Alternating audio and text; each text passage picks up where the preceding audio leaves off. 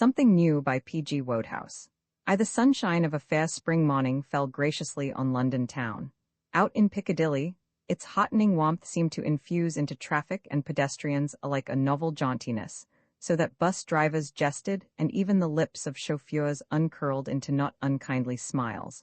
Policemen whistled at their posts, clocks, on their way to work. Beggars approached the task of trying to persuade perfect strangers to bear the burden of their maintenance with that optimistic vim which makes all the difference. It was one of those happy mornings. At 9 o'clock precisely, the door of number 7 Arundel Street, Leicester Square, opened and a young man stepped out. Of all the spots in London, which may fairly be described as backwaters, there is none that answers so completely to the description as Arundel Street, Leicester Square. Passing along the north sidewalk of the square, just where it joins Piccadilly, you hardly notice the bottleneck opening of the tiny cul-de-sac. Day and night the human flood roars past, ignoring it. Arundel Street is less than 40 yards in length, and though there are 2 hotels in it, they are not fashionable hotels. It is just a backwater.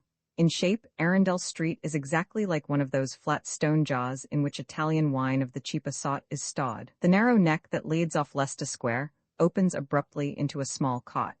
Hotels occupy 2 sides of this. The third is at present given up to rooming houses for the impecunious. These are always just going to be pulled down in the name of progress to make room for another hotel, but they never do meet with that fate. And as they stand now, so will they in all probability stand for generations to come. They provide single rooms of moderate size, the bed modestly hidden during the day behind a battered screen. The rooms contain a table, an easy chair, a hard chair, a bureau, and a round tin bath, which, like the bed, goes into hiding after its useful work is performed. And you may rent one of these rooms with breakfast thrown in for $5 a week. Ash Mawson had done so. He had rented the second floor front of number 7. 26 years before this story opens, there had been born to Joseph Mawson, minister, and Sarah his wife, of Hailing, Massachusetts, in the United States of America, a son. This son, christened Ash after a wealthy uncle who subsequently double-crossed them by leaving his money to charities, in due course proceeded to Harvard to study for the ministry. So far as can be ascertained from contemporary records, he did not study a great deal for the ministry, but he did succeed in running the mile in 4 minutes and a half and the half mile at a correspondingly rapid speed, and his researches in the art of long jumping won him the respect of all. That he should be awarded, at the conclusion of his Harvard career, one of those scholarships at Oxford University instituted by the late Cecil Rhodes for the encouragement of the liberal arts, was a natural sequence of events. That was how Ash came to be in England. The rest of Ash's history follows almost automatically. He won his blue for athletics at Oxford, and gladdened thousands by winning the mile and the half mile 2 years in succession against Cambridge at Queen's Club. But owing to the pressure of other engagements, he unfortunately omitted to do any studying, and when the hour of parting arrived, he was peculiarly unfitted for any of the learned professions. Having, however, managed to obtain a sort of degree, enough to enable him to call himself a Bachelor of Arts, and realizing that you can fool some of the people some of the time, he applied for and secured a series of private tutorships. A private tutor is a sort of blend of poor relation and nursemaid, and few of the stately homes of England are without one. He is supposed to instill learning and deportment into the small son of the house, but what he is really there for is to prevent the latter from being a nuisance to his parents when he is home from school on his vacation. Having saved a little money at this dreadful trade, Ash came to London and tried newspaper work. After 2 years of moderate success, he got in touch with the Mammoth Publishing Company. The Mammoth Publishing Company, which controls several important newspapers, a few weekly journals, and a number of other things, does not disdain the pennies of the office boy and the junior clerk. One of its many profitable ventures is a series of paper-covered tales of crime and adventure. It was here that Ash found his niche. Those adventures of Gridley Keel, Investigator, which are so popular with a certain section of the reading public, were his work. Until the advent of Ash and Mr. Keel, the British Pluck Library had been written by many hands and had included the adventures of many heroes. But in Gridley Keel, the proprietors held that the ideal had been reached, and Ash received a commission to conduct the entire British Pluck Library, monthly, himself. On the meager salary paid him for these labors, he had been supporting himself ever since, That was how Ash came to be in Arundel Street, Leicester Square, on this May morning. He was a tall, well-built, fit-looking young man, with a clear eye and a strong chin, and he was dressed, as he closed the front door behind him, in a sweater, flannel trousers, and rubber-soled gymnasium shoes. In one hand, he bore a pair of Indian clubs, in the other, a skipping rope. Having drawn in and expelled the morning air in a measured and solemn fashion, which the initiated observer would have recognized as that scientific deep breathing so popular nowadays, he laid down his clubs, adjusted his rope, and began to skip. When he had taken the second floor front of number 7, 3 months before, Ash Mawson had realized that he must forego those morning exercises which had become a second nature to him, or else defy London's unwritten law and brave London's mockery. He had not hesitated long. Physical fitness was his gospel. On the subject of exercise, he was confessedly a crank. He decided to defy London. The first time he appeared in Arundel Street in his sweater and flannels, he had barely whirled his Indian clubs once around his head before he had attracted the following audience: 2 cabmen, 1 intoxicated, 4 waiters from the Hotel Matthys, 6 waiters from the Hotel Provitali, 6 chambermaids from the Hotel Matthys, 5 chambermaids from the Hotel Provitali, the proprietor of the Hotel Matthys, the proprietor of the Hotel Provitali, a street cleaner, 11 nondescript loafers, 27 children, a cat. They all laughed, even the cat, and kept on laughing. The intoxicated cabman called Ash Sonny Jim, and Ash kept on swinging his clubs. A month later, such is the magic of perseverance, his audience had narrowed down to the 27 children. They still laughed, but without that ringing conviction which the sympathetic support of their elders had lent them. And now, after 3 months, the neighborhood, having accepted Ash and his morning exercises as a natural phenomenon, paid him no further attention. On this particular morning, Ash Mawson skipped with even more than his usual vigor. This was because he wished to expel by means of physical fatigue a small devil of discontent, of whose presence within him he had been aware ever since getting out of bed. It is in the spring that the ache for the larger life comes on us, and this was a particularly mellow spring morning. It was the sort of morning when the air gives us a feeling of anticipation, a feeling that, on a day like this, things surely cannot go jogging along in the same dull old groove, a premonition that something romantic and exciting is about to happen to us. But the southwest wind of spring brings also remorse. We catch the vague spirit of unrest in the air, and we regret our misspent youth. Ash was doing this. Even as he skipped, he was conscious of a wish that he had studied harder at college and was now in a position to be doing something better than hack work for a soulless publishing company. Never before had he been so completely certain that he was sick to death of the rut into which he had fallen. Skipping brought no balm. He threw down his rope and took up the Indian clubs. Indian clubs left him still unsatisfied.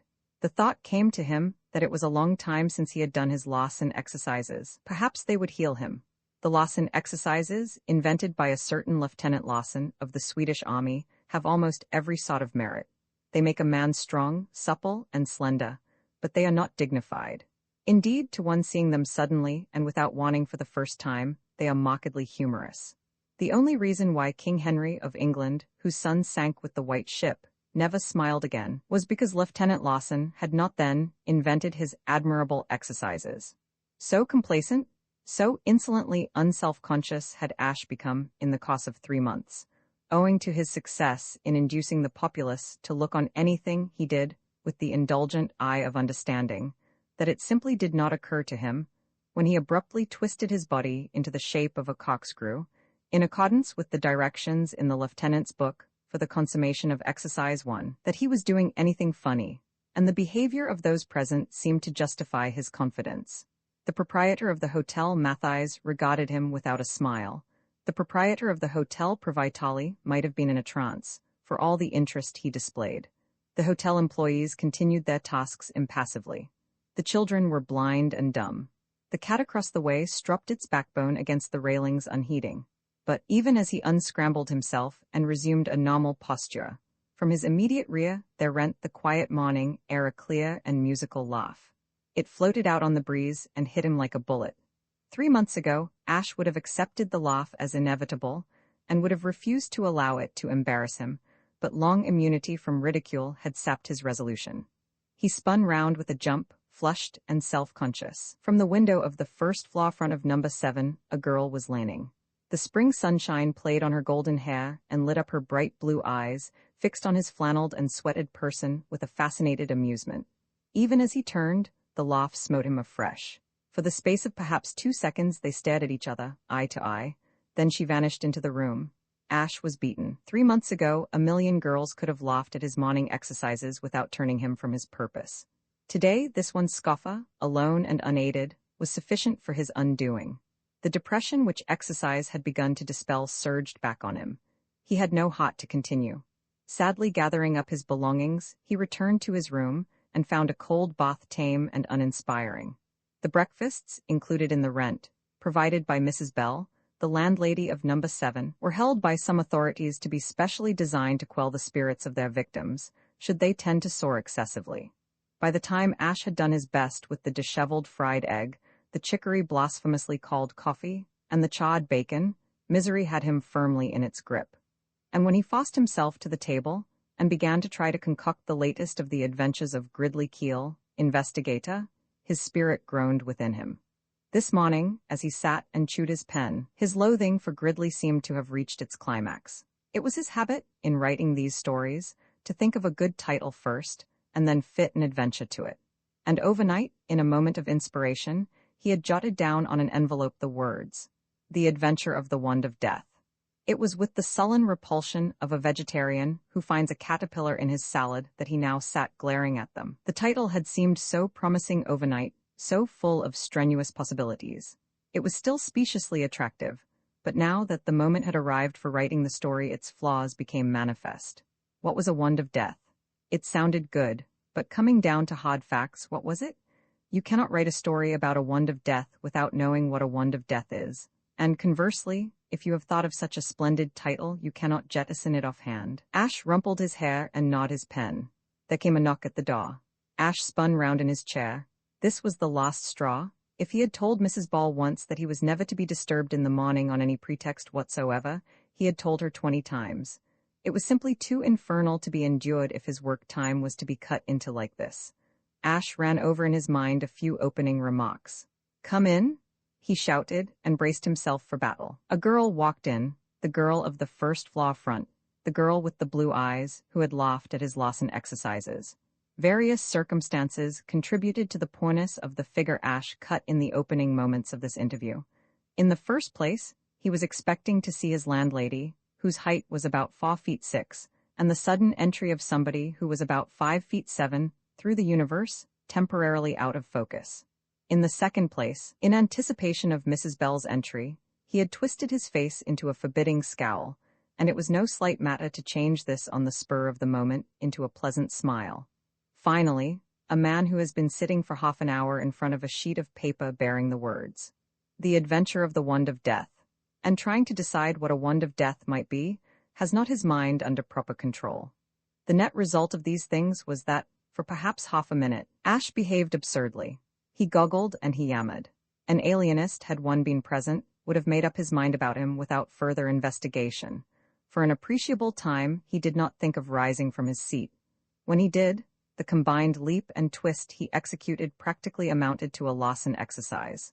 Nor was the girl unembarrassed. If Ash had been calmer, he would have observed on her cheek the flush which told that she, too, was finding the situation trying. But woman being ever better equipped with poise than man, it was she who spoke first. "I'm afraid I'm disturbing you." "No, no," said Ash. "Oh, no, not at all, not at all. No, oh, no, not at all, no," and would have continued to play on the theme indefinitely had not the girl spoken again. "I wanted to apologize," she said, "for my abominable rudeness in laughing at you just now. It was idiotic of me and I don't know why I did it. I'm sorry." Science, with 1,000 triumphs to her credit, has not yet succeeded in discovering the correct reply for a young man to make who finds himself in the appalling position of being apologized to by a pretty girl. If he says nothing, he seems sullen and unforgiving. If he says anything, he makes a fool of himself. Ash, hesitating between these two courses, suddenly caught sight of the sheet of paper over which he had been poring so long. "What is a wand of death?" he asked. "I beg your pardon, a wand of death? I don't understand." The delirium of the conversation was too much for Ash. He burst out laughing. A moment later the girl did the same, and simultaneously embarrassment ceased to be. "I suppose you think I'm mad?" said Ash. "Certainly," said the girl. "Well, I should have been if you hadn't come in." "Why was that?" "I was trying to write a detective story. I was wondering whether you were a writer." "Do you write?" "Yes. Do you ever read home gossip?" "Never." "You are quite right to speak in that thankful tone. It's a horrid little paper, all brown paper patterns and advice to the lovelorn and puzzles. I do a short story for it every week under various names. A duke or an earl goes with each story. I loathe it intensely." "I am sorry for your troubles," said Ash firmly, "but we are wandering from the point. What is a wand of death?" "A wand of death? A wand of death." The girl frowned reflectively. "Why, of course, it's the sacred ebony stick stolen from the Indian temple, which is supposed to bring death to whoever possesses it. The hero gets hold of it, and the priests dog him and send him threatening messages. What else could it be?" Ash could not restrain his admiration. "This is genius?" "Oh no. Absolute genius, I see it all. The hero calls in Gridley Keel, and that patronizing ass, by the aid of a series of wicked coincidences, solves the mystery, and there am I, with another month's work done." She looked at him with interest. "Are you the author of Gridley Keel? Don't tell me you read him." "I do not read him, but he is published by the same firm that publishes Home Gossip, and I can't help seeing his cover sometimes while I am waiting in the waiting room to see the editress." Ash felt like one who meets a boyhood's chum on a desert island. Here was a real bond between them. "Does the Mammoth publish you too?" "Why, we are comrades in misfortune, fellow serfs. We should be friends. Shall we be friends?" "I should be delighted. Shall we shake hands, sit down, and talk about ourselves a little? But I am keeping you from your work." "An errand of mercy." She sat down. It is a simple act, this of sitting down, but like everything else, it may be an index to character. There was something wholly satisfactory to Ash in the manner in which this girl did it. She neither seated herself on the extreme edge of the easy-chair, as one braced for instant flight, nor did she wallow in the easy-chair, as one come to stay for the weekend. She carried herself in an unconventional situation, with an unstudied self-confidence that he could not sufficiently admire. Etiquette is not rigid in Arundel Street, but nevertheless, a girl in a first-floor front may be excused for showing surprise and hesitation when invited to a confidential chat with a second-floor front young man whom she has known only 5 minutes. But there is a freemasonry among those who live in large cities on small earnings. "Shall we introduce ourselves?" said Ash. "Oh, did Mrs. Bell tell you my name? By the way, you have not been here long, have you?" "I took my room day before yesterday. But your name, if you are the author of Gridley Keel, is Felix Clovelly, isn't it?" "Good heavens, no. Surely you don't think anyone's name could really be Felix Clovelly? That is only the cloak under which I hide my shame. My real name is Mawson, Ash Mawson, and yours?" "Valentine, Joan Valentine." "Will you tell me the story of your life, or shall I tell mine first?" "I don't know that I have any particular story. I am an American, not American." "Why not?" "Because it is too extraordinary, too much like a Gridley Keel coincidence. I am an American. Well, so are a good many other people." "You miss the point. We are not only fellow serfs, we are fellow exiles. You can't round the thing off by telling me you were born in Hayling, Massachusetts, I suppose?" "I was born in New York." "Surely not. I didn't know anybody was." "Why Hayling, Massachusetts?" "That was where I was born. I'm afraid I never heard of it." "Strange. I know your hometown quite well. But I have not yet made my birthplace famous. In fact, I doubt whether I ever shall.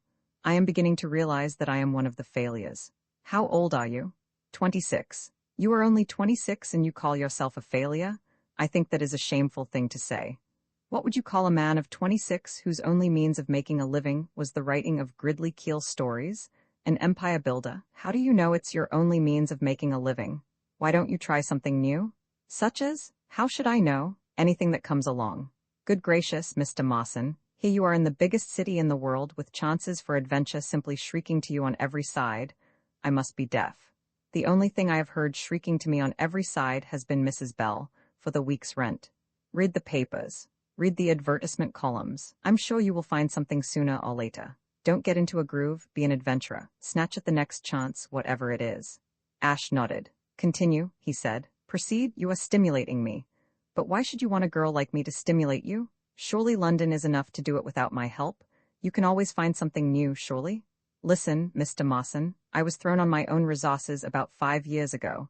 Never mind how. Since then, I have worked in a shop, done typewriting, been on the stage, had a position as governess, been a lady's maid." "A what? A lady's maid?" "Why not? It was all experience, and I can assure you I would much rather be a lady's maid than a governess.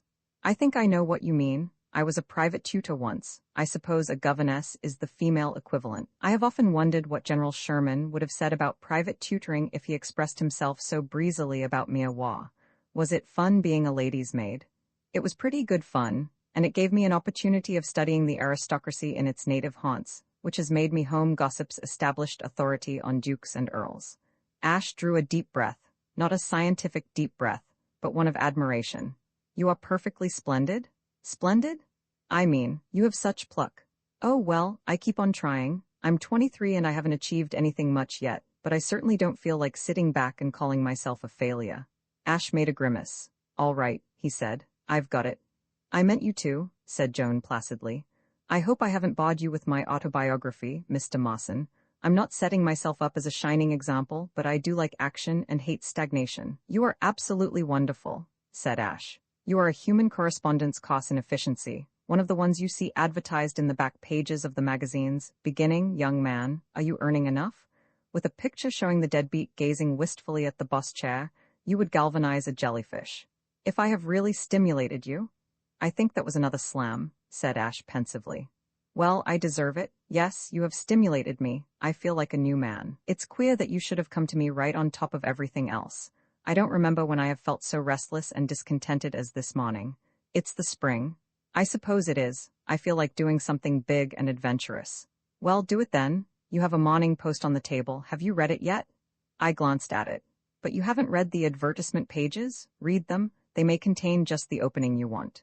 Well, I'll do it, but my experience of advertisement pages is that they are monopolized by philanthropists who want to lend you any sum from 10 to 100,000 pounds on your note of hand only. However, I will scan them. Joan rose and held out her hand. Goodbye, Mr. Mawson. You've got your detective story to write, and I have to think out something with a duke in it by tonight, so I must be going. She smiled. We have traveled a good way from the point where we started, but I may as well go back to it before I leave you. I'm sorry I laughed at you this morning. Ash clasped her hand in a fervent grip. I'm not. Come and laugh at me whenever you feel like it. I like being laughed at. Why, when I started my morning exercises, half of London used to come and roll about the sidewalks in convulsions. I'm not an attraction any longer, and it makes me feel lonesome. There are 29 of those Lawson exercises, and you saw only part of the first. You have done so much for me that if I can be of any use to you, in helping you to greet the day with a smile, I shall be only too proud. Exercise 6 is a surefire mirth-provoker. I'll start with it tomorrow morning. I can also recommend Exercise 11, a scream. Don't miss it. Very well. Well, goodbye for the present. Goodbye. She was gone, and Ash, thrilling with new emotions, stared at the door which had closed behind her. He felt as though he had been wakened from sleep by a powerful electric shock. Close beside the sheet of paper on which he had inscribed the now luminous and suggestive title of his new Gridley Keel story lay the Morning Post, the advertisement columns of which he had promised her to explore. The least he could do was to begin at once. His spirits sank as he did so. It was the same old game. A Mr. Brian McNeill, though doing no business with miners, was willing, even anxious, to part with his vast fortune to anyone over the age of 21 whose means happened to be a trifle straitened. This good man required no security whatever, nor did his rivals in generosity, the Messrs. Angus Bruce, Duncan MacFarlane, Wallace McIntosh, and Donald MacNab. They, too, showed a curious distaste for dealing with miners, but anyone of maturer years could simply come round to the office and help himself. Ash threw the paper down wearily. He had known all along that it was no good. Romance was dead, and the unexpected no longer happened. He picked up his pen and began to write The Adventure of the Wand of Death. When Laudham Sworth, citing Mr. Peters in the group of returned churchgoers, drew him aside and broke the news that the valuable scarab, so kindly presented by him to the Castle Museum, had been stolen in the night by some person unknown. He thought the millionaire took it exceedingly well. Though the stolen object no longer belonged to him, Mr. Peters no doubt still continued to take an affectionate interest in it, and might have been excused had he shown annoyance that his gift had been so carelessly guarded. Mr. Peters was, however, thoroughly magnanimous about the matter. He deprecated the notion that the Earl could possibly have prevented this unfortunate occurrence. He quite understood. He was not in the least hurt. Nobody could have foreseen such a calamity. These things happened, and one had to accept them. He himself had once suffered in much the same way, the gem of his collection having been removed almost beneath his eyes in the smoothest possible fashion. Altogether, he relieved Loddamsworth's mind very much, and when he had finished doing so he departed swiftly and rang for Ash. When Ash arrived, he bubbled over with enthusiasm. He was lyrical in his praise. He went so far as to slap Ash on the back. It was only when the latter disclaimed all credit for what had occurred that he checked the flow of approbation. "It wasn't you who got it? Who was it then?" "It was Miss Peter's maid. It's a long story, but we were working in partnership. I tried for the thing and failed, and she succeeded." It was with mixed feelings that Ash listened, while Mr. Peters transferred his adjectives of commendation to Joan. He admired Joan's courage, he was relieved that her venture had ended without disaster, and he knew that she deserved whatever anyone could find to say in praise of her enterprise. But at first, though he tried to crush it down, he could not help feeling a certain amount of chagrin that a girl should have succeeded where he, though having the advantage of first chance, had failed. The terms of his partnership with Joan had jarred on him from the beginning. A man may be in sympathy with the modern movement for the emancipation of woman, and yet feel aggrieved when a mere girl proves herself a more efficient thief than himself. Woman is invading man's sphere more successfully every day, but there are still certain fields in which man may consider that he is rightfully entitled to a monopoly, and the purloining of scarabs in the watches of the night is surely one of them. Joan, in Ash's opinion, should have played a meeker and less active part. These unworthy emotions did not last long. Whatever his other shortcomings, Ash possessed a just mind. By the time he had found Joan, after Mr. Peters had said his say, and dispatched him below stairs for that purpose, he had purged himself of petty regrets and was prepared to congratulate her wholeheartedly. He was, however, resolved that nothing should induce him to share in the reward. On that point, he resolved, he would refuse to be shaken. "I have just left Mr. Peters," he began. "All is well. His checkbook lies before him on the table, and he is trying to make his fountain pen work long enough to write a check. But there is just one thing I want to say," she interrupted him. To his surprise, she was eyeing him coldly and with disapproval. "And there is just one thing I want to say," she said, "and that is, if you imagine I shall consent to accept a penny of the reward." "Exactly what I was going to say. Of course I couldn't dream of taking any of it." "I don't understand you. You are certainly going to have it all. I told you when we made our agreement that I should only take my share if you let me do my share of the work. Now that you have broken that agreement, nothing could induce me to take it. I know you meant it kindly, Mr. Mawson, but I simply can't feel grateful. I told you that ours was a business contract, and that I wouldn't have any chivalry, and I thought that after you had given me your promise—" "One moment," said Ash, bewildered. "I can't follow this. What do you mean?"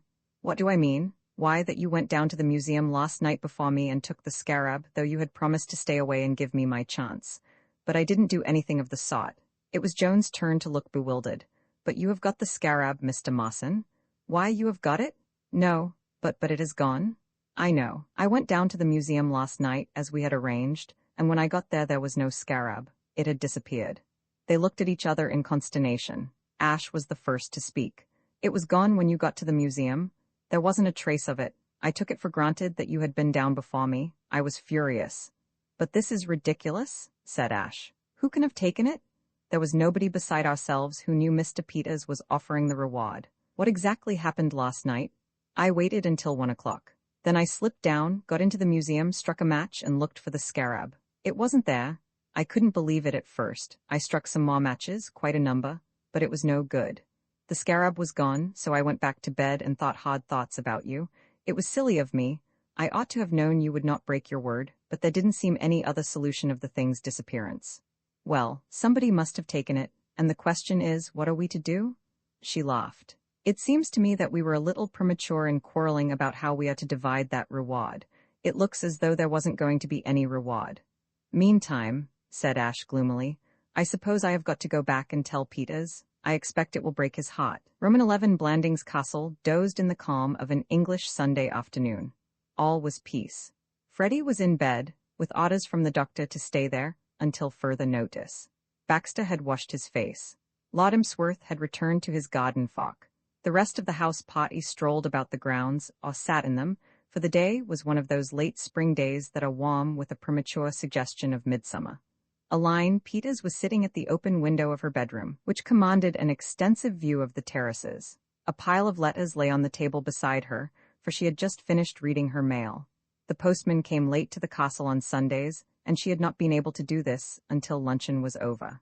Aline was puzzled. She was conscious of a fit of depression for which she could in no way account. She had a feeling that all was not well with the world, which was the more remarkable in that she was usually keenly susceptible to weather conditions and reveled in sunshine like a kitten. Yet here was a day nearly as fine as an American day, and she found no solace in it. She looked down on the terrace. As she looked, the figure of George Emerson appeared, walking swiftly. And at the sight of him, something seemed to tell her that she had found the key to her gloom. There are many kinds of walk. George Emerson's was the walk of mental unrest. His hands were clasped behind his back, his eyes stared straight in front of him from beneath lowering brows, and between his teeth was an unlighted cigar. No man who is not a professional politician holds an unlighted cigar in his mouth unless he wishes to irritate and baffle a ticket chopper in the subway, or because unpleasant meditations have caused him to forget he has it there. Plainly, then, all was not well with George Emerson. Aline had suspected as much at luncheon, and looking back, she realized that it was at luncheon her depression had begun. The discovery startled her a little. She had not been aware, or she had refused to admit to herself, that George's troubles bulked so large on her horizon.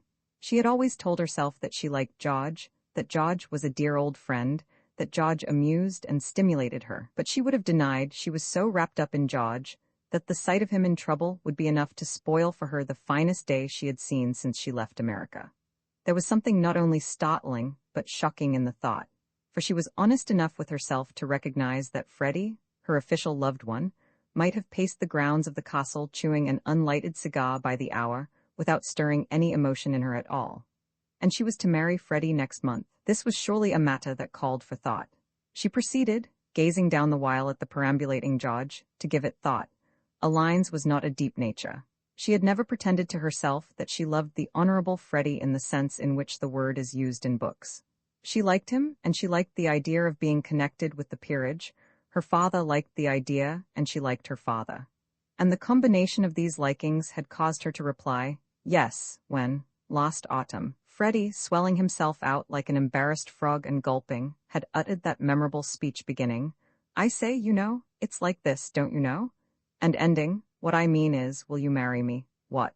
She had looked forward to being placidly happy as the Honorable Mrs. Frederick Threepwood. And then George Emerson had reappeared in her life, a disturbing element. Until today, she would have resented the suggestion that she was in love with George. She liked to be with him, partly because he was so easy to talk to, and partly because it was exciting to be continually resisting the willpower he made no secret of trying to exercise. But today, there was a difference. She had suspected it at luncheon, and she realized it now. As she looked down at him from behind the curtain and mocked his air of gloom, she could no longer disguise it from herself. She felt maternal, horribly maternal. George was in trouble, and she wanted to comfort him. Freddie, too, was in trouble. But did she want to comfort Freddie? No. On the contrary, she was already regretting her promise, so lightly given before luncheon, to go and sit with him that afternoon. A well-mocked feeling of annoyance that he should have been so silly as to tumble downstairs and sprain his ankle was her chief sentiment respecting Freddie. George Emerson continued to perambulate, and Aline continued to watch him. At last, she could endure it no longer.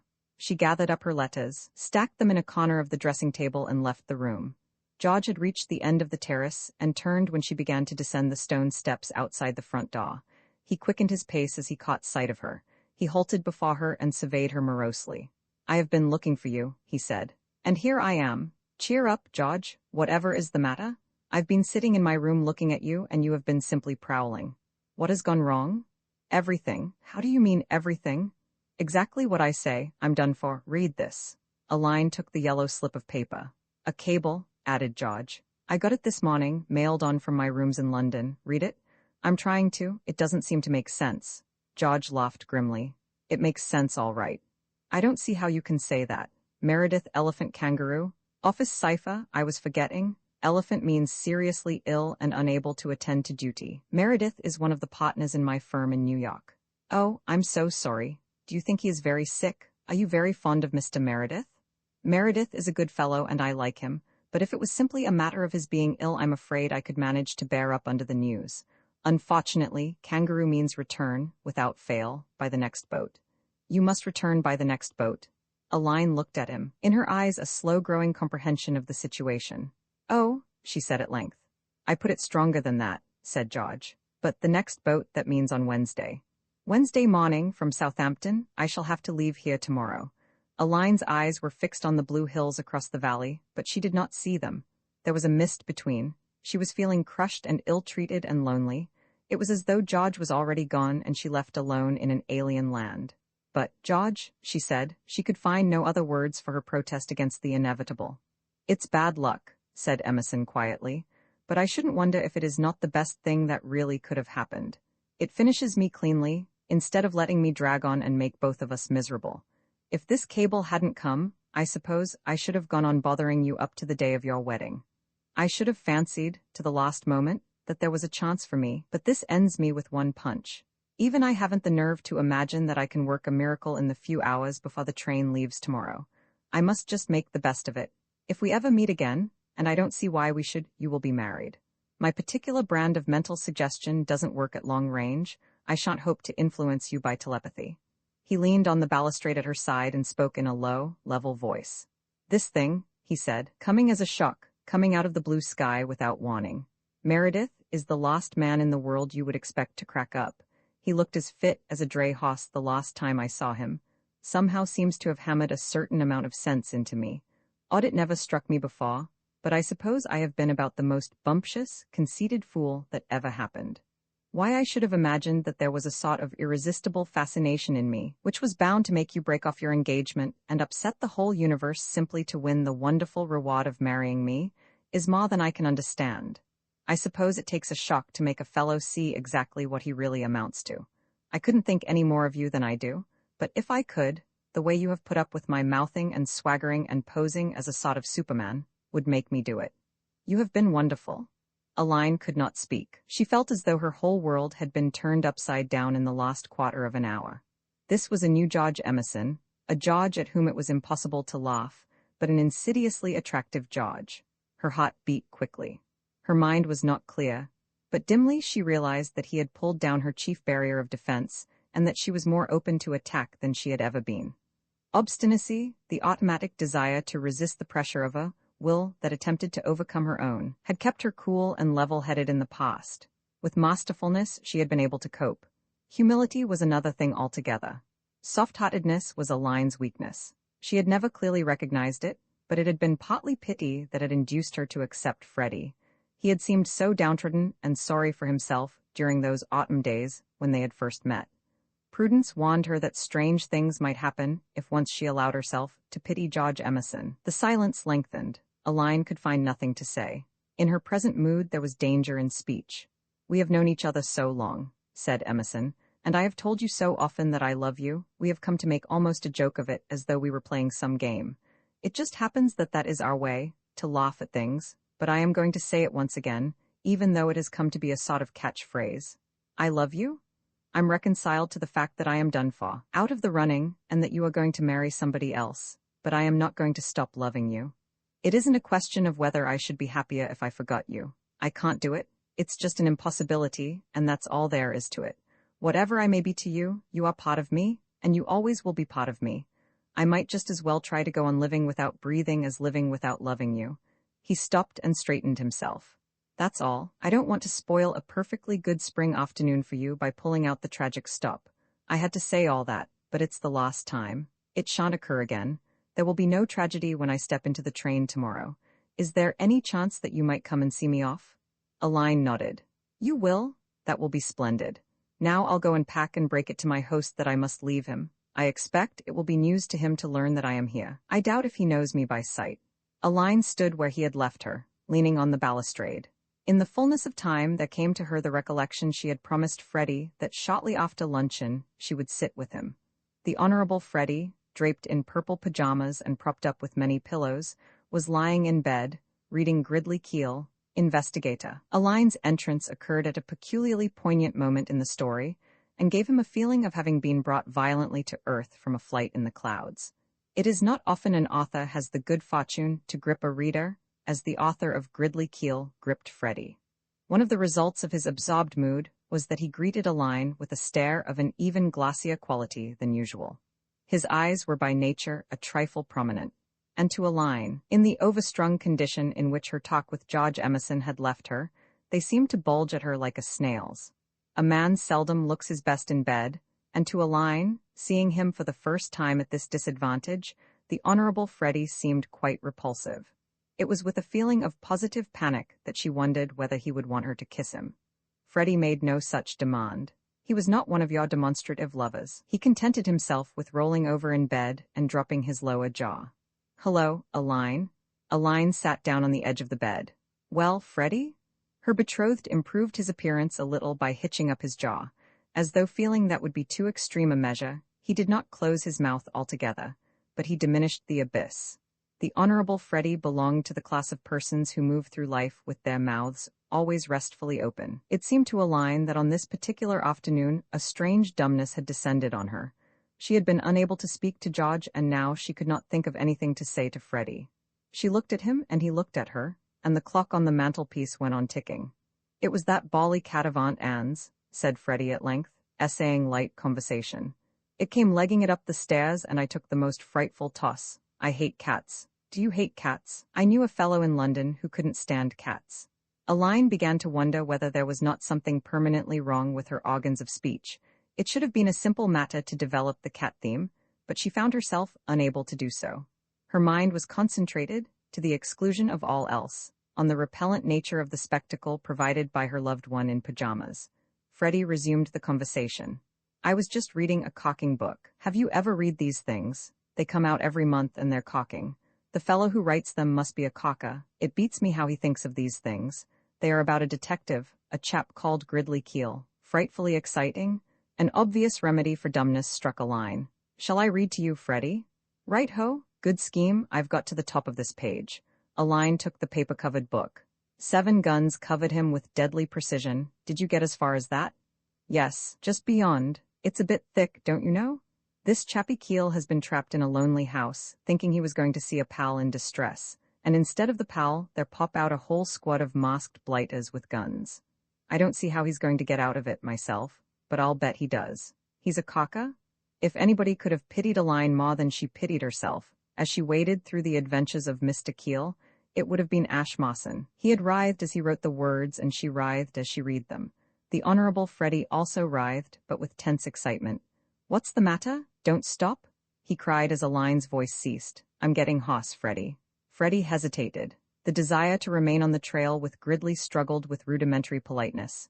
"How would it be? Would you mind if I just took a look at the rest of it myself? We could talk afterward, you know. I shan't be long." "Of course. Do read if you want to. But do you really like this sort of thing, Freddie?" "Me, rather. Why don't you?" "I don't know. It seems a little, I don't know." Freddie had become absorbed in his story. Aline did not attempt further analysis of her attitude toward Mr. Keel. She relapsed into silence. It was a silence pregnant with thought. For the first time in their relations, she was trying to visualize to herself exactly what marriage with this young man would mean. Hitherto, it struck her, she had really seen so little of Freddie that she had scarcely had a chance of examining him. In the crowded world outside, he had always seemed a tolerable enough person. Today, somehow, he was different. Everything was different today. This, she took it, was a fair sample of what she might expect after marriage. Marriage meant, to come to essentials, that two people were very often and for lengthy periods alone together, dependent on each other for mutual entertainment. What exactly would it be like, being alone often and for lengthy periods with Freddie? Well, it would, she assumed, be like this. "It's all right," said Freddie without looking up. "He did get out, he had a bomb on him, and he threatened to drop it and blow the place to pieces unless the blighters let him go. So they cheesed it. I knew he had something up his sleeve." Like this, Aline drew a deep breath. It would be like this, forever and ever, until she died. She bent forward and stared at him. "Freddie," she said, "do you love me?" There was no reply. "Freddie, do you love me? Am I a part of you? If you hadn't me, would it be like trying to go on living without breathing?"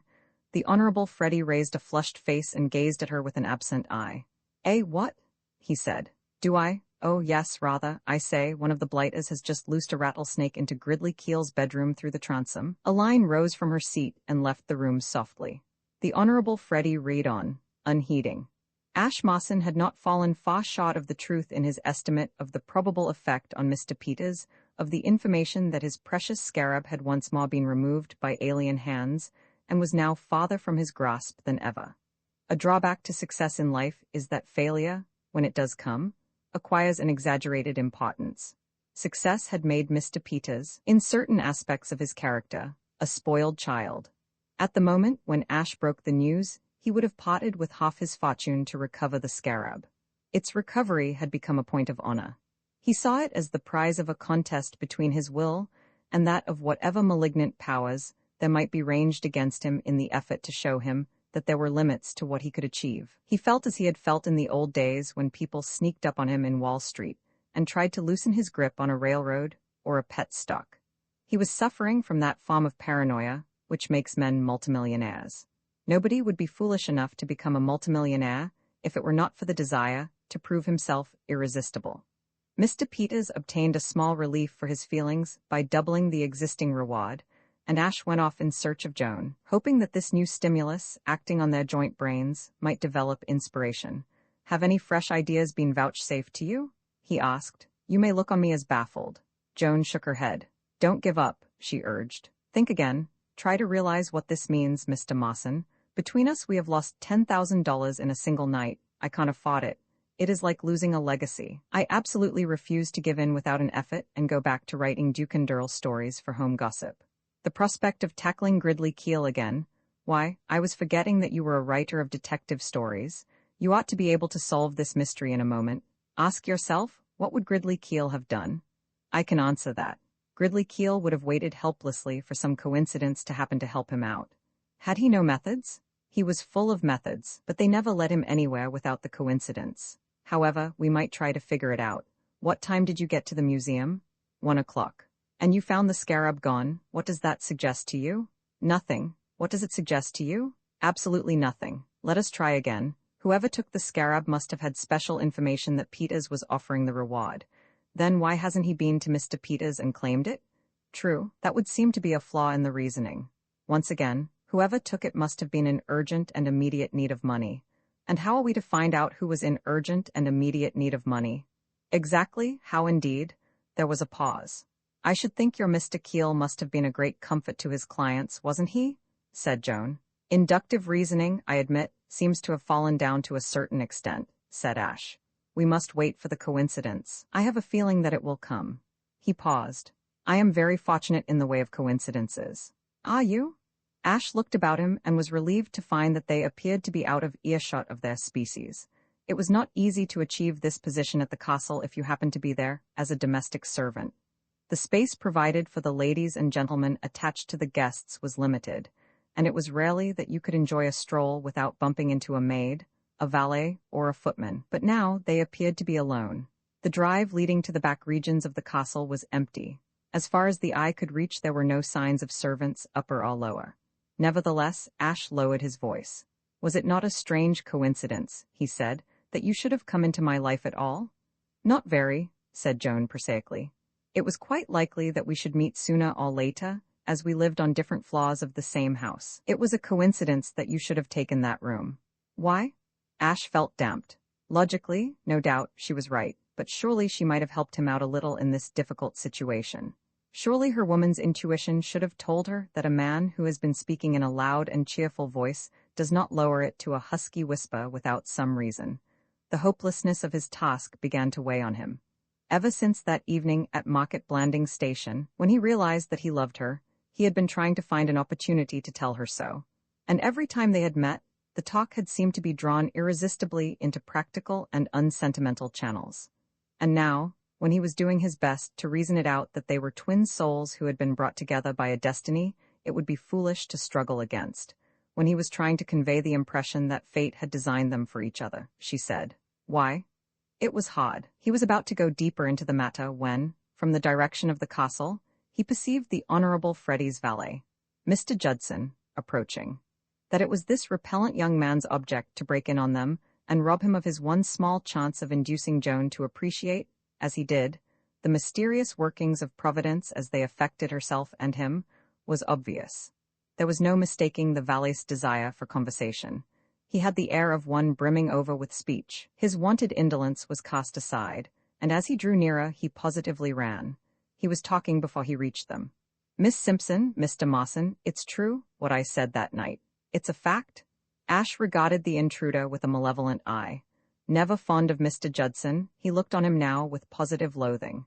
It had not been easy for him to work himself up to the point where he could discuss with Joan the mysterious ways of Providence, for there was that about her which made it hard to achieve sentiment. That indefinable something in Joan Valentine, which made for nocturnal raids on other people's museums, also rendered her a somewhat difficult person to talk to about twin souls and destiny. The qualities that Ash loved in her, her strength, her capability, her valiant self-sufficingness, were the very qualities which seemed to check him when he tried to tell her that he loved them. Mr. Judson was still babbling. "It's true, there ain't a doubt of it now. It's been and happened just as I said that night." "What did you say? Which night?" inquired Ash. "That night at dinner, the first night you two came here. Don't you remember me talking about Freddie and the girl he used to write letters to in London? The girl I said was so like you, Miss Simpson? What was her name again?" "Joan Valentine." "That was it. The girl at the theater that Freddie used to send me with letters to pretty nearly every evening. Well, she's been and done it, same as I told you all that night she was jolly likely to go and do. She's sticking young Freddie up for his letters, just as he ought to have known she would do if he hadn't been a young fat head. They're all alike, these girls, every one of them." Mr. Judson paused, subjected the surrounding scenery to a cautious scrutiny, and resumed. "I took a suit of Freddie's clothes away to brush just now, and happening—" Mr. Judson paused and gave a little cough. "Happening to glance at the contents of his pockets, I come across a letter. I took a sort of look at it before setting it aside, and it was from a fellow named Jones. And it said that this girl, Valentine, was sticking onto young Freddie's letters what he'd written her, and would see him blowed if she parted with them under another 1,000.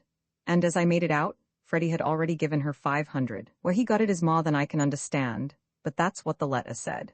This fellow Jones said he had passed it to her with his own hands, but she wasn't satisfied, and if she didn't get the other 1,000, she was going to bring an action for breach. And now, Freddie has given me a note to take to this Jones, who is stopping in Market Blandings." Joan had listened to this remarkable speech with a stunned amazement. At this point she made her first comment. "But that can't be true. Saw the letter with my own eyes, Miss Simpson." But she looked at Ash helplessly. Their eyes met, hers wide with perplexity, his bright with the light of comprehension. "It shows," said Ash slowly, "that he was in immediate and urgent need of money." "You bet it does," said Mr. Judson with relish. "It looks to me as though young Freddie had about reached the end of his tether this time. My word, there won't half be a kick-up if she does sue him for breach. I'm off to tell Mr. Beach and the rest. They'll jump out of their skins." His face fell. "Oh Lord, I was forgetting this note. He told me to take it at once." "I'll take it for you," said Ash. "I'm not doing anything." Mr. Judson's gratitude was effusive. "You're a good fellow, Mawson," he said. "I'll do as much for you another time. I couldn't hardly bear not to tell a bit of news like this right away. I should burst or something." And Mr. Judson, with shining face, hurried off to the housekeeper's room. "I simply can't understand it," said Joan at length. "My head is going round." "Can't understand it? Why, it's perfectly clear. This is the coincidence for which, in my capacity of Gridley Keel, I was waiting. I can now resume inductive reasoning. Weighing the evidence, what do we find? That young sweep Freddie is the man. He has the scarab. But it's all such a muddle, I'm not holding his letters. For Jones' purposes you are. Let's get this Jones element in the affair straightened out. What do you know of him?" "He was an enormously fat man who came to see me one night and said he had been sent to get back some letters. I told him I had destroyed them ages ago, and he went away." "Well, that part of it is clear then. He is working a simple but ingenious game on Freddie. It wouldn't succeed with everybody, I suppose, but from what I have seen and heard of him, Freddie isn't strong on intellect. He seems to have accepted the story without a murmur. What does he do? He has to raise £1,000 immediately, and the raising of the first 500 has exhausted his credit. He gets the idea of stealing the scarab. But why? Why should he have thought of the scarab at all? That is what I can't understand. He couldn't have meant to give it to Mr. Peters and claim the reward. He couldn't have known that Mr. Peters was offering a reward. He couldn't have known that Lord Emsworth had not got the scarab quite properly. He couldn't have known anything. Ash's enthusiasm was a trifle damped. There's something in that, but I have it? Jones must have known about the scarab and told him. But how could he have known? Yes, there's something in that too. How could Jones have known? He couldn't. He had gone by the time a line came that night. I don't quite understand. Which night? It was the night of the day I first met you. I was wondering for a moment whether he could by any chance have overheard a line telling me about the scarab and the reward Mr. Peters was offering for it. Overheard? That word is like a bugle blast to me. 9 out of 10 of Gridley Keel's triumphs were due to his having overheard something. I think we are now on the right track. How could he have overheard us? The door was closed and he was in the street by that time. How do you know he was in the street? Did you see him out? No, but he went. He might have waited on the stairs, you remember how dark they are at number 7, and listened. Why? Ash reflected. Why, what a beast of a word that is. The detective's bugbear. I thought I had it until you said, Great Scott, I'll tell you why, I see it all. I have him with the goods. His object in coming to see you about the letters was because Freddie wanted them back owing to his approaching marriage with Miss Peters, wasn't it? Yes. You tell him you have destroyed the letters. He goes off, am I right? Yes. Before he is out of the house, Miss Peters is giving her name at the front door. Put yourself in Joan's place. What does he think? He is suspicious. He thinks there is some game on. He skips upstairs again, waits until Miss Peters has gone into your room, then stands outside and listens. How about that? I do believe you are right. He might quite easily have done that. He did do exactly that. I know it as though I had been there. In fact, it is highly probable I was there. You say all this happened on the night we first met. I remember coming downstairs that night. I was going out to a vaudeville show and hearing voices in your room. I remember it distinctly. In all probability, I nearly ran into Jones. It does all seem to fit in, doesn't it? It's a clear case. There isn't a flaw in it. The only question is, can I, on the evidence, go to young Freddie and choke the scarab out of him? On the whole, I think I had better take this note to Jones, as I promised Judson, and see whether I can't work something through him. Yes, that's the best plan. I'll be starting at once. Perhaps the greatest hardship in being an invalid is the fact that people come and see you and keep your spirits up. The Honorable Freddie Threepwood suffered extremely from this. His was not a gregarious nature, and it fatigued his limited brain powers to have to find conversation for his numerous visitors. All he wanted was to be left alone to read the adventures of Gridley Keel, and when tired of doing that, to lie on his back and look at the ceiling and think of nothing. It is your dynamic person, your energetic world's worker, who chafes at being laid up with a sprained ankle. The Honorable Freddie enjoyed it. From boyhood up, he had loved lying in bed, and now that fate had allowed him to do this without incurring rebuke, he objected to having his reveries broken up by officious relations. He spent his rare intervals of solitude in trying to decide in his mind which of his cousins, uncles, and aunts was, all things considered, the greatest nuisance. Sometimes he would give the palm to Colonel Horace Mant, who struck the soldierly note. I recollect in a hill campaign in the winter of the year '93, giving my ankle the juice of a twist. Anon the more spiritual attitude of the Bishop of Godalming seemed to annoy him more keenly. Sometimes he would head the list with the name of his cousin Percy, Lord Stockheath, who refused to talk of anything except his late breach of promise case and the effect the verdict had had on his old governor. Freddie was in no mood just now to be sympathetic with others on their breach of promise cases. As he lay in bed reading on Monday morning, the only flaw in his enjoyment of this unaccustomed solitude was the thought that presently the door was bound to open, and some kind inquirer insinuate himself into the room. His apprehensions proved well-founded. Scarcely had he got well into the details of an ingenious plot on the part of a secret society to eliminate Gridley Keel by bribing his cook, a bad lot, to sprinkle chopped-up horsehair in his chicken fricassee, when the doorknob turned and Ash Mawson came in. Freddie was not the only person who had found the influx of visitors into the sick room a source of irritation. The fact that the invalid seemed unable to get a moment to himself had annoyed Ash considerably. For some little time he had hung about the passage in which Freddie's room was situated, full of enterprise, but unable to make a forward move owing to the throng of sympathizers. What he had to say to the sufferer could not be said in the presence of a third party.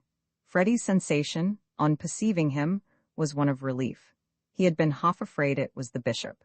He recognized Ash as the valet chappie who had helped him to bed on the occasion of his accident. It might be that he had come in a respectful way to make inquiries, but he was not likely to stop long.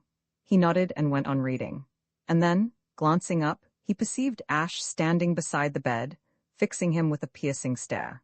The Honorable Freddie hated piercing stares. One of the reasons why he objected to being left alone with his future father-in-law, Mr. J. Preston Peters, was that nature had given the millionaire a penetrating pair of eyes, and the stress of business life in New York had developed in him a habit of boring holes in people with them.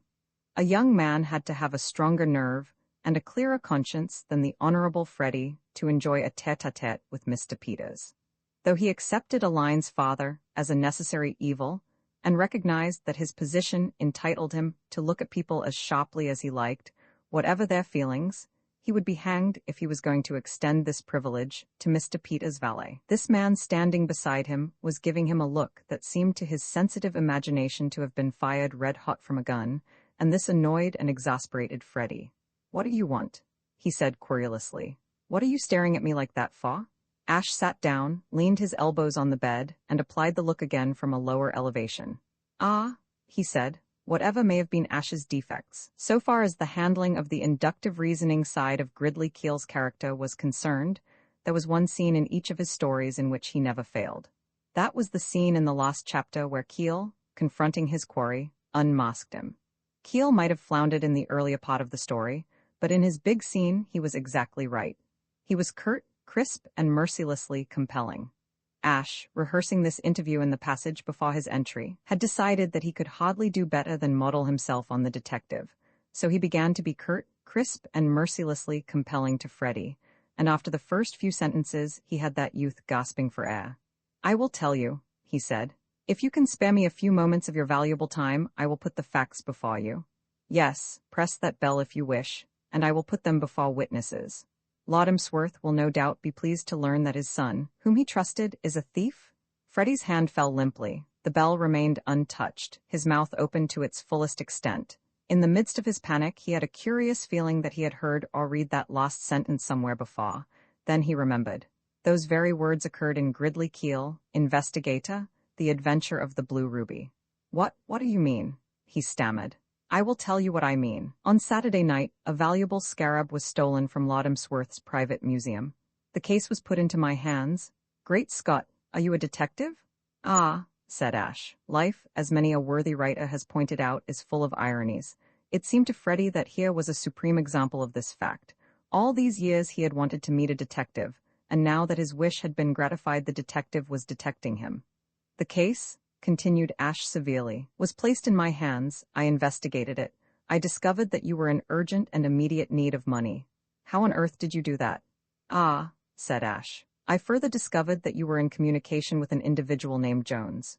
"Good Lord, how?" Ash smiled quietly. "Yesterday I had a talk with this man Jones, who is staying in Market Blandings." "Why is he staying in Market Blandings?" "Because he had a reason for keeping in touch with you. Because you were about to transfer to his care something you could get possession of, but which only he could dispose of, the scarab." The Honorable Freddie was beyond speech. He made no comment on this statement. Ash continued, "I interviewed this man Jones. I said to him, 'I am in the Honorable Frederick Threepwood's confidence. I know everything.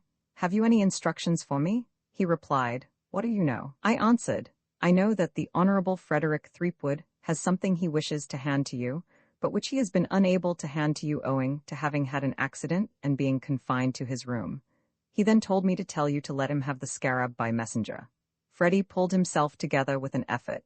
He was in sore straits, but he saw one last chance. His researches in detective fiction had given him the knowledge that detectives occasionally relax their austerity when dealing with a deserving case. Even Gridley Keel could sometimes be softened by a hard-luck story. Freddie could recall half a dozen times when a detected criminal had been spared by him because he had done it all from the best motives. He determined to throw himself on Ash's mercy. "I say, you know," he said ingratiatingly, "I think it's bally marvelous the way you've deduced everything, and so on. Well, but I believe you would chuck it if you heard my side of the case." "I know your side of the case. You think you are being blackmailed by a Miss Valentine for some letters you once wrote her. You are not. Miss Valentine has destroyed the letters. She told the man Jones so when he went to see her in London. He kept your £500 and is trying to get another 1,000 out of you under false pretenses. What? You can't be right. I am always right. You must be mistaken. I am never mistaken. But how do you know? I have my sources of information. She isn't going to sue me for breach of promise? She never had any intention of doing so." The Honorable Freddie sank back on the pillows. "Good egg," he said with fervor. He beamed happily. "This," he observed, "is a bit of all right." For a space relief held him dumb. Then another aspect of the matter struck him, and he sat up again with a jerk. "I say, you don't mean to say that Rotter Jones was such a rotter as to do a rotten thing like that?" "I do." Freddie grew plaintive. "I trusted that man," he said. "I jolly well trusted him absolutely. I know, said Ash. There is one bon every minute, but the thing seemed to be filtering slowly into Freddy's intelligence. What I mean to say is, I thought he was such a good chap.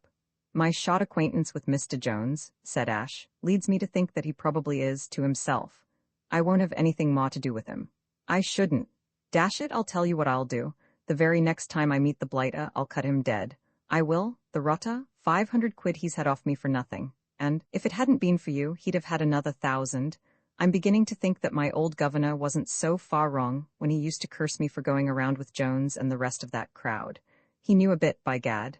Well, I'm through with them. If the governor ever lets me go to London again, I won't have anything to do with them. I'll jolly well cut the whole bunch. And to think that, if it hadn't been for you? Never mind that, said Ash. Give me the scarab. Where is it? What are you going to do with it? Restore it to its rightful owner. Are you going to give me away to the governor? I am not. It strikes me, said Freddy gratefully, that you are a dashed good sort. You seem to me to have the making of an absolute topper. It's under the mattress. I had it on me when I fell downstairs, and I had to shove it in there. Ash drew it out. He stood looking at it, absorbed. He could hardly believe his quest was at an end, and that a small fortune lay in the palm of his hand. Freddy was eyeing him admiringly. You know, he said, I've always wanted to meet a detective. What beats me is how you chappies find out things. We have our methods. I believe you. You're a blooming marvel. What first put you on my track? That, said Ash, would take too long to explain. Of course I had to do some tense, inductive reasoning, but I cannot trace every link in the chain for you. It would be tedious. Not to me. Some other time. I say, I wonder whether you've ever read any of these things, these Gridley Keel stories? I know them by heart. With the scarab safely in his pocket, Ash could contemplate the brightly colored volume the other extended toward him without active repulsion. Already, he was beginning to feel a sort of sentiment for the depressing Keel, as something that had once formed part of his life. Do you read these things? I should say not, I write them. There are certain supreme moments that cannot be adequately described. Freddy's appreciation of the fact that such a moment had occurred in his life expressed itself in a startled cry and a convulsive movement of all his limbs. He shot up from the pillows and gaped at Ash.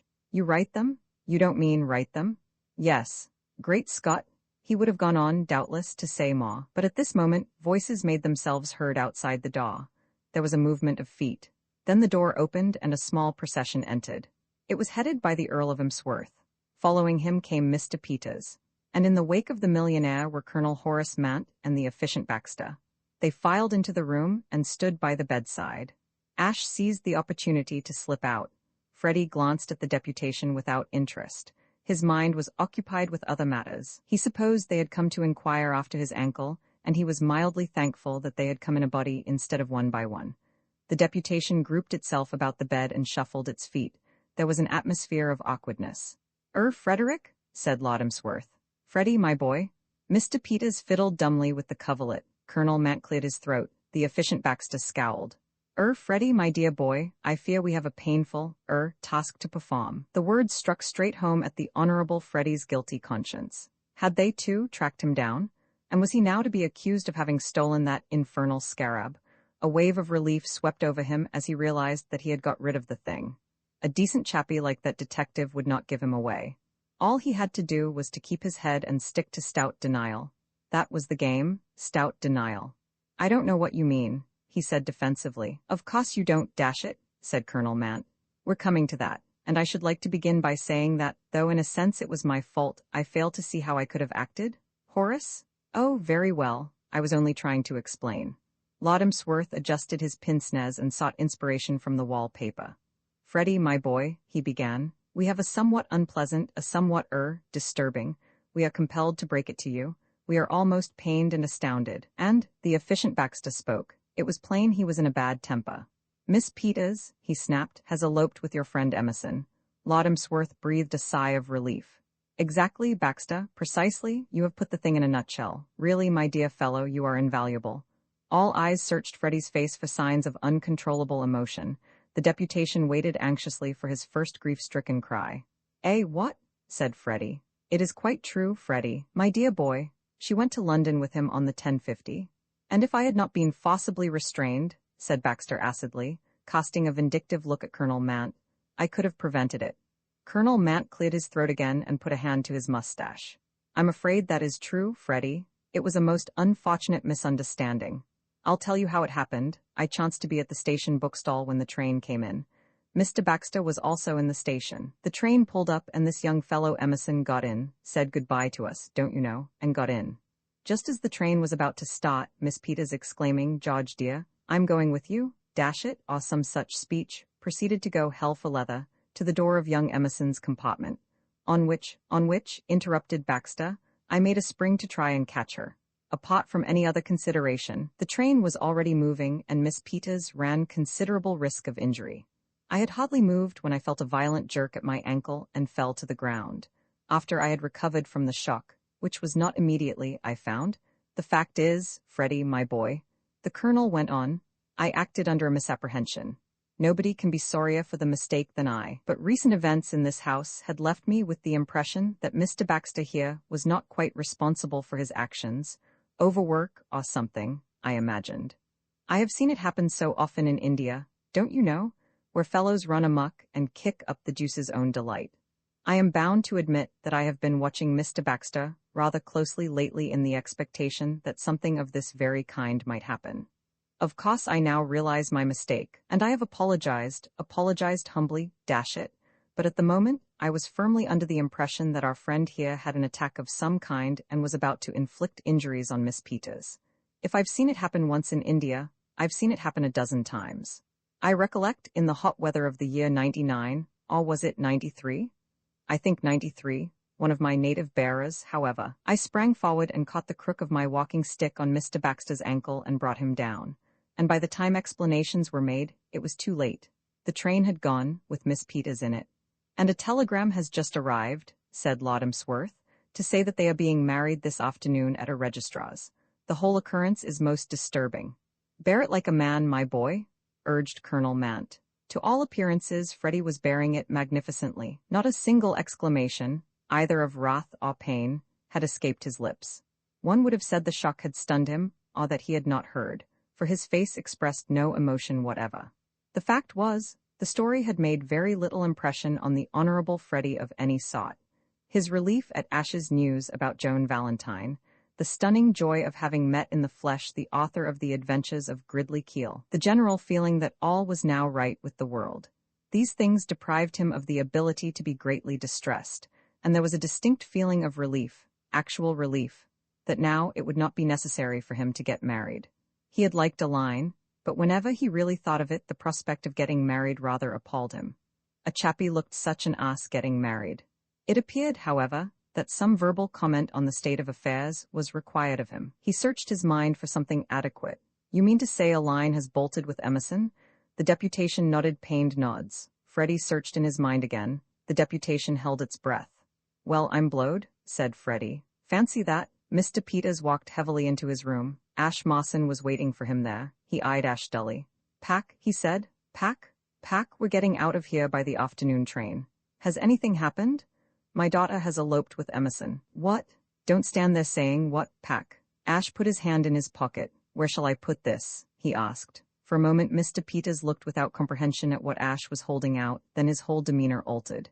His eyes lit up. He uttered a howl of pure rapture. "You got it?" "I got it." "Where was it? Who took it? How did you choke it out of them? How did you find it? Who had it?"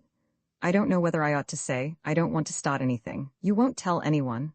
"Tell anyone? What do you take me for? Do you think I am going about advertising this? If I can sneak out without that fellow Baxter jumping on my back, I shall be satisfied. You can take it from me that there won't be any sensational exposures if I can help it." "Who had it?" "Young Threepwood." "Threepwood? Why did he want it?" "He needed money, and he was going to raise it on." Mr. Peters exploded. "And I have been kicking because a line can't marry him, and has gone off with a regular fellow like young Emerson? He's a good boy, young Emerson. I knew his folks. He'll make a name for himself one of these days. He's got get-up in him. And I have been waiting to shoot him because he has taken a line away from that goggle-eyed chump up in bed there. Why, if she had married Threepwood, I should have had grandchildren who would have sneaked my watch while I was dancing them on my knee. There is a taint of some sort in the whole family. Father sneaks my cheops and Sonny sneaks it from father. What a gang, and the best blood in England. If that's England's idea of good blood, give me Hoboken. This settles it. I was a chump ever to come to a country like this. Property isn't safe here. I'm going back to America on the next boat." Where's my checkbook? I'm going to write you that check right away. You've earned it. Listen, young man, I don't know what your ideas are, but if you aren't chained to this country, I'll make it worth your while to stay on with me. They say no one's indispensable, but you come mighty near it. If I had you at my elbow for a few years, I'd get right back into shape. I'm feeling better now than I have felt in years, and you've only just started in on me. How about it? You can call yourself what you like, secretary or trainer, or whatever suits you best. What you will be is the fellow who makes me take exercise and stop smoking cigars, and generally looks after me. How do you feel about it? It was a proposition that appealed both to Ash's commercial and to his missionary instincts. His only regret had been that, the scarab recovered, he and Mr. Peters would now, he supposed, part company. He had not liked the idea of sending the millionaire back to the world a half-cured man. Already he had begun to look on him in the light of a piece of creative work to which he had just set his hand. But the thought of Joan gave him pause. If this meant separation from Joan, it was not to be considered. Let me think it over, he said. Well, think quick, said Mr. Peters. It has been said by those who have been through fires, earthquakes, and shipwrecks that in such times of stress the social barriers are temporarily broken down, and the spectacle may be seen of persons of the highest social standing speaking quite freely to persons who are not in society at all, and of quite nice people addressing others to whom they have never been introduced. The news of Aline Peters' elopement with George Emerson, carried beyond the green baize door by Slingsby, the chauffeur, produced very much the same state of affairs in the servants' quarters at Blandings Castle. It was not only that Slingsby was permitted to penetrate into the housekeeper's room and tell his story to his social superiors there, though that was an absolutely unprecedented occurrence. What was really extraordinary was that mere menials discussed the affair with the personal ladies and gentlemen of the castle guests, and were allowed to do so uncrushed. James, the footman, that pushing individual, actually shoved his way into the room, and was heard by witnesses to remark to no less a person than Mr. Beach that it was a bit thick. And it is on record that his fellow footman, Alfred, meeting the groom of the chambers in the passage outside, positively prodded him in the lower ribs, winked, and said, "What a day we are having." One has to go back to the worst excesses of the French Revolution to parallel these outrages. It was held by Mr. Beach and Mrs. Twemlow, afterward, that the social fabric of the castle never fully recovered from this upheaval. It may be they took an extreme view of the matter, but it cannot be denied that it wrought changes. The rise of Slingsby is a case in point. Until this affair took place, the chauffeur's standing had never been satisfactorily settled. Mr. Beach and Mrs. Twemlow led the party which considered that he was merely a species of coachman, but there was a smaller group which, dazzled by Slingsby's personality, openly declared it was not right that he should take his meals in the servants' hall with such admitted plebeians as the odd man and the steward's room footman. The Aline George elopement settled the point once and for all. Slingsby had carried George's bag to the train. Slingsby had been standing a few yards from the spot where Aline began her dash for the carriage door. Slingsby was able to exhibit the actual half-sovereign with which George had tipped him only 5 minutes before the great event. To send such a public man back to the servants' hall was impossible. By unspoken consent, the chauffeur dined that night in the steward's room, from which he was never dislodged. Mr. Judson alone stood apart from the throng that clustered about the chauffeur. He was suffering the bitterness of the supplanted. A brief while before, and he had been the central figure, with his story of the letter he had found in the Honorable Freddie's coat pocket. Now the importance of his story had been engulfed in that of this later and greater sensation. Mr. Judson was learning, for the first time, on what unstable foundations popularity stands. Joan was nowhere to be seen. In none of the spots where she might have been expected to be at such a time was she to be found. Ash had almost given up the search when, going to the back door, and looking out as a last chance, he perceived her walking slowly on the gravel drive. She greeted Ash with a smile, but something was plainly troubling her. She did not speak for a moment, and they walked side by side. "What is it?" said Ash at length. "What is the matter?" She looked at him gravely. "Gloom," she said. "Despondency, Mr. Mawson, a sort of flat feeling. Don't you hate things happening?" "I don't quite understand." "Well, this affair of Aline, for instance. It's so big it makes one feel as though the whole world had altered. I should like nothing to happen ever, and life just to jog peacefully along. That's not the gospel I preached to you in Arundel Street, is it? I thought I was an advanced apostle of action, but I seem to have changed. I'm afraid I shall never be able to make clear what I do mean. I only know I feel as though I have suddenly grown old. These things are such milestones. Already I am beginning to look on the time before a line behaved so sensationally as terribly remote. Tomorrow it will be worse, and the day after that worse still. I can see that you don't in the least understand what I mean. Yes, I do, or I think I do. What it comes to in a few words is that somebody you were fond of has gone out of your life. Is that it? Joan nodded. Yes, at least that is partly it. I didn't really know Aline particularly well, beyond having been at school with her, but you're right. It's not so much what has happened as what it represents that matters. This elopement has marked the end of a phase of my life. I think I have it now. My life has been such a series of jerks. I dash along, then something happens which stops that bit of my life with a jerk, and then I have to start over again, a new bit. I think I'm getting tired of jerks. I want something stodgy and continuous. I'm like one of the old bus hosses that could go on forever if people got off without making them stop. It's the having to get the bus moving again that wears one out. This little section of my life since we came here is over, and it is finished for good. I've got to start the bus going again on a new road, and with a new set of passengers. I wonder whether the old hosses used to be sorry when they dropped one lot of passengers and took on a lot of strangers. A sudden dryness invaded Ash's throat. He tried to speak, but found no words. Joan went on. Do you ever get moods when life seems absolutely meaningless? It's like a badly constructed story, with all sorts of characters moving in and out who have nothing to do with the plot. And when somebody comes along that you think really has something to do with the plot, he suddenly drops out. After a while, you begin to wonder what the story is about, and you feel that it's about nothing, just a jumble. There is one thing, said Ash, that knits it together. What is that? The love interest. Their eyes met, and suddenly there descended on Ash confidence. He felt cool and alert, sure of himself, as in the old days he had felt when he ran races, and, the nerve-wracking hours of waiting past, he listened for the starter's gun. Subconsciously he was aware he had always been a little afraid of Joan, and that now he was no longer afraid. Joan, will you marry me? Her eyes wandered from his face. He waited. I wonder, she said softly. You think that is the solution? Yes. How can you tell? She broke out. We scarcely know each other. I shan't always be in this mood. I may get restless again. I may find it is the jerks that I really like. You won't? You're very confident. I am absolutely confident. She travels fastest who travels alone, misquoted Joan. What is the good, said Ash, of traveling fast if you're going round in a circle? I know how you feel. I've felt the same myself. You are an individualist. You think there is something tremendous just round the corner and that you can get it if you try hard enough. There isn't, or if there is, it isn't worth getting. Life is nothing but a mutual aid association. I am going to help old Peters. You are going to help me. I am going to help you. Help me to do what? Make life coherent instead of a jumble. Mr. Mawson? Don't call me Mr. Mawson. Ash, you don't know what you are doing. You don't know me.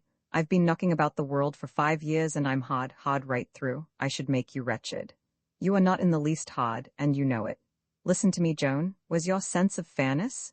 You crash into my life, turn it upside down, dig me out of my quiet groove, revolutionize my whole existence, and now you propose to drop me and pay no further attention to me. Is it fair? But I don't. We shall always be the best of friends. We shall, but we will get married first. You are determined? I am. Joan laughed happily. How perfectly splendid. I was terrified lest I might have made you change your mind. I had to say all I did to preserve my self-respect after proposing to you. Yes, I did. How strange it is that men never seem to understand a woman, however plainly she talks. You don't think I was really worrying because I had lost a line, do you? I thought I was going to lose you, and it made me miserable. You couldn't expect me to say it in so many words, but I was hoping you guessed. I practically said it. Ash, what are you doing? Ash paused for a moment to reply. I am kissing you, he said. But you mustn't. There's a scullery maid or somebody looking through the kitchen window. She will see us. Ash drew her to him. Scullery maids have few pleasures, he said. Theirs is a dull life, let her see us. Roman 12. The Earl of Emsworth sat by the sick bed and regarded the Honorable Freddie almost tenderly. I fear, Freddie, my dear boy, this has been a great shock to you. Eh, what? Yes, rather. Deuce of a shock, governor. I have been thinking it over, my boy, and perhaps I have been a little hard on you. When your ankle is better, I have decided to renew your allowance, and you may return to London, as you do not seem happy in the country, though how any reasonable being can prefer. The Honourable Freddie started, popied, to a sitting posture. My word, not really? His father nodded. I say, governor, you really are a topper? You really are, you know? I know just how you feel about the country and the jolly old birds and trees and chasing the bally slugs off the young geraniums and all that sort of thing, but somehow it's never quite hit me the same way. It's the way I'm built, I suppose. I like asphalt streets and crowds and dodging taxis and meeting chappies at the club and popping in at the Empire for half an hour and so forth.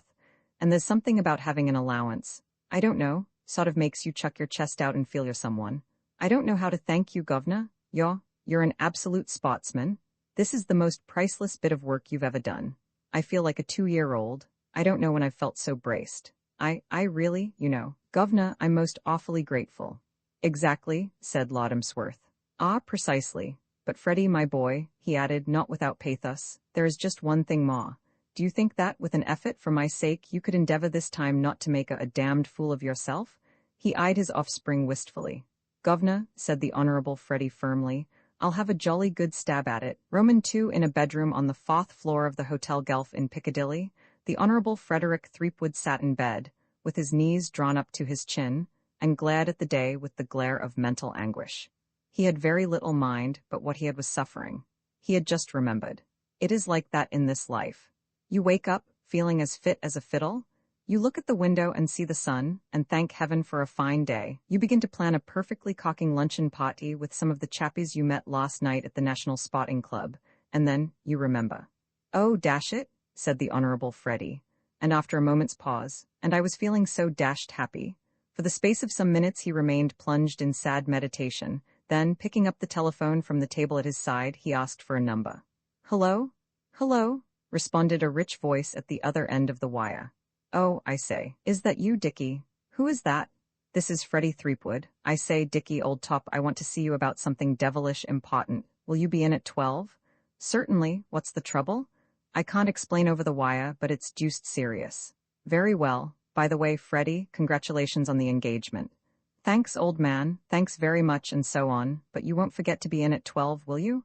Goodbye. He replaced the receiver quickly and sprang out of bed, for he had heard the door handle turn. When the door opened, he was giving a correct representation of a young man wasting no time in beginning his toilet for the day. An elderly, thin-faced, bald-headed, amiably vacant man entered. He regarded the Honorable Freddie with a certain disfavor. Are you only just getting up, Frederick? Hello, governor. Good morning. I shan't be 2 ticks now. You should have been out and about 2 hours ago. The day is glorious. Shan't be more than a minute, governor, now. Just got to have a tub and then chuck on a few clothes. He disappeared into the bathroom. His father, taking a chair, placed the tips of his fingers together and in this attitude remained motionless, a figure of disapproval and suppressed annoyance. Like many fathers in his rank of life, the Earl of Emsworth had suffered much through that problem which, with the exception of Mr. Lloyd George, is practically the only fly in the British aristocratic amber, the problem of what to do with the younger sons. It is useless to try to gloss over the fact, in the aristocratic families of Great Britain, the younger son is not required.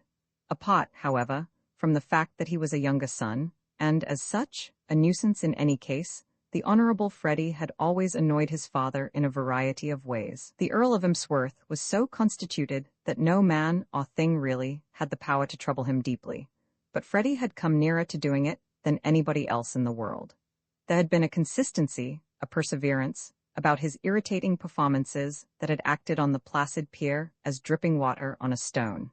Isolated acts of annoyance would have been powerless to ruffle his calm, but Freddie had been exploding bombs under his nose since he went to Eton. He had been expelled from Eton for breaking out at night and roaming the streets of Windsor in a false mustache. He had been sent down from Oxford for pouring ink from a second-story window on the junior dean of his college. He had spent 2 years at an expensive London crammer's and failed to pass into the army. He had also accumulated an almost record series of racing debts, besides as shady a gang of friends, for the most part vaguely connected with the turf, as any young man of his age ever contrived to collect. These things try the most placid of parents, and finally Lord Emsworth had put his foot down. It was the only occasion in his life when he had acted with decision, and he did it with the accumulated energy of years. He stopped his son's allowance, haled him home to Blandings Castle, and kept him there so relentlessly that until the previous night, when they had come up together by an afternoon train, Freddie had not seen London for nearly a year. Possibly it was the reflection that, whatever his secret troubles, He was at any rate once more in his beloved metropolis that caused Freddie at this point to burst into discordant song. He splashed and wobbled simultaneously. Loddamsworth's frown deepened, and he began to tap his fingers together irritably. Then his brow cleared and a pleased smile flickered over his face. He, too, had remembered. What Loddamsworth remembered was this. Late in the previous autumn, the next estate to Blandings had been rented by an American, a Mr. Peters, a man with many millions, chronic dyspepsia, and one fair daughter, Aline. The two families had met. Freddie and Aline had been thrown together, and only a few days before, the engagement had been announced. And for Loddamsworth, the only flaw in this best of all possible worlds had been removed. Yes, he was glad Freddie was engaged to be married to Aline Peters. He liked Aline. He liked Mr. Peters. Such was the relief he experienced that he found himself feeling almost affectionate toward Freddie, who emerged from the bathroom at this moment, clad in a pink bathrobe, to find the paternal wrath evaporated, and all, so to speak, right with the world. Nevertheless, he wasted no time about his dressing. He was always ill at ease in his father's presence, and he wished to be elsewhere with all possible speed. He sprang into his trousers with such energy that he nearly tripped himself up. As he disentangled himself, he recollected something that had slipped his memory. "By the way, Governor, I met an old pal of mine last night and asked him down to Blandings this week. That's all right, isn't it? He's a man named Emerson, an American. He knows Aline quite well. He says has known her since she was a kid. I do not remember any friend of yours named Emerson. Well, as a matter of fact, I met him last night for the first time, but it's all right. He's a good chap, don't you know? And all that sort of rot." Loddamsworth was feeling too benevolent to raise the objections he certainly would have raised had his mood been less sunny. "Certainly, let him come if he wishes." "Thanks, Governor." Freddie completed his toilet. "Doing anything special this morning, Governor? I rather thought of getting a bit of breakfast and then strolling round a bit." "Have you had breakfast?" 2 hours ago. I trust that in the course of your strolling you will find time to call at Mr. Peters and see Aline. I shall be going there directly after lunch. Mr. Peters wishes to show me his collection of, I think scarabs was the word he used. Oh, I'll look in all right, don't you worry. Or if I don't, I'll call the old boy up on the phone and pass the time of day. Well, I rather think I'll be popping off and getting that bit of breakfast. What? Several comments on this speech suggested themselves to Loddamsworth. In the first place, he did not approve of Freddie's allusion to one of America's merchant princes as the old boy. Second, his son's attitude did not strike him as the ideal attitude of a young man toward his betrothed. There seemed to be a lack of warmth. But, he reflected, possibly this was simply another manifestation of the modern spirit, and in any case it was not worth bothering about, so he offered no criticism. Presently, Freddie, having given his shoes a flick with a silk handkerchief and thrust the latter carefully up his sleeve, they passed out and down into the main lobby of the hotel, where they parted, Freddie to his bit of breakfast, his father to potter about the streets and kill time until luncheon. London was always a trial to the Earl of Emsworth. His heart was in the country, and the city held no fascinations for him. On one of the floors in one of the buildings in one of the streets that slope precipitously from the Strand to the Thames Embankment, there is a door that would be all the better for a lick of paint, which bears what is perhaps the most modest and unostentatious announcement of its kind in London. The grimy ground glass displays the words, "Ah, Jones, simply that, and nothing more." It is rugged in its simplicity. You wonder, as you look at it, if you have time to look at and wonder about these things, who this Jones may be, and what is the business he conducts with such coy reticence. As a matter of fact, these speculations had passed through suspicious minds at Scotland Yard, which had for some time taken not a little interest in Jones. But beyond ascertaining that he bought and sold curios, did a certain amount of bookmaking during the flat racing season, and had been known to lend money, Scotland Yard did not find out much about Mr. Jones, and presently dismissed him from its thoughts. On the theory, given to the world by William Shakespeare, that it is the lean and hungry-looking men who are dangerous, and that the fat, sleek-headed men, and such as sleep o' nights, are harmless, Jones should have been above suspicion. He was infinitely the fattest man in the West Central Postal District of London. He was a round ball of a man, who wheezed when he walked upstairs, which was seldom, and shook like jelly if some tactless friend, wishing to attract his attention, tapped him unexpectedly on the shoulder. But this occurred still less frequently than his walking upstairs, for in Jones' circle it was recognized that nothing is a greater breach of etiquette and worse form than to tap people unexpectedly on the shoulder. That it was felt should be left to those who are paid by the government to do it. Jones was about 50 years old, gray-haired, of a mauve complexion, jovial among his friends, and perhaps even more jovial with chance acquaintances. It was estimated by envious intimates that his joviality with chance acquaintances, especially with young men of the upper classes, with large purses and small foreheads, was worth hundreds of pounds a year to him. There was something about his comfortable appearance and his jolly manner that irresistibly attracted a certain type of young man. It was his good fortune that this type of young man should be the type financially most worth attracting. Freddie Threepwood had fallen under his spell during his short but crowded life in London. They had met for the first time at the Derby, and ever since then, Jones had held in Freddie's estimation that position of guide, philosopher and friend which he held in the estimation of so many young men of Freddie's stamp. That was why, at 12 o'clock punctually on this spring day, he tapped with his cane on Jones' ground glass and showed such satisfaction and relief when the door was opened by the proprietor in person. "Well, well, well," said Jones rollickingly. "Whom have we here?" "The dashing bridegroom-to-be, and no other." Jones, like Lord Emsworth, was delighted that Freddie was about to marry a nice girl with plenty of money. The sudden turning off of the tap from which Freddie's allowance had flowed had hit him hard. He had other sources of income, of course, but few so easy and unfailing as Freddie had been in the days of his prosperity. The prodigal son, by George, creeping back into the fold after all this weary time. "It seems years since I saw you, Freddie." The old governor put his foot down, didn't he? And stopped the funds. "Damned shame. I take it that things have loosened up a bit since the engagement was announced, eh?" Freddie sat down and chewed the knob of his cane unhappily. "Well, as a matter of fact, Dickie, old top," he said, "not so that you could notice it, don't you know? Things are still pretty much the same.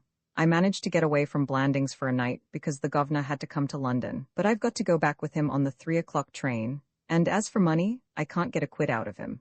As a matter of fact, I'm in the deuce of a hole, and that's why I've come to you." Even fat, jovial men have their moments of depression. Jones' face clouded, and jerky remarks about hardness of times and losses on the stock exchange began to proceed from him. As Scotland Yard had discovered, he lent money on occasion, but he did not lend it to youths in Freddie's unfortunate position. "Oh, I don't want to make a touch, you know," Freddie hastened to explain. "It isn't that. As a matter of fact, I managed to raise 500 of the best this morning. That ought to be enough." "Depends on what you want it for," said Jones, magically genial once more.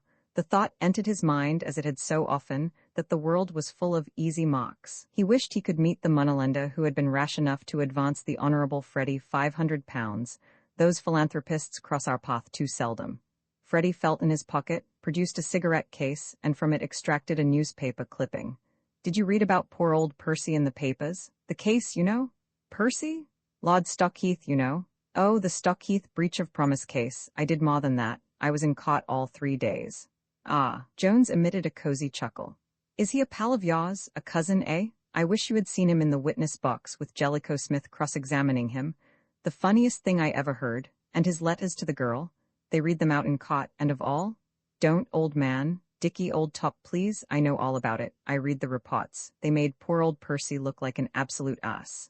Well, nature had done that already, but I'm bound to say they improved on nature's work. I should think your cousin Percy must have felt like a plucked chicken." A spasm of pain passed over the Honourable Freddie's vacant face. He wriggled in his chair. "Dickie, old man, I wish you wouldn't talk like that. It makes me feel ill." "Why is he such a pal of yours as all that?" "It's not that. It's the fact is, Dickie, old top, I'm in exactly the same bally hole as poor old Percy was myself." "What? You have been sued for breach of promise?" "Not absolutely that yet. Look here, I'll tell you the whole thing.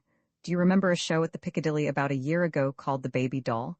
There was a girl in the chorus. Several, I remember noticing. No, I mean one particular girl, a girl called Joan Valentine. The rotten pot is that I never met her." "Pull yourself together, Freddie. What exactly is the trouble?" "Well, don't you see? I used to go to the show every other night, and I fell frightfully in love with this girl, without having met her. Yes, you see, I was rather an ass in those days." No, said Jones handsomely. "I must have been, or I shouldn't have been such an ass, don't you know? Well, as I was saying, I used to write this girl letters, saying how much I was in love with her, and specifically proposing marriage. I can't remember, I expect I did. I was awfully in love." "How was that if you never met her?" "She wouldn't meet me. She wouldn't even come out to luncheon, she didn't even answer my letters, just sent word down by the Johnny at the stage door. And then, Freddie's voice died away. He thrust the knob of his cane into his mouth in a sort of frenzy. What then? Inquired R. Jones. A scarlet blush manifested itself on Freddie's young face. His eyes wandered sidewise. After a long pause, a single word escaped him, almost inaudible. Poetry? Ah. Jones trembled as though an electric current had been passed through his plump frame. His little eyes sparkled with merriment.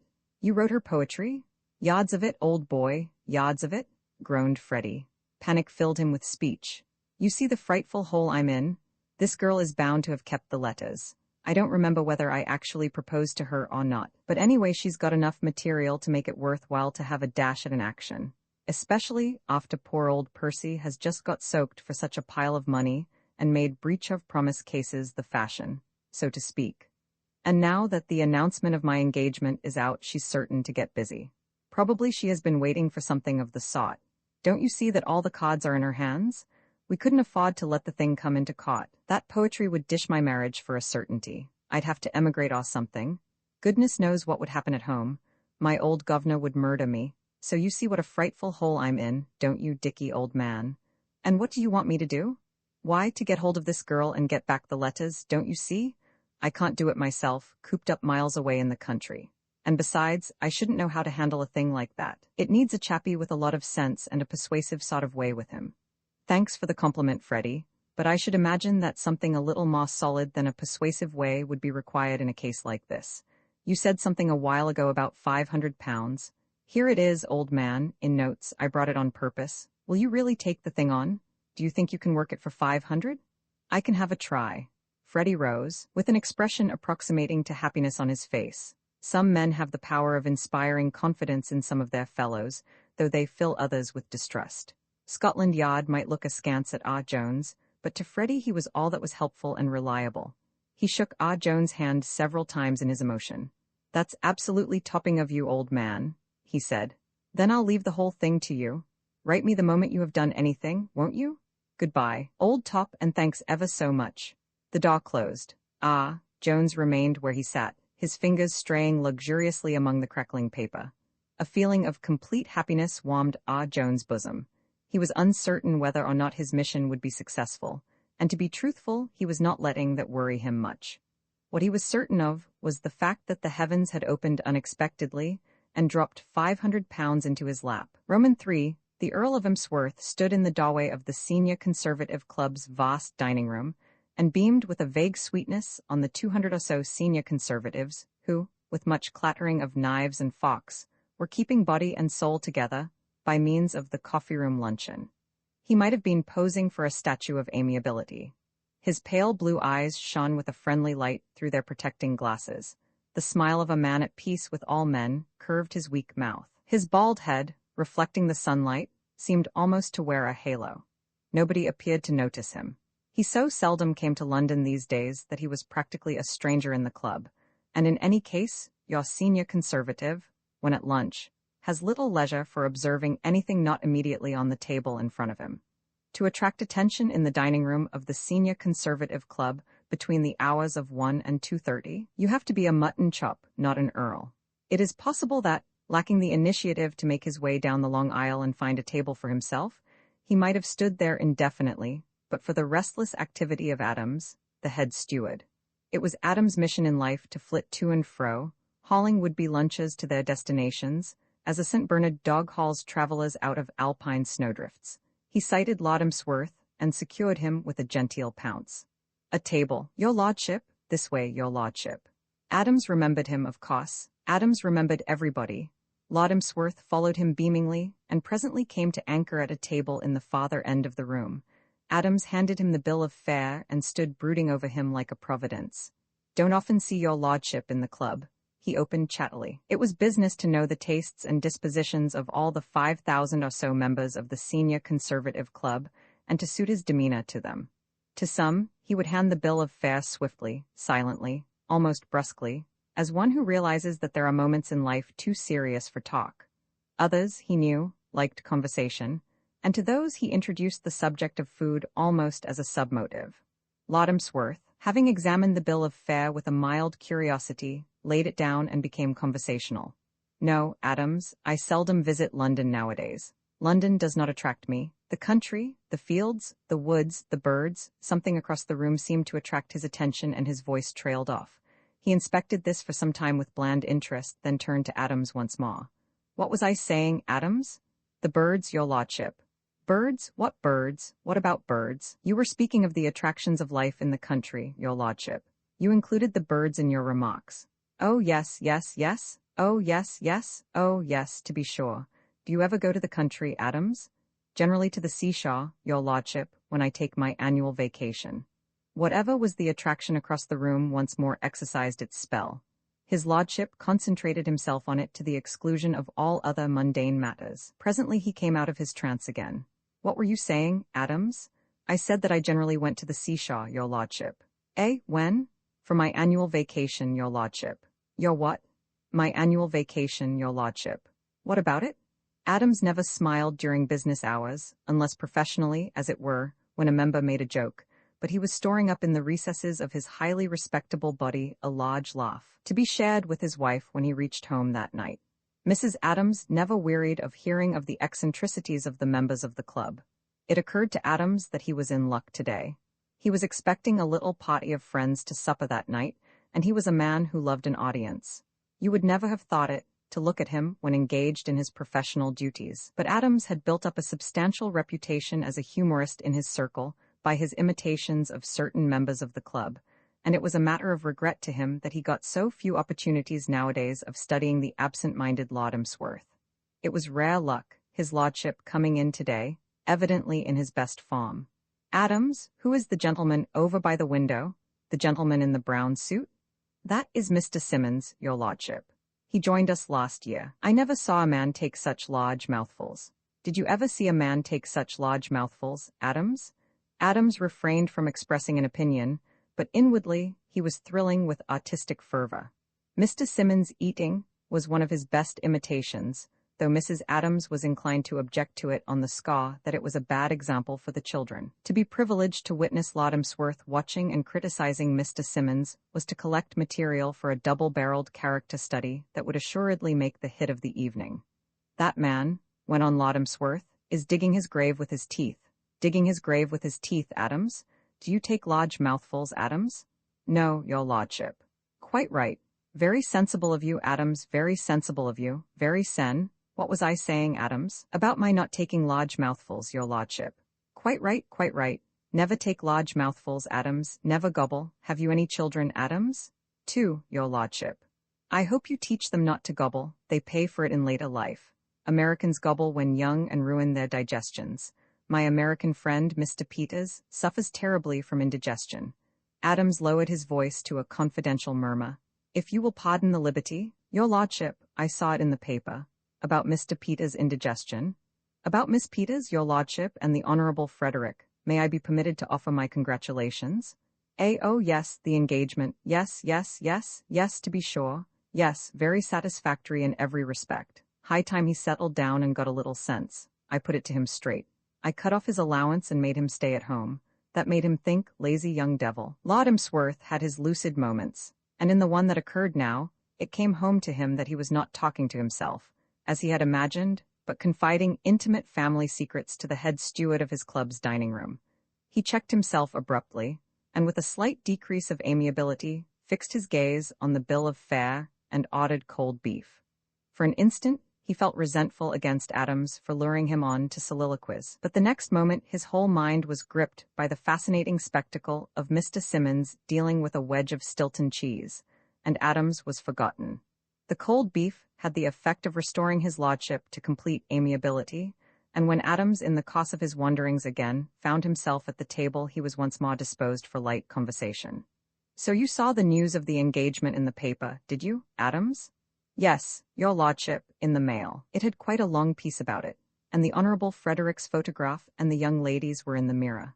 Mrs. Adams clipped them out and put them in an album, knowing that your lordship was a member of ours.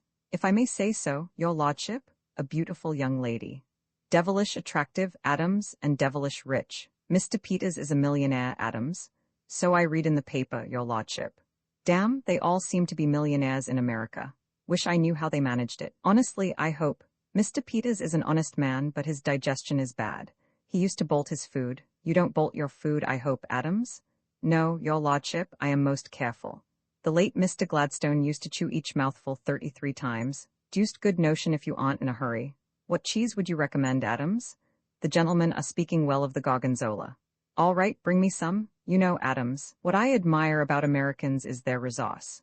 Mr. Peters tells me that as a boy of 11, he earned $20 a week selling mint to saloon keepers, as they call publicans over there. Why they wanted mint, I cannot recollect.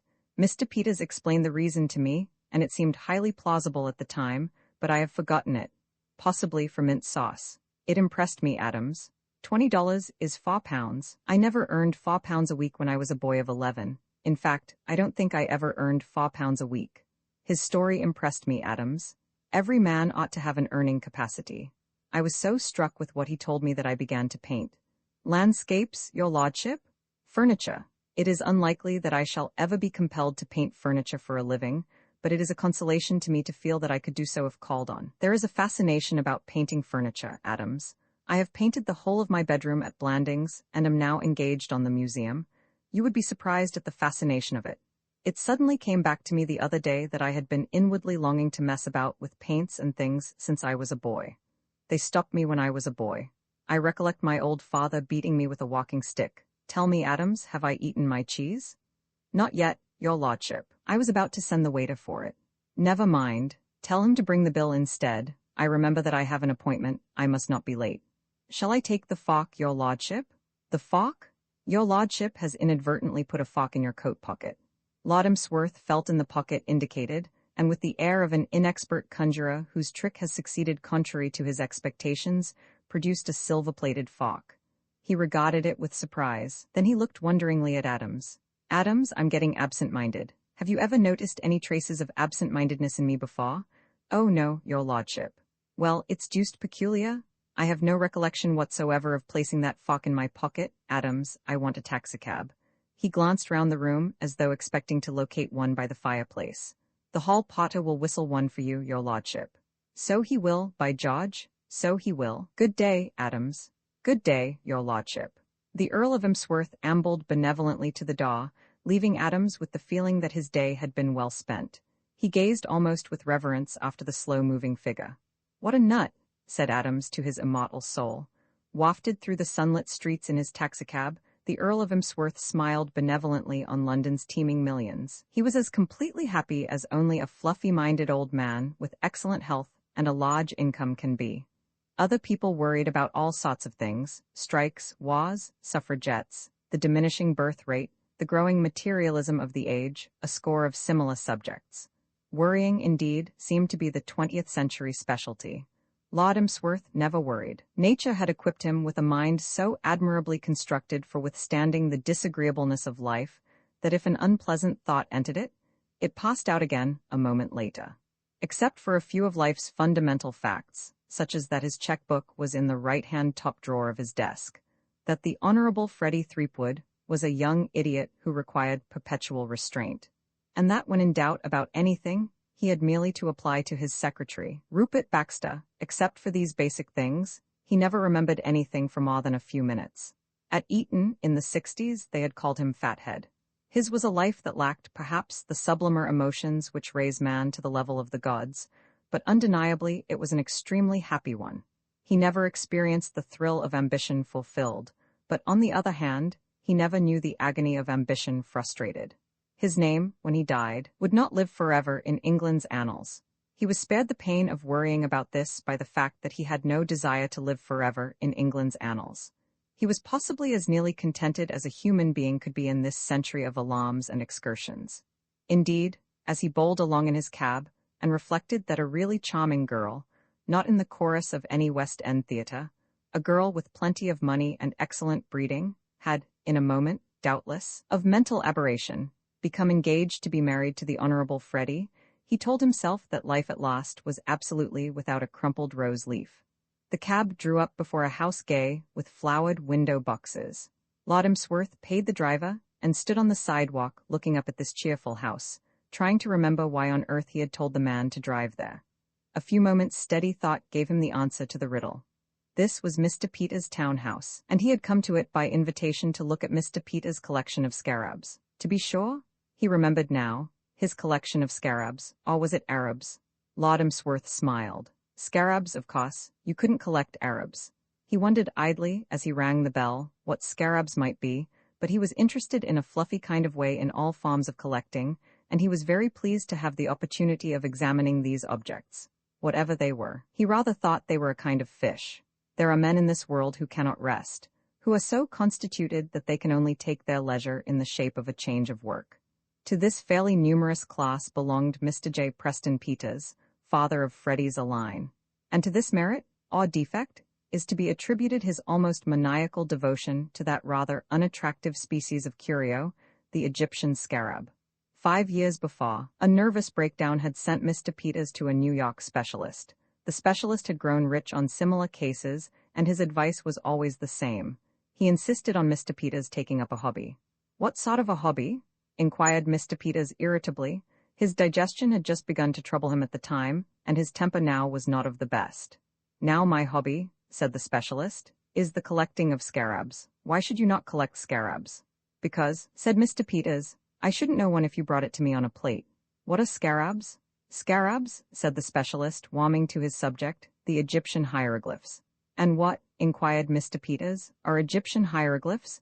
The specialist began to wonder whether it would not have been better to advise Mr. Peters to collect postage stamps. "A scarab," he said, "derived from the Latin scarabaeus, is literally a beetle."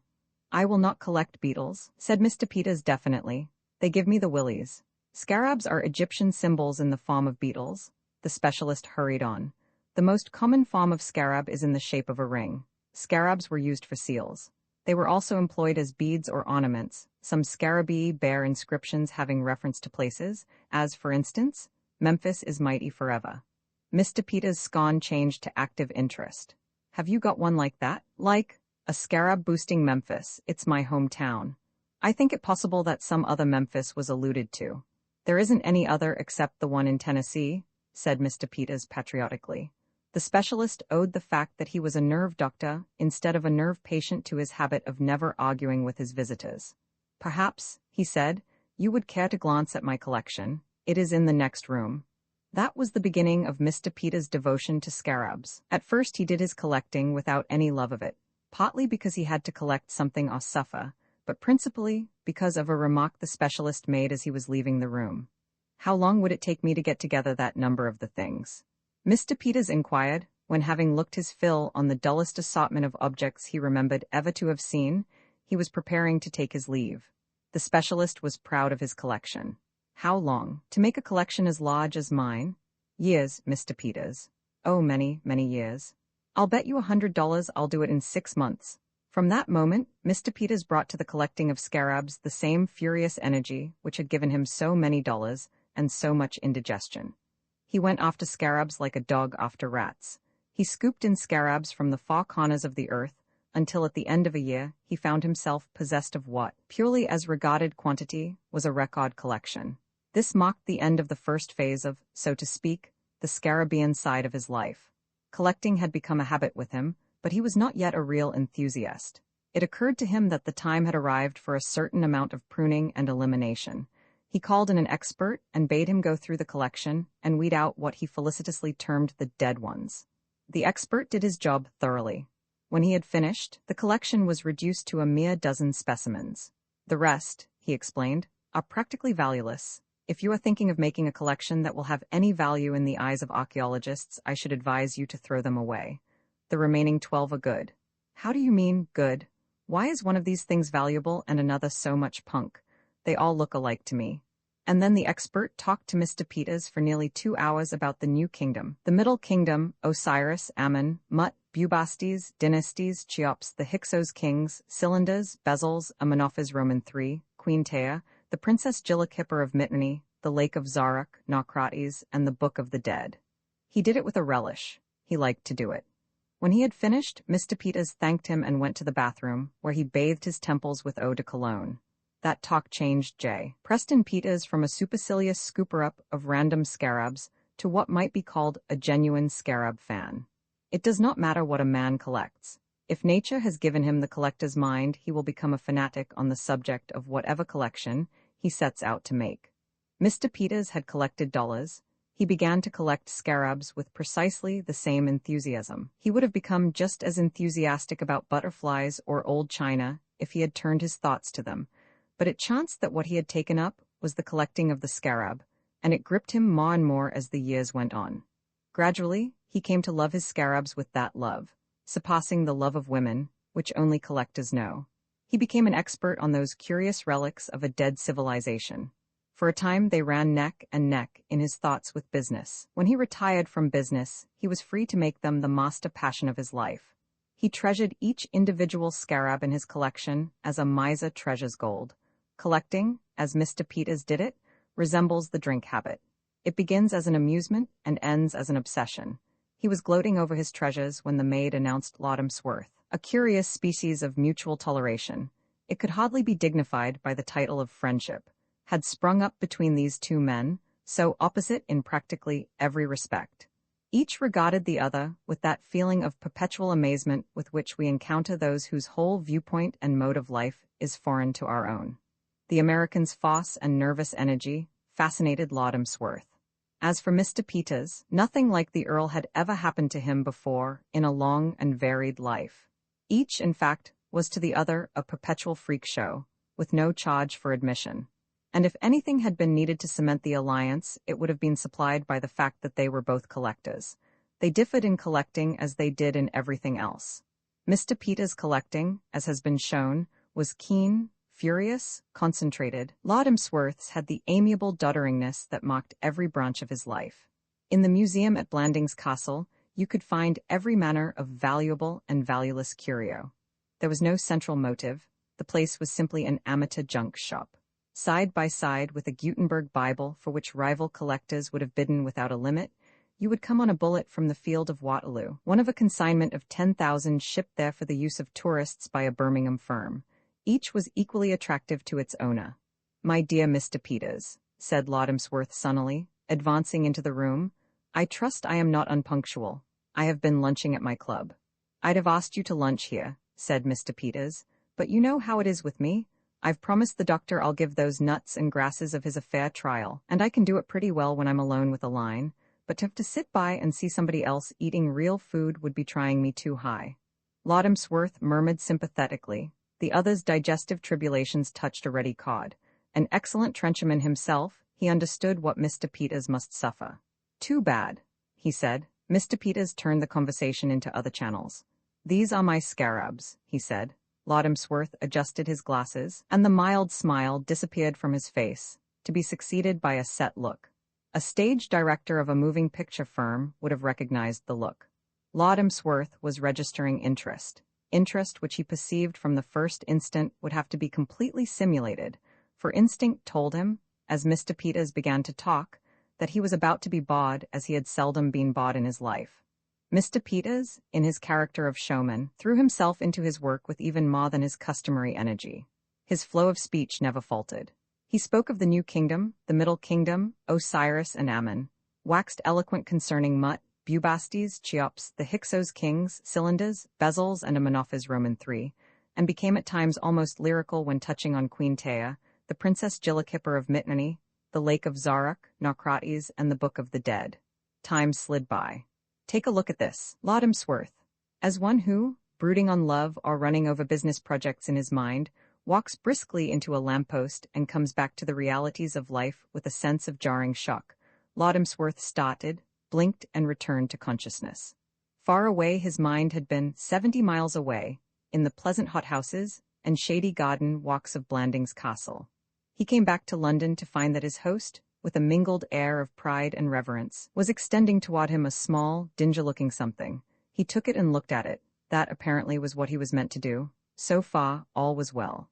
"Ah," he said, that blessed word covering everything. He repeated it, pleased at his ready resource. "A Cheops of the 4th dynasty," said Mr. Peters fervently. "I beg your pardon?" "A Cheops of the 4th dynasty." Wodehouse began to feel like a hunted stag. He could not go on saying, "Ah," indefinitely. Yet what else was there to say to this curious little beastly sort of a beetle kind of thing? "Dear me," a Cheops. Of the Fourth Dynasty? Bless my soul, the Fourth Dynasty? What do you think of that, eh? Strictly speaking, Lord Emsworth thought nothing of it, and he was wondering how to veil this opinion in diplomatic words when the providence that looks after all good men saved him by causing a knock at the door to occur.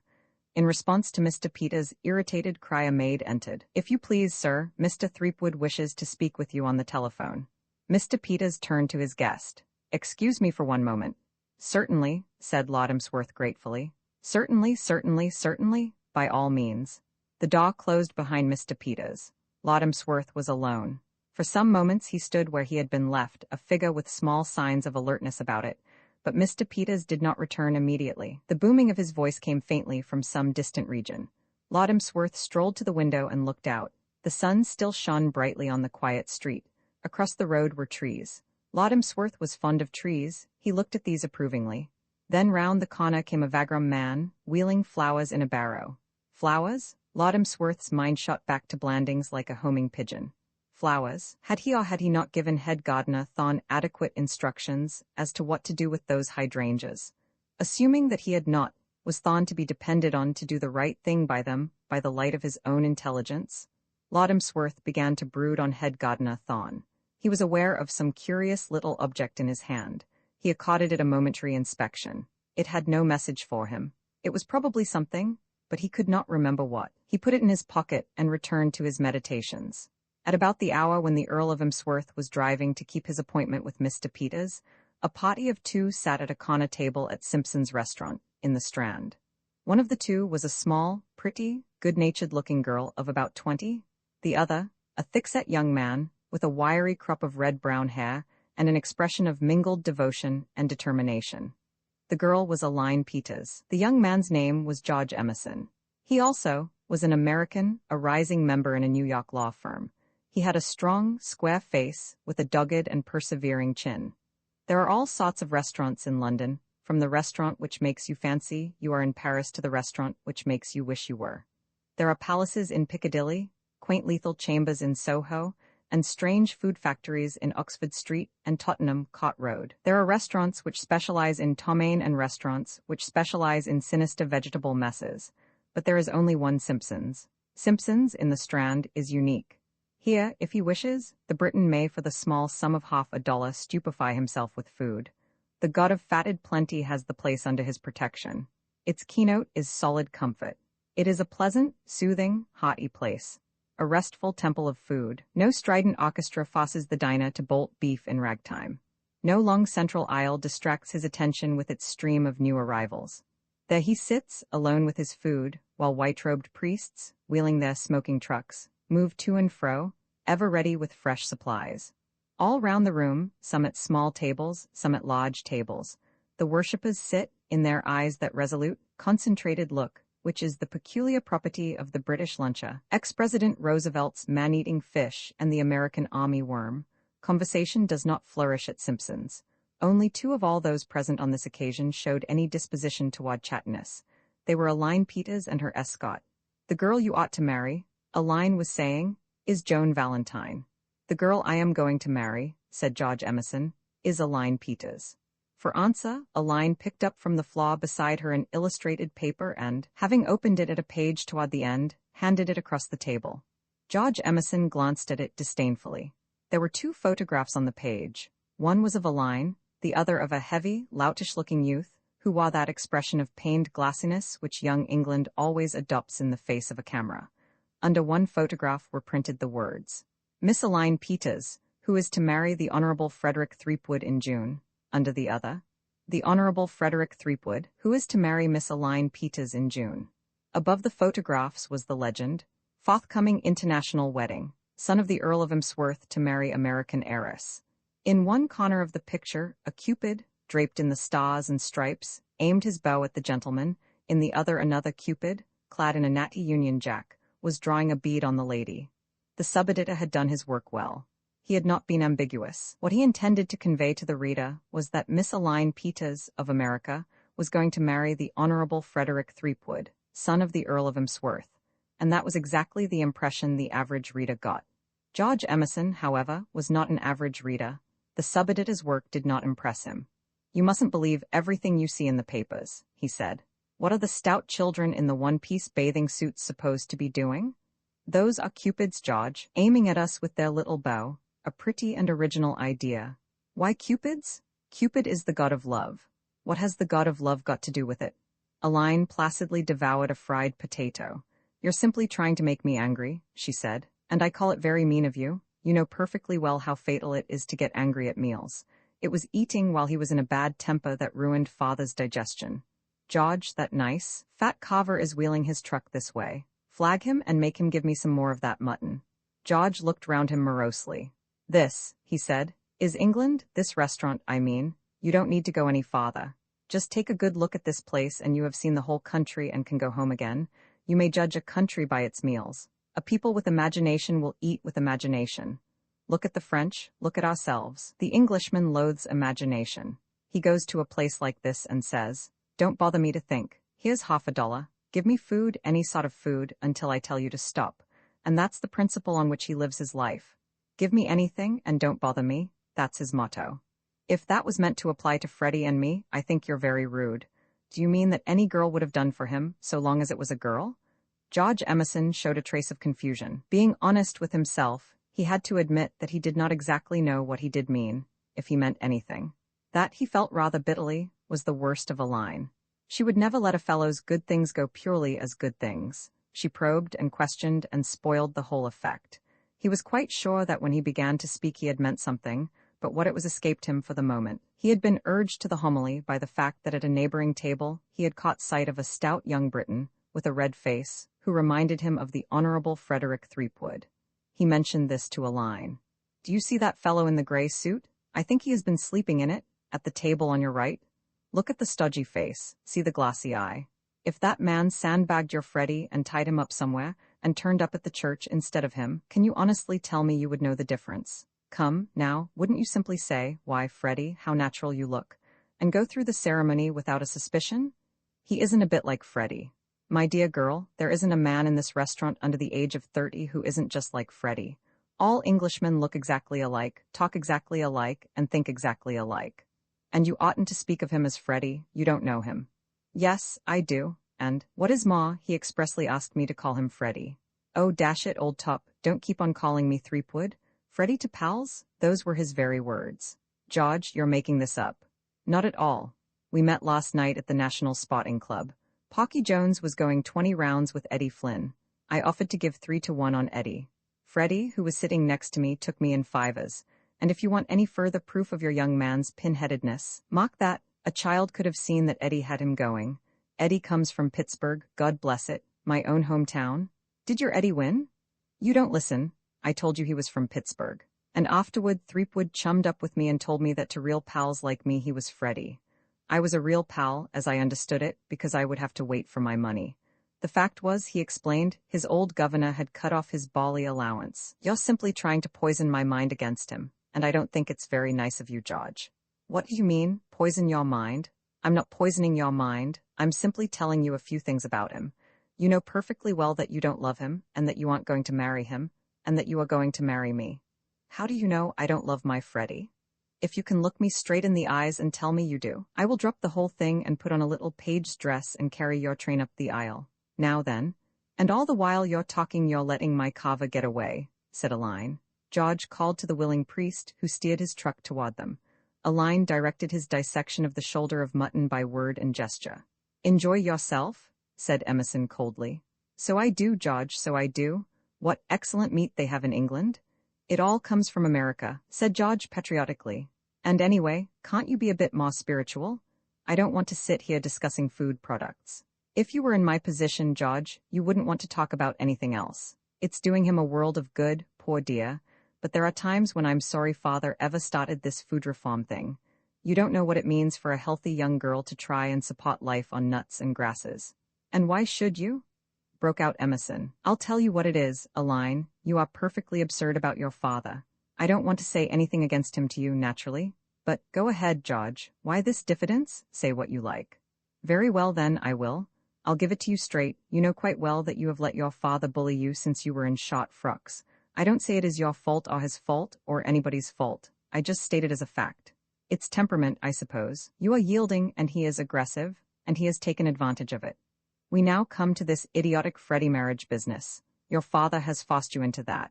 It's all very well to say that you are a free agent and that fathers don't coerce their daughters nowadays. The trouble is that your father does. You let him do what he likes with you. He has got you hypnotized, and you won't break away from this Freddie foolishness because you can't find the nerve. I'm going to help you find the nerve. I'm coming down to Blandings Castle when you go there on Friday. Coming to Blandings? Freddie invited me last night. I think it was done by way of interest on the money he owed me, but he did it and I accepted. But George, my dear boy, do you never read the etiquette books and the hints in the Sunday papers on how to be the perfect gentleman? Don't you know you can't be a man's guest and take advantage of his hospitality to try to steal his fiancée away from him? Watch me. A dreamy look came into Aline's eyes. I wonder what it feels like being a countess, she said. You will never know. George looked at her pityingly. My poor girl, he said. Have you been lured into this engagement in the belief that Popied Frederick, the idiot child, is going to be an earl someday? You have been stung. Freddie is not the heir. His older brother, Lord Bosham, is as fit as a prizefighter and has 3 healthy sons. Freddie has about as much chance of getting the title as I have. George, your education has been sadly neglected. Don't you know that the heir to the title always goes on a yachting cruise with his whole family and gets drowned? And the children, too? It happens in every English novel you read. Listen, Aline, let us get this thing straight. I have been in love with you since I wore knickerbockers. I proposed to you at your first dance, very clumsily, but sincerely. Last year, when I found that you had gone to England, I came on after you as soon as the firm could spare me, and I found you engaged to this Freddie excrescence. I like the way you stand up for Freddie. So many men in your position might say horrid things about him. Oh, I've nothing against Freddie. He is practically an imbecile and I don't like his face. Outside of that he's all right. But you will be glad later that you did not marry him. You are much too real a person. What a wife you will make for a hard-working man. What does Freddie work hard at? I am alluding at the moment not to Freddie but to myself. I shall come home tired out. Maybe things will have gone wrong downtown. I shall be fagged, disheartened, and then you will come with your cool, white hands and, placing them gently on my forehead. Aline shook her head. It's no good, George. Really, you had better realize it. I'm very fond of you, but we are not suited? Why not? You are too overwhelming, too much like a bomb. I think you must be one of the supermen one reads about. You would want your own way and nothing but your own way. Now, Freddie will roll through hoops and sham dead, and we shall be the happiest pair in the world. I am much too placid and mild to make you happy. You want somebody who would stand up to you, somebody like Joan Valentine. That's the second time you have mentioned this Joan Valentine. Who is she? She is a girl who was at school with me. We were the greatest chums. At least, I worshipped her and would have done anything for her, and I think she liked me. Then we lost touch with one another and didn't meet for years. I met her on the street yesterday, and she is just the same. She has been through the most awful times. Her father was quite rich. He died suddenly while he and Joan were in Paris, and she found that he hadn't left a cent. He had been living right up to his income all the time. His life wasn't even insured. She came to London, and so far as I could make out from the short talk we had, she has done pretty nearly everything since we last met. She worked in a shop and went on the stage, and all sorts of things. Isn't it awful, George? Pretty tough, said Emerson. He was but faintly interested in Miss Valentine. She is so plucky and full of life, she would stand up to you. Thanks, my idea of marriage is not a perpetual scrap. My notion of a wife is something cozy and sympathetic and soothing. That is why I love you. We shall be the happiest. Aline laughed. Dear old George, now pay the check and get me a taxi. I've endless things to do at home. If Freddie is in town, I suppose he will be calling to see me. Who is Freddie, do you ask? Freddie is my fiancé, George, my betrothed, my steady, the young man I'm going to marry. Emerson shook his head resignedly. Curious how you cling to that Freddie idea. Never mind, I'll come down to Blandings on Friday, and we shall see what happens. Bear in mind the broad fact that you and I are going to be married, and that nothing on earth is going to stop us. It was Aline Peters who had to bear the brunt of her father's mental agony when he discovered, shortly after Lord Emsworth had left him, that the gem of his collection of scarabs had done the same. It is always the innocent bystander who suffers. The darned old sneak thief, said Mr. Peters. Father? Don't sit there saying father. What's the use of saying father? Do you think it is going to help, your saying father? I'd rather the old pirate had taken the house and lot than that scarab. He knows what's what. Trust him to walk off with the pick of the whole bunch. I did think I could leave the father of the man who's going to marry my daughter for a second alone with the things. There's no morality among collectors, none. I'd trust a syndicate of Jesse James, Captain Kidd and Dick Turpin sooner than I would a collector. My Cheops of the Fourth Dynasty? I wouldn't have lost it for $5,000. But father, couldn't you write him a letter, asking for it back? He's such a nice old man. I'm sure he didn't mean to steal the scarab. Mr. Peter's overwrought soul blew off steam in the shape of a passionate snot. Didn't mean to steal it. What do you think he meant to do? Take it away and keep it safe for me for fear I should lose it. Didn't mean to steal it. Bet you he's well known in society as a kleptomaniac. Bet you that when his name is announced his friends pick up their spoons and send in a hurry call to police headquarters for a squad to come and see that he doesn't sneak the front door. Of course he meant to steal it. He has a museum of his own down in the country. My Cheops is going to lend tone to that. I'd give $5,000 to get it back. If there's a man in this country with the spirit to break into that castle and steal that scarab and hand it back to me, there's 5,000 waiting for him right here. And if he wants to, he can knock that old safe blower on the head with a jimmy into the bargain. But father, why can't you simply go to him and say it's yours and that you must have it back? And have him come back at me by calling off this engagement of yours. Not if I know it. You can't go about the place charging a man with theft and ask him to go on being willing to have his son marry your daughter, can you? The slightest suggestion that I thought he had stolen this scarab, and he would do the proud old English aristocrat and end everything. He's in the strongest position a thief has ever been in. You can't get at him. I didn't think of that. You don't think at all. That's the trouble with you, said Mr. Peters. Years of indigestion had made Mr. Peters' temper, even when in a normal mood, perfectly impossible.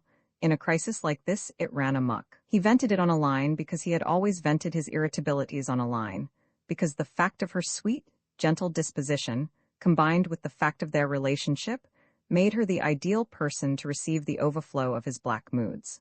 While his wife had lived, he had bullied her. On her death, Aline had stepped into the vacant position. Aline did not cry, because she was not a girl who was given to tears, but for all her placid good temper, she was wounded. She was a girl who liked everything in the world to run smoothly and easily, and these scenes with her father always depressed her. She took advantage of a lull in Mr. Peters' flow of words and slipped from the room. Her cheerfulness had received a shock. She wanted sympathy. She wanted comforting. For a moment she considered George Emerson in the role of comforter, but there were objections to George in this character. Aline was accustomed to tease and chat with George, but at heart she was a little afraid of him. And instinct told her that, as comforter, he would be too volcanic and supermanly for a girl who was engaged to marry another man in June. George, as comforter, would be far too prone to trust to action rather than to the soothing power of the spoken word. George's idea of healing the wound, she felt, would be to push her into a cab and drive to the nearest registrar's. No, she would not go to George. To whom, then, the vision of Joan Valentine came to her. Of Joan as she had seen her yesterday, strong, cheerful, self-reliant, bearing herself, in spite of adversity, with a valiant jauntiness. Yes, she would go and see Joan. She put on her hat and stole from the house. Curiously enough, only a quarter of an hour before, Jones had set out with exactly the same object in view. At almost exactly the hour when Aline Peters set off to visit her friend, Miss Valentine, 3 men sat in the cozy smoking room of Blandings Castle. They were variously occupied. In the big chair nearest the door, the Honorable Frederick Threepwood, Freddie to pals, was reading. Next to him sat a young man whose eyes, glittering through rimless spectacles, were concentrated on the upturned faces of several neat rows of playing cards. Rupert Baxter, Lord Emsworth's invaluable secretary, had no vices, but he sometimes relaxed his busy brain with a game of solitaire. Beyond Baxter, a cigar in his mouth and a weak highball at his side, the Earl of Emsworth took his ease. The book the Honorable Freddie was reading was a small paper-covered book. Its cover was decorated with a color scheme in red, black, and yellow, depicting a tense moment in the lives of a man with a black beard, a man with a yellow beard, a man without any beard at all, and a young woman who at first sight appeared to be all eyes and hair. The man with the black beard, to gain some private end, had tied this young woman with ropes to a complicated system of machinery, mostly wheels and pulleys. The man with the yellow beard was in the act of pushing or pulling a lever. The beardless man, protruding through a trapdoor in the floor, was pointing a large revolver at the parties of the second pot. Beneath this picture were the words, "Hands up, you scoundrels." Above it, in a meandering scroll across the page, was Gridley Keel, Investigator, The Adventure of the Secret Six, by Felix Clovelly. The Honorable Freddy did not so much read as gulp The Adventure of the Secret Six. His face was crimson with excitement, his hair was rumpled, his eyes bulged. He was absorbed. This is peculiarly an age in which each of us may, if we do but search diligently, find the literature suited to his mental powers. Grave and earnest men, at Eton and elsewhere, had tried Freddie Threepwood with Greek, with Latin and with English, and the sheep-like stolidity with which he declined to be interested in the masterpieces of all three tongues had left them with the conviction that he would never read anything. And then, years afterward, he had suddenly blossomed out as a student, only, it is true, a student of the adventures of Gridley Keel, but still a student. His was a dull life, and Gridley Keel was the only person who brought romance into it. Existence for the Honorable Freddy was simply a sort of desert, punctuated with monthly oases in the shape of new Keel adventures. It was his ambition to meet the man who wrote them. Loddamsworth sat and sipped and smoked again, at peace with all the world. His mind was as nearly a blank as it is possible for the human mind to be. The hand that had not the task of holding the cigar was at rest in his trousers pocket. The fingers of it fumbled idly with a small, hard object. Gradually it filtered into his lordship's mind that this small, hard object was not familiar. It was something new, something that was neither his keys nor his pencil, nor was it his small change. He yielded to a growing curiosity and drew it out. He examined it. It was a little something, rather like a fossilized beetle. It touched no chord in him. He looked at it with amiable distaste. Now how in the world did that get there? He said. The Honorable Freddy paid no attention to the remark. He was now at the very crest of his story, when every line intensified the thrill. Incident was succeeding incident. The Secret Six were here, there and everywhere, like so many malignant June bugs. Annabel, the heroine, was having a perfectly rotten time, kidnapped and imprisoned every few minutes. Gridley Keel, hot on the scent, was covering somebody or other with his revolver almost continuously. Freddie Threepwood had no time for chatting with his father. Not so Rupert Baxter. Chatting with Loddamsworth was one of the things for which he received his salary. He looked up from his cards. Loddamsworth? I have found a curious object in my pocket, Baxter. I was wondering how it got there. He handed the thing to his secretary. Rupert Baxter's eyes lit up with sudden enthusiasm. He gasped. Magnificent? He cried. Superb? Loddamsworth looked at him inquiringly. It is a scarab, Loddamsworth, and unless I am mistaken, and I think I may claim to be something of an expert, a Cheops of the Fourth Dynasty. A wonderful addition to your museum. Is it? By gad, you don't say so, Baxter. It is, indeed. If it is not a rude question, how much did you give for it, Loddamsworth? It must have been the gem of somebody's collection. Was there a sale at Christie's this afternoon? Loddamsworth shook his head. I did not get it at Christie's, for I recollect that I had an important engagement which prevented my going to Christie's. To be sure, yes, I had promised to call on Mr. Peters and examine his collection of. Now I wonder what it was that Mr. Peters said he collected. Mr. Peters is one of the best-known living collectors of scarabs. Scarabs? You are quite right, Baxter. Now that I recall the episode, this is a scarab, and Mr. Peters gave it to me. Gave it to you, Loddamsworth? Yes, the whole scene comes back to me. Mr. Peters, after telling me a great many exceedingly interesting things about scarabs, which I regret to say I cannot remember, gave me this. And you say it is really valuable, Baxter? It is, from a collector's point of view, of extraordinary value. Bless my soul? Loddamsworth beamed. This is extremely interesting, Baxter. One has heard so much of the princely hospitality of Americans. How exceedingly kind of Mr. Peters. I shall certainly treasure it, though I must confess that from a purely spectacular standpoint, it leaves me a little cold. However, I must not look a gift horse in the mouth, eh, Baxter? From afar came the silver booming of a gong. Loddamsworth rose. Time to dress for dinner? I had no idea it was so late. Baxter, you will be going past the museum door. Will you be a good fellow and place this among the exhibits? You will know what to do with it better than I. I always think of you as the curator of my little collection, Baxter. Ha ha. Mind how you step when you are in the museum. I was painting a chair there yesterday, and I think I left the paint pot on the floor. He cast a less amiable glance at his studious son. Get up, Frederick, and go and dress for dinner. What is that trash you are reading? The Honorable Freddy came out of his book much as a sleepwalker wakes, with a sense of having been violently assaulted. He looked up with a kind of stunned plaintiveness. Eh, governor? Make haste, Beach rang the gong 5 minutes ago. What is that you are reading? Oh, nothing, governor, just a book. I wonder you can waste your time on such trash. Make haste. He turned to the door, and the benevolent expression once more wandered athwart his face. Extremely kind of Mr. Peters, he said. Really, there is something almost oriental in the lavish generosity of our American cousins. It had taken R. Jones just 6 hours to discover Joan Valentine's address. That it had not taken him longer is a proof of his energy and of the excellence of his system of obtaining information. But R. Jones, when he considered it worth his while, could be extremely energetic, and he was a past master at the art of finding out things. He pawed himself out of his cab and rang the bell of number 7. A disheveled maid answered the ring. Miss Valentine in?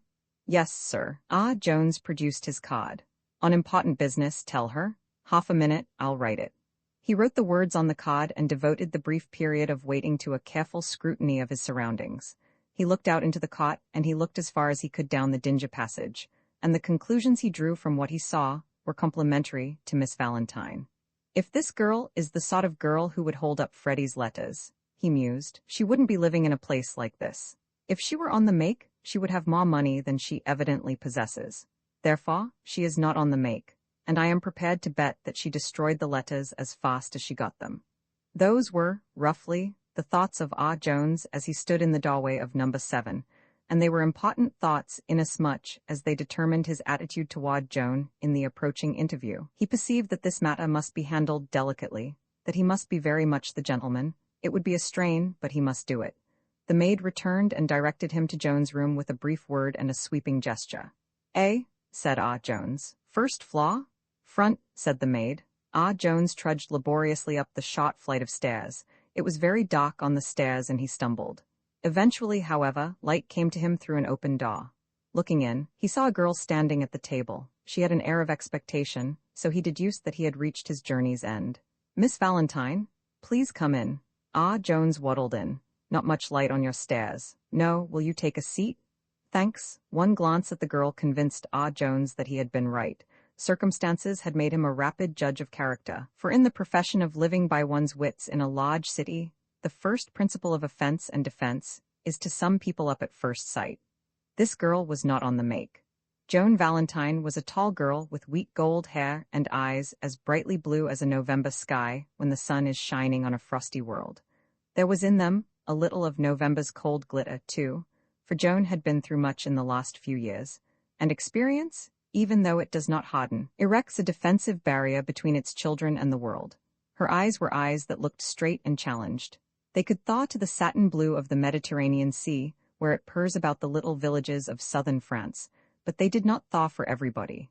She looked what she was, a girl of action, a girl whom life had made both reckless and wary of friendly advances, reckless when there was a venture afoot.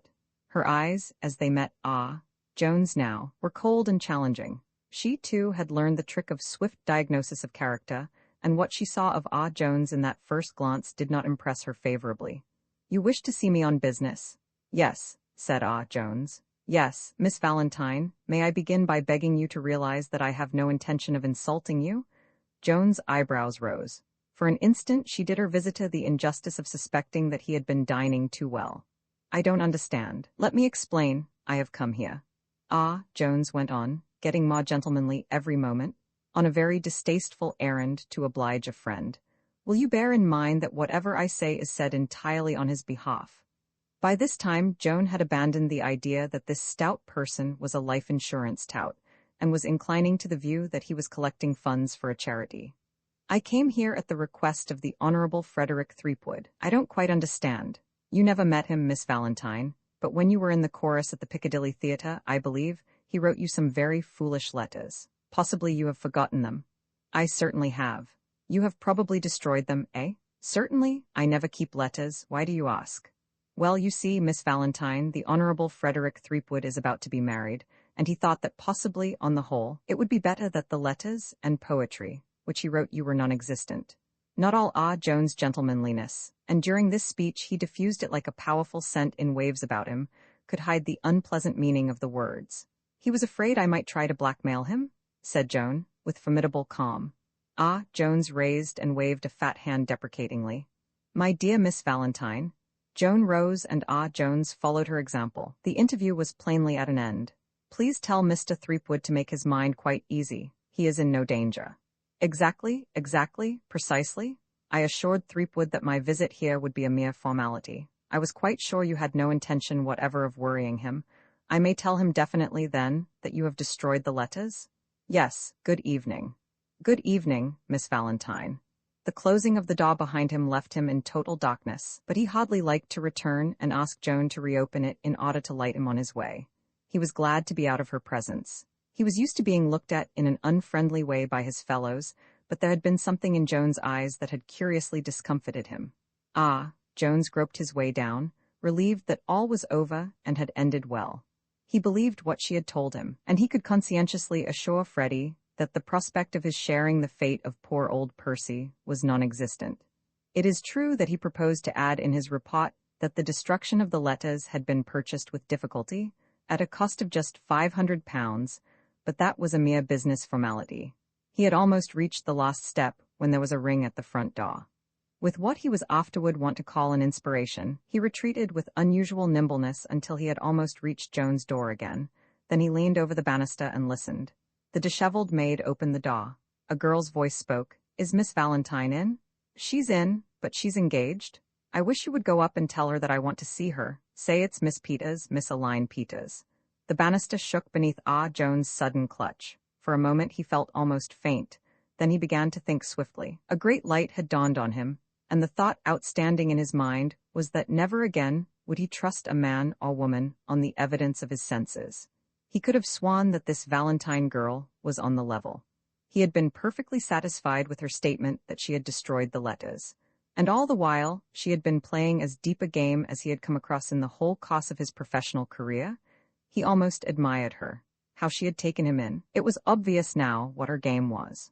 Previous to his visit, she had arranged a meeting with Freddie's fiancé, with the view of opening negotiations for the sale of the letters. She had held him, Jones, at arm's length because she was going to sell the letters to whoever would pay the best price. But for the accident of his happening to be here when Miss Peters arrived, Freddie and his fiancée would have been bidding against each other and raising each other's price. He had worked the same game himself a dozen times, and he resented the entry of female competition into what he regarded as essentially a male field of enterprise. As the maid stumped up the stairs, he continued his retreat.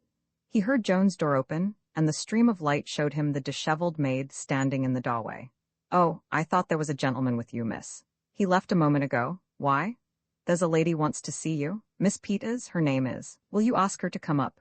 The disheveled maid was no polished mistress of ceremonies. She leaned down into the void and hailed Aline. She says, will you come up? Aline's feet became audible on the staircase. There were greetings. Whatever brings you here, Aline? Am I interrupting you, Joan, dear? No, do come in. I was only surprised to see you so late. I didn't know you paid calls at this hour. Is anything wrong? Come in. The door closed, the maid retired to the depths, and Jones stole cautiously down again. He was feeling absolutely bewildered. Apparently his deductions, his second thoughts, had been all wrong, and Joan was, after all, the honest person he had imagined at first sight. Those two girls had talked to each other as though they were old friends, as though they had known each other all their lives. That was the thing which perplexed Jones. With the tread of a red Indian, he approached the door and put his ear to it. He found he could hear quite comfortably. Aline, meantime, inside the room, had begun to draw comfort from Joan's very appearance. She looked so capable. Joan's eyes had changed the expression they had contained during the recent interview. They were soft now, with a softness that was half compassionate, half contemptuous. It is the compensation which life gives to those whom it has handled roughly in order, that they shall be able to regard with a certain contempt the small troubles of the sheltered. Joan remembered Aline of old, and knew her for a perennial victim of small troubles. Even in their schooldays, she had always needed to be looked after and comforted. Her sweet temper had seemed to invite the minor slings and arrows of fortune. Aline was a girl who inspired protectiveness in a certain type of her fellow human beings. It was this quality in her that kept George Emerson awake at nights, and it appealed to Joan now. Joan, for whom life was a constant struggle to keep the wolf within a reasonable distance from the door, and who counted that day happy on which she saw her way clear to paying her weekly rent and possibly having a trifle over for some coveted hat or pair of shoes, could not help feeling, as she looked at Aline, that her own troubles were as nothing, and that the immediate need of the moment was to pet and comfort her friend. Her knowledge of Aline told her the probable tragedy was that she had lost a brooch or had been spoken to crossly by somebody, but it also told her that such tragedies bulked very large on Aline's horizon. Trouble, after all, like beauty, is in the eye of the beholder, and Aline was far less able to endure with fortitude the loss of a brooch than she herself to bear the loss of a position, the emoluments of which meant the difference between having just enough to eat and starving. "You're worried about something," she said. "Sit down and tell me all about it." Aline sat down and looked about her at the shabby room. By that curious process of the human mind which makes the spectacle of another's misfortune a palliative for one's own, she was feeling oddly comforted already. Her thoughts were not definite and she could not analyze them, but what they amounted to was that, though it was an unpleasant thing to be bullied by a dyspeptic father, the world manifestly held worse tribulations, which her father's other outstanding quality, besides dyspepsia, wealth, to wit, enabled her to avoid. It was at this point that the dim beginnings of philosophy began to invade her mind. The thing resolved itself almost into an equation. If father had not had indigestion, he would not have bullied her. But if father had not made a fortune, he would not have had indigestion. Therefore, if father had not made a fortune, he would not have bullied her. Practically, in fact, if father did not bully her, he would not be rich. And if he were not rich, she took in the faded carpet, the stained wallpaper, and the soiled curtains with a comprehensive glance. It certainly cut both ways. She began to be a little ashamed of her misery. "It's nothing at all, really," she said. "I think I've been making rather a fuss about very little." Joan was relieved. The struggling life breeds moods of depression, and such a mood had come to her just before Aline's arrival. Life, at that moment, had seemed to stretch before her like a dusty, weary road without hope. She was sick of fighting. She wanted money and ease, and a surcease from this perpetual race with the weekly bills. The mood had been the outcome partly of Joan's gentlemanly veiled insinuations, but still more, though she did not realize it, of her yesterday's meeting with Aline. Mr. Peters might be unguarded in his speech when conversing with his daughter. He might play the tyrant toward her in many ways, but he did not stint her in the matter of dress allowance, and on the occasion when she met Joan, Aline had been wearing so Parisian a hat and a tailor-made suit of such obviously expensive simplicity that green-eyed envy had almost spoiled Joan's pleasure at meeting this friend of her opulent days. She had suppressed the envy, and it had revenged itself by assaulting her afresh in the form of the worst fit of the blues she had had in 2 years. She had been loyally ready to sink her depression in order to alleviate Aline's, but it was a distinct relief to find that the feat would not be necessary. "Never mind," she said. "Tell me what the very little thing was." "It was only father," said Aline simply. Joan cast her mind back to the days of school and placed father as a rather irritable person, vaguely reputed to be something of an ogre in his home circle. "Was he angry with you about something?" she asked. "Not exactly angry with me, but, well, I was there." Joan's depression lifted slightly. She had forgotten, in the stunning anguish of the sudden spectacle of that hat and that tailor-made suit, that Paris hats and $120 suits, not infrequently, had what the vulgar term a string attached to them. After all, she was independent. She might have to murder her beauty with hats and frocks that had never been nearer Paris than the Tottenham Court Road, but at least no one bullied her because she happened to be at hand when tempers were shot. "What a shame," she said. "Tell me all about it," with a prefatory remark that it was all so ridiculous. Really, Aline embarked on the narrative of the afternoon's events. Joan heard her out, checking a strong disposition to giggle. Her viewpoint was that of the average person, and the average person cannot see the importance of the scarab in the scheme of things. The opinion she formed of Mr. Peters was of his being an eccentric old gentleman, making a great to-do about nothing at all. Losses had to have a concrete value before they could impress Joan. It was beyond her to grasp that Mr. Peters would sooner have lost a diamond necklace, if he had happened to possess one, than his Cheops of the Fourth Dynasty. It was not until Aline, having concluded her tale, added one more strand to it that she found herself treating the matter seriously. "Father says he would give $5,000 to anyone who would get it back for him." What? The whole story took on a different complexion for Joan.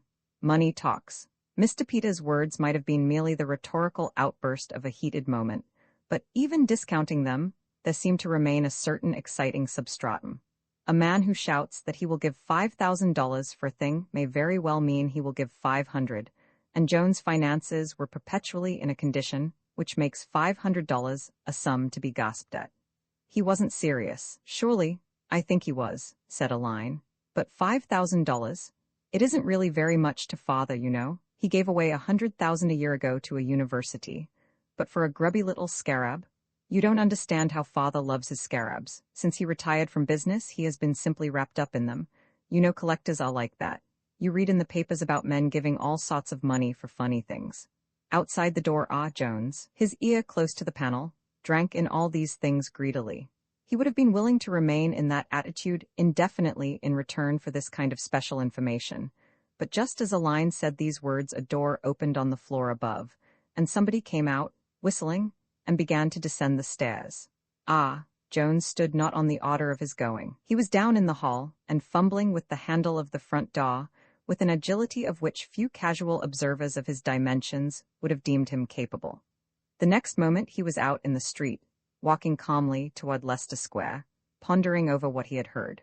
Much of Jones' substantial annual income was derived from pondering over what he had heard. In the room, Joan was looking at Aline with the distended eyes of one who sees visions or has inspirations. She got up. There are occasions when one must speak standing. Then you mean to say that your father would really give $5,000 to anyone who got this thing back for him? I am sure he would, but who could do it? I could, said Joan. And what is more, I'm going to. Aline stared at her helplessly. In their school days, Joan had always swept her off her feet. Then she had always had the feeling that with Joan nothing was impossible. Heroine worship, like hero worship, dies hard. She looked at Joan now with the stricken sensation of one who has inadvertently set powerful machinery in motion. But Joan? It was all she could say. My dear child, it's perfectly simple. This Earl of yours has taken the thing off to his castle like a brigand. You say you are going down there on Friday for a visit. All you have to do is to take me along with you and sit back and watch me get busy. But Joan? Where's the difficulty? I don't see how I could take you down very well. Why not? Oh, I don't know. But what is your objection? Well, don't you see? If you went down there as a friend of mine and were caught stealing the scarab, there would be just the trouble father wants to avoid, about my engagement, you see, and so on. It was an aspect of the matter that had escaped Joan. She frowned thoughtfully. I see. Yes, there is that, but there must be a way. You mustn't, Joan, really. Don't think any more about it. Not think any more about it. My child, do you even faintly realize what $5,000, or a quarter of $5,000, means to me? I would do anything for it, anything, and there's the fun of it. I don't suppose you can realize that either. I want to change. I've been grubbing away here on nothing a week for years, and it's time I had a vacation. There must be a way by which you could get me down. Why, of course. Why didn't I think of it before? You shall take me on Friday as your lady's maid. But Joan, I couldn't? Why not? I couldn't. Why not? Oh, well. Joan advanced on her where she sat and grasped her firmly by the shoulders. Her face was inflexible. Aline, my pet, it's no good arguing. You might just as well argue with a wolf on the trail of a fat Russian peasant. I need that money. I need it in my business. I need it worse than anybody has ever needed anything. And I'm going to have it? From now on until further notice, I am your lady's maid. You can give your present one a holiday. Aline met her eyes waveringly. The spirit of the old school days, when nothing was impossible where Joan was concerned, had her in its grip. Moreover, the excitement of the scheme began to attract her. But Joan, she said, you know it's simply ridiculous. You could never pass as a lady's maid. The other servants would find you out. I expect there are all sorts of things a lady's maid has got to do and not do. My dear Aline, I know them all. You can't stump me on below-stairs etiquette. I've been a lady's maid. Joan? It's quite true, 3 years ago, when I was more than usually impecunious. The wolf was glued to the door like a postage stamp, so I answered an advertisement and became a lady's maid. You seem to have done everything. I have, pretty nearly. It's all right for you idle rich, Aline. You can sit still and contemplate life, but we poor working girls have got to hustle. Aline laughed. You know, you always could make me do anything you wanted in the old days, Joan. I suppose I have got to look on this as quite settled now. Absolutely settled? Oh, Aline, there's one thing you must remember. Don't call me Joan when I'm down at the castle. You must call me Valentine. She paused. The recollection of the Honorable Freddie had come to her. No, Valentine would not do. No, not Valentine, she went on. It's too jaunty. I used it once years ago, but it never sounded just right. I want something more respectable, more suited to my position. Can't you suggest something? Aline pondered. Simpson?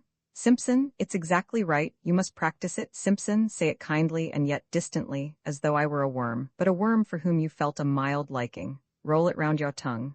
Simpson? Splendid, now once again a little more haughtily. Simpson, Simpson, Simpson. Joan regarded her with affectionate approval. It's wonderful, she said. You might have been doing it all your life. What are you laughing at? Asked Aline. Nothing, said Joan. I was just thinking of something. There's a young man who lives on the floor above this, and I was lecturing him yesterday on enterprise. I told him to go and find something exciting to do. I wonder what he would say if he knew how thoroughly I am going to practice what I preach. Roman 4 in the morning following Aline's visit to Joan Valentine, Ash sat in his room, the Morning Post on the table before him. The heady influence of Joan had not yet ceased to work within him, and he proposed, in pursuance of his promise to her, to go carefully through the columns of advertisements, however pessimistic he might feel concerning the utility of that action. His first glance assured him that the vast fortunes of the philanthropists, whose acquaintance he had already made in print, were not yet exhausted.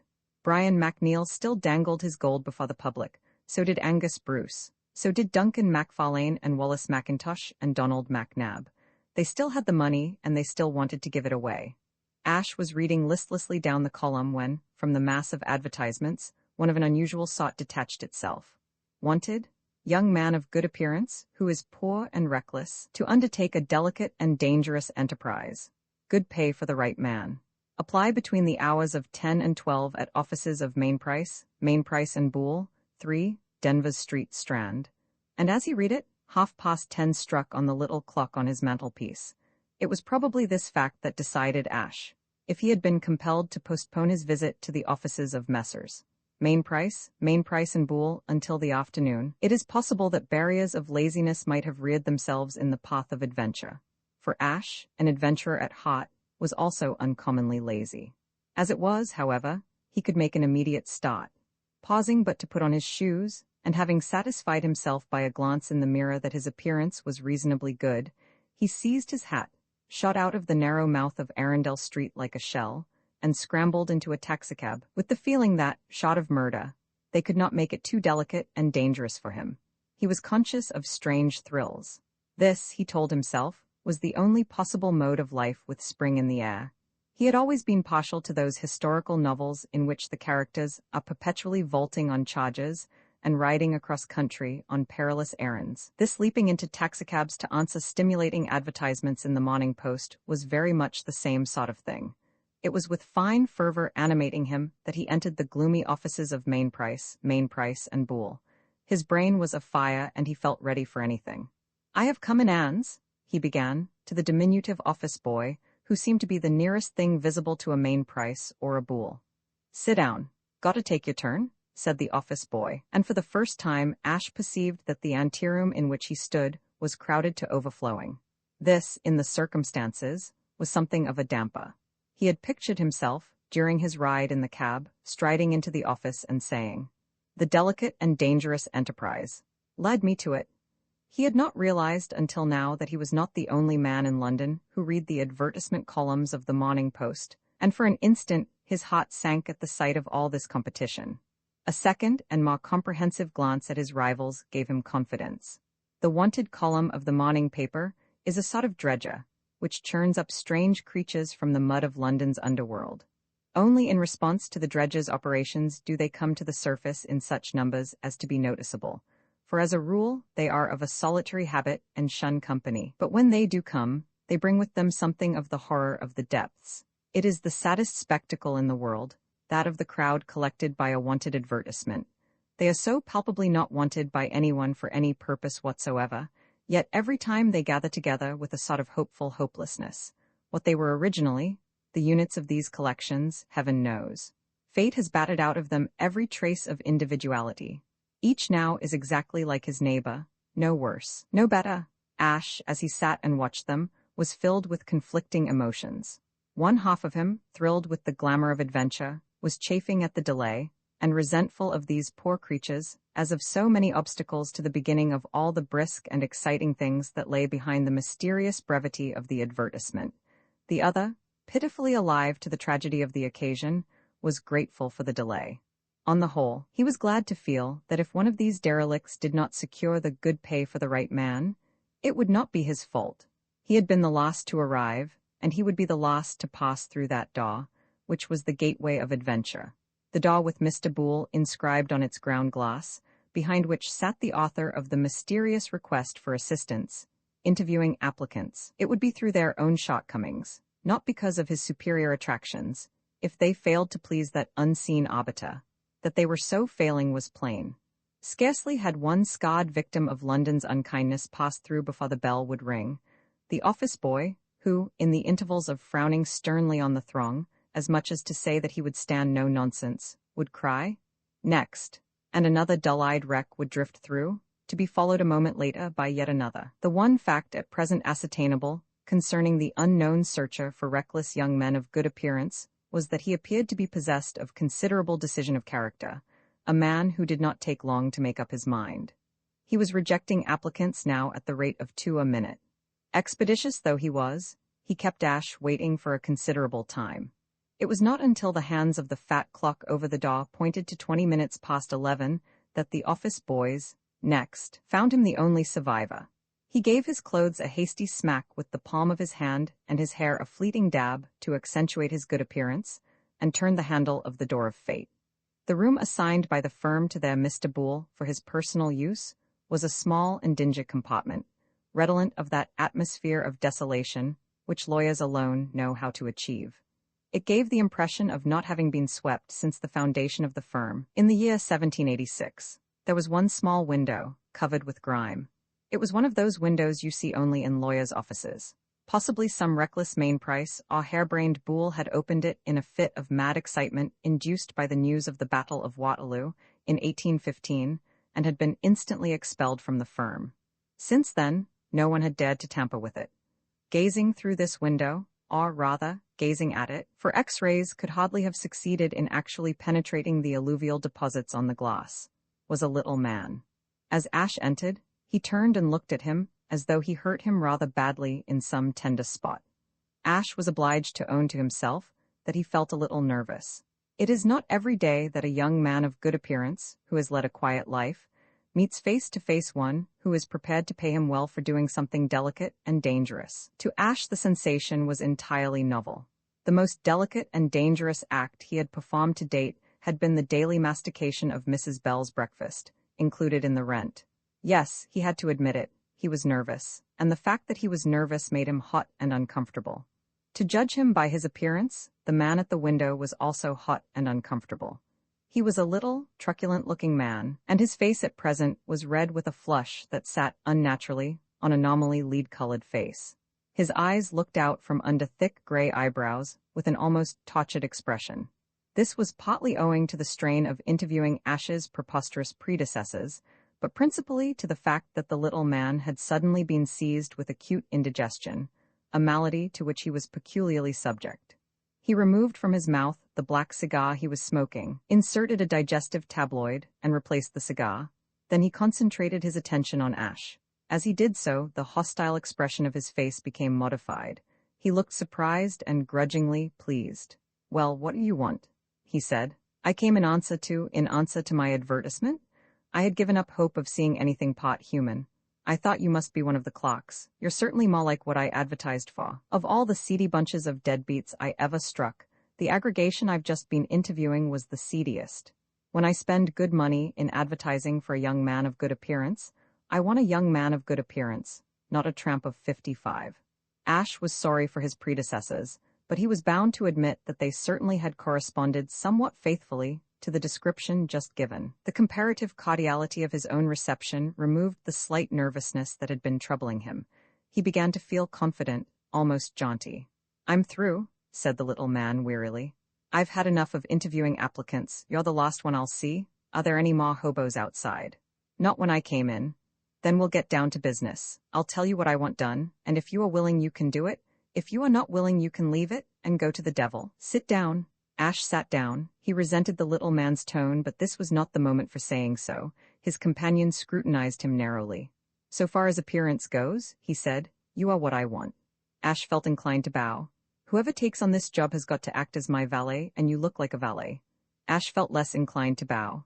You're tall and thin and ordinary looking. Yes, so far as appearance goes, you fill the bill. It seemed to Ash that it was time to correct an impression the little man appeared to have formed. I am afraid, he said. If all you want is a valet, you will have to look elsewhere. I got the idea from your advertisement that something rather more exciting was in the air. I can recommend you to several good employment agencies if you wish. He rose. Good morning, he said. He would have liked to fling the massive pewter and quell at this little creature who had so keenly disappointed him. Sit down, snapped the other. Ash resumed his seat. The hope of adventure dies hard on a spring morning when one is 26, and he had the feeling that there was more to come. Don't be a damned fool, said the little man. Of course I'm not asking you to be a valet and nothing else. You would want me to do some cooking and plain sewing on the side, perhaps? Their eyes met in a hostile glare. The flush on the little man's face deepened. Are you trying to get fresh with me? He demanded dangerously. Yes, said Ash. The answer seemed to disconcert his adversary. He was silent for a moment. Well, he said at last, maybe it's all for the best. If you weren't full of gall, probably you wouldn't have come here at all, and whoever takes on this job of mine has got to have gall if he has nothing else. I think we shall suit each other. What is the job? The little man's face showed doubt and perplexity. It's awkward. If I'm to make the thing clear to you, I've got to trust you, and I don't know a thing about you. I wish I had thought of that before I inserted the advertisement. Ash appreciated the difficulty. Couldn't you make an AB case out of it? Maybe I could if I knew what an AB case was. Call the people mixed up in it and forget halfway through who was which. No, I guess I'll have to trust you. I'll play square. The little man fastened his eyes on Ash's in a piercing stare. Ash met them smilingly. His spirits, always fairly cheerful, had risen high by now. There was something about the little man, in spite of his brusqueness and ill temper, which made him feel flippant. Pure white? Said Ash. Eh? My soul, and this? He thumped the left section of his waistcoat. Solid gold. You may fire when ready, Gridley. Proceed, Professor. I don't know where to begin. Without presuming to dictate, why not at the beginning? It's all so darned complicated that I don't rightly know which is the beginning. Well, see here, I collect scarabs. I'm crazy about scarabs. Ever since I quit business, you might say that I have practically lived for scarabs. Though it sounds like an unkind thing to say of anyone, said Ash. Incidentally, what are scarabs? He held up his hand. Wait, it all comes back to me. Expensive classical education, now bearing belated fruit. Scarabaeus, Latin, noun, nominative, a beetle. Scarabae, vocative, ou beetle. Scarabaeum, accusative, the beetle. Scarabaei of the beetle. Scarabeo, to offer the beetle. I remember now. Egypt, Ramesses, pyramids, sacred scarabs, right? Well, I guess I've gotten together the best collection of scarabs outside the British Museum, and some of them are worth what you like to me. I don't reckon money when it comes to a question of my scarabs. Do you understand? Sure. Mike, displeasure clouded the little man's face. My name is not Mike. I used the word figuratively, as it were. Well, don't do it again. My name is J. Preston Peters, and Mr. Peters will do as well as anything else when you want to attract my attention. Mine is Mawson. You were saying Mr. Peters? Well, it's this way, said the little man. Shakespeare and Pope have both emphasized the tediousness of a twice-told tale. The episode of the stolen scarab need not be repeated at this point, though it must be admitted that Mr. Peters' version of it differed considerably from the calm, dispassionate description the author, in his capacity of official historian, has given earlier in the story. In Mr. Peters' version, the Earl of Emsworth appeared as a smooth and purposeful robber, a sort of elderly Raffles, worming his way into the homes of the innocent and only sparing that portion of their property which was too heavy for him to carry away. Mr. Peters, indeed, specifically described the Earl of Emsworth as an oily old second-story man. It took Ash some little time to get a thorough grasp of the tangled situation, but he did it at last. Only one point perplexed him. You want to hire somebody to go to this castle and get this scarab back for you? I follow that. But why must he go as your valet? That's simple enough. You don't think I'm asking him to buy a black mask and break in, do you? I'm making it as easy for him as possible. I can't take a secretary down to the castle, for everybody knows that, now I've retired, I haven't got a secretary. And if I engaged a new one and he was caught trying to steal my scarab from the Earl's collection, it would look suspicious. But a valet is different. Anyone can get fooled by a crook valet with bogus references. I see. There's just one other point. Suppose your accomplice does get caught, what then? That, said Mr. Peters, is the catch, and it's just because of that I am offering good pay to my man. We'll suppose, for the sake of argument, that you accept the contract and get caught. Well, if that happens, you've got to look after yourself. I couldn't say a word. If I did, it would all come out, and so far as the breaking off of my daughter's engagement to young Threepwood is concerned, it would be just as bad as though I had tried to get the thing back myself. You've got to bear that in mind. You've got to remember it if you forget everything else. I don't appear in this business in any way whatsoever. If you get caught, you take what's coming to you without a word. You can't turn round and say, I am innocent. Mr. Peters will explain all, because Mr. Peters certainly won't. Mr. Peters won't utter a syllable of protest if they want to hang you. No, if you go into this, young man, you go into it with your eyes open. You go into it with a full understanding of the risks, because you think the reward, if you are successful, makes the taking of those risks worthwhile. You and I know that what you are doing isn't really stealing, it's simply a tactful way of getting back my own property. But the judge and jury will have different views. I am beginning to understand, said Ash thoughtfully, why you called the job delicate and dangerous. Certainly it had been no overstatement. As a writer of detective stories for the British office boy, he had imagined in his time many undertakings that might be so described, but few to which the description was more admirably suited. It is, said Mr. Peters, and that is why I'm offering good pay. Whoever carries this job through gets £1,000. Ash started. £1,000, $5,000? 5,000. When do I begin? You'll do it? For $5,000 I certainly will. With your eyes open? Wide open? A look of positive geniality illuminated Mr. Peters' pinched features. He even went so far as to pat Ash on the shoulder. Good boy, he said. Meet me at Paddington Station at 4 o'clock on Friday, and if there's anything more you want to know, come round to this address. There remained the telling of Joan Valentine, for it was obviously impossible not to tell her. When you have revolutionized your life at the bidding of another, you cannot well conceal the fact as though nothing had happened. Ash had not the slightest desire to conceal the fact. On the contrary, he was glad to have such a capital excuse for renewing the acquaintance. He could not tell her, of course, the secret details of the thing. Naturally, those must remain hidden. No, he would just go airily in and say, You know what you told me about doing something new?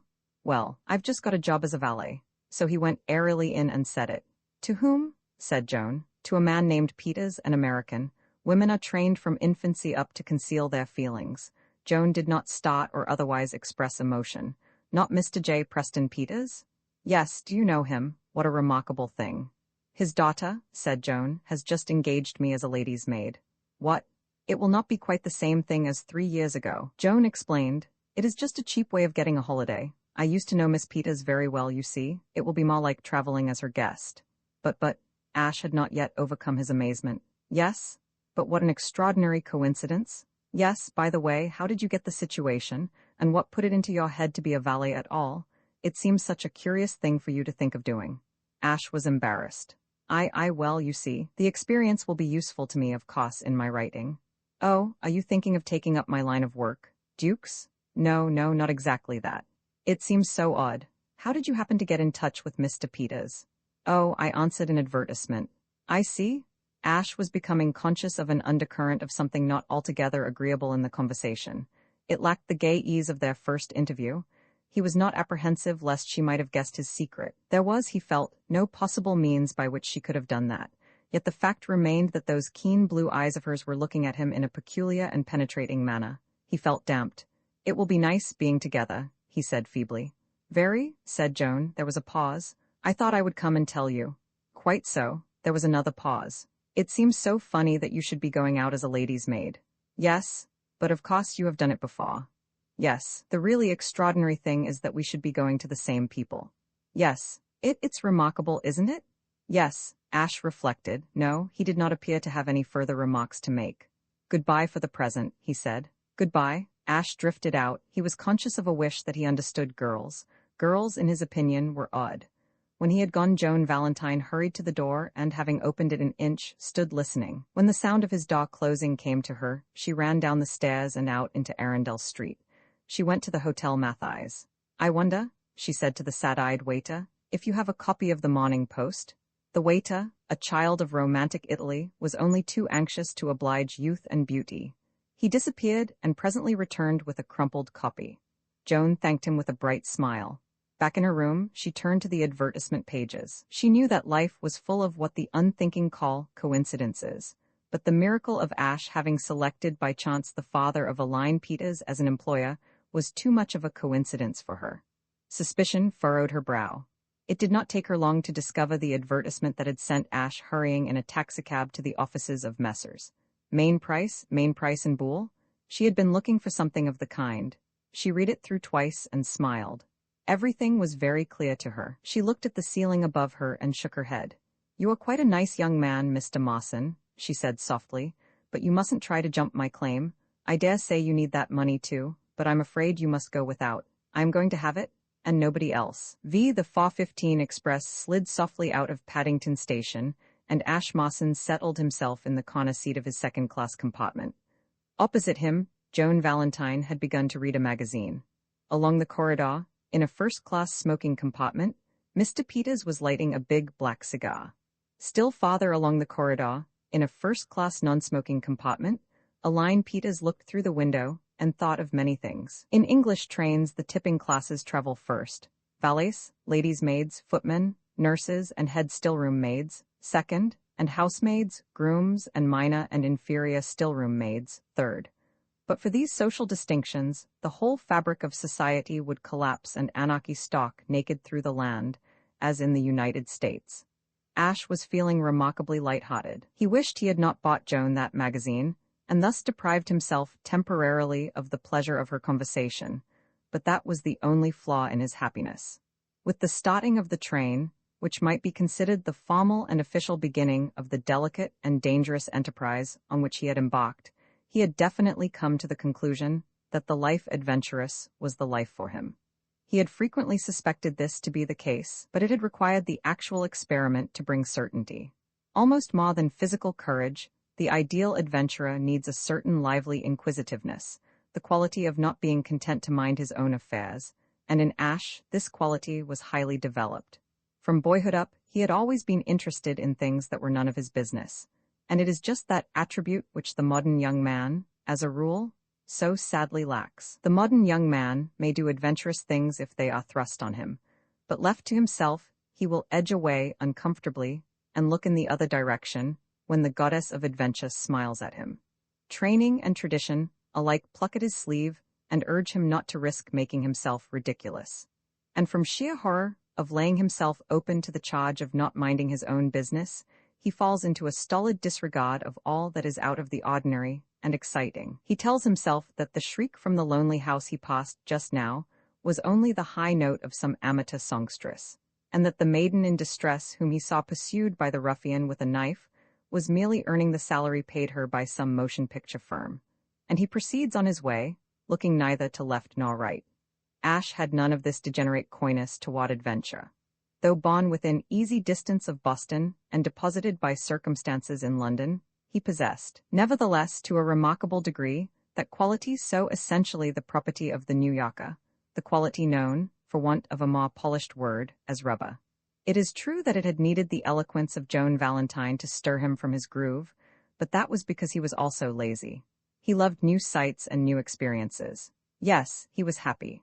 The rattle of the train shaped itself into a lively march. He told himself that he had found the right occupation for a young man in the spring. Joan, meantime, entrenched behind her magazine, was also busy with her thoughts.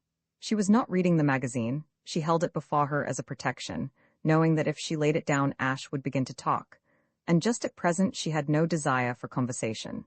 She, like Ash, was contemplating the immediate future, but unlike him, was not doing so with much pleasure. She was regretting heartily that she had not resisted the temptation to uplift this young man, and wishing that she had left him to wallow in the slothful peace in which she had found him. It is curious how frequently in this world our attempts to stimulate and uplift swoop back on us and smite us like boomerangs. Ash's presence was the direct outcome of her lecture on enterprise, and it added a complication to an already complicated venture.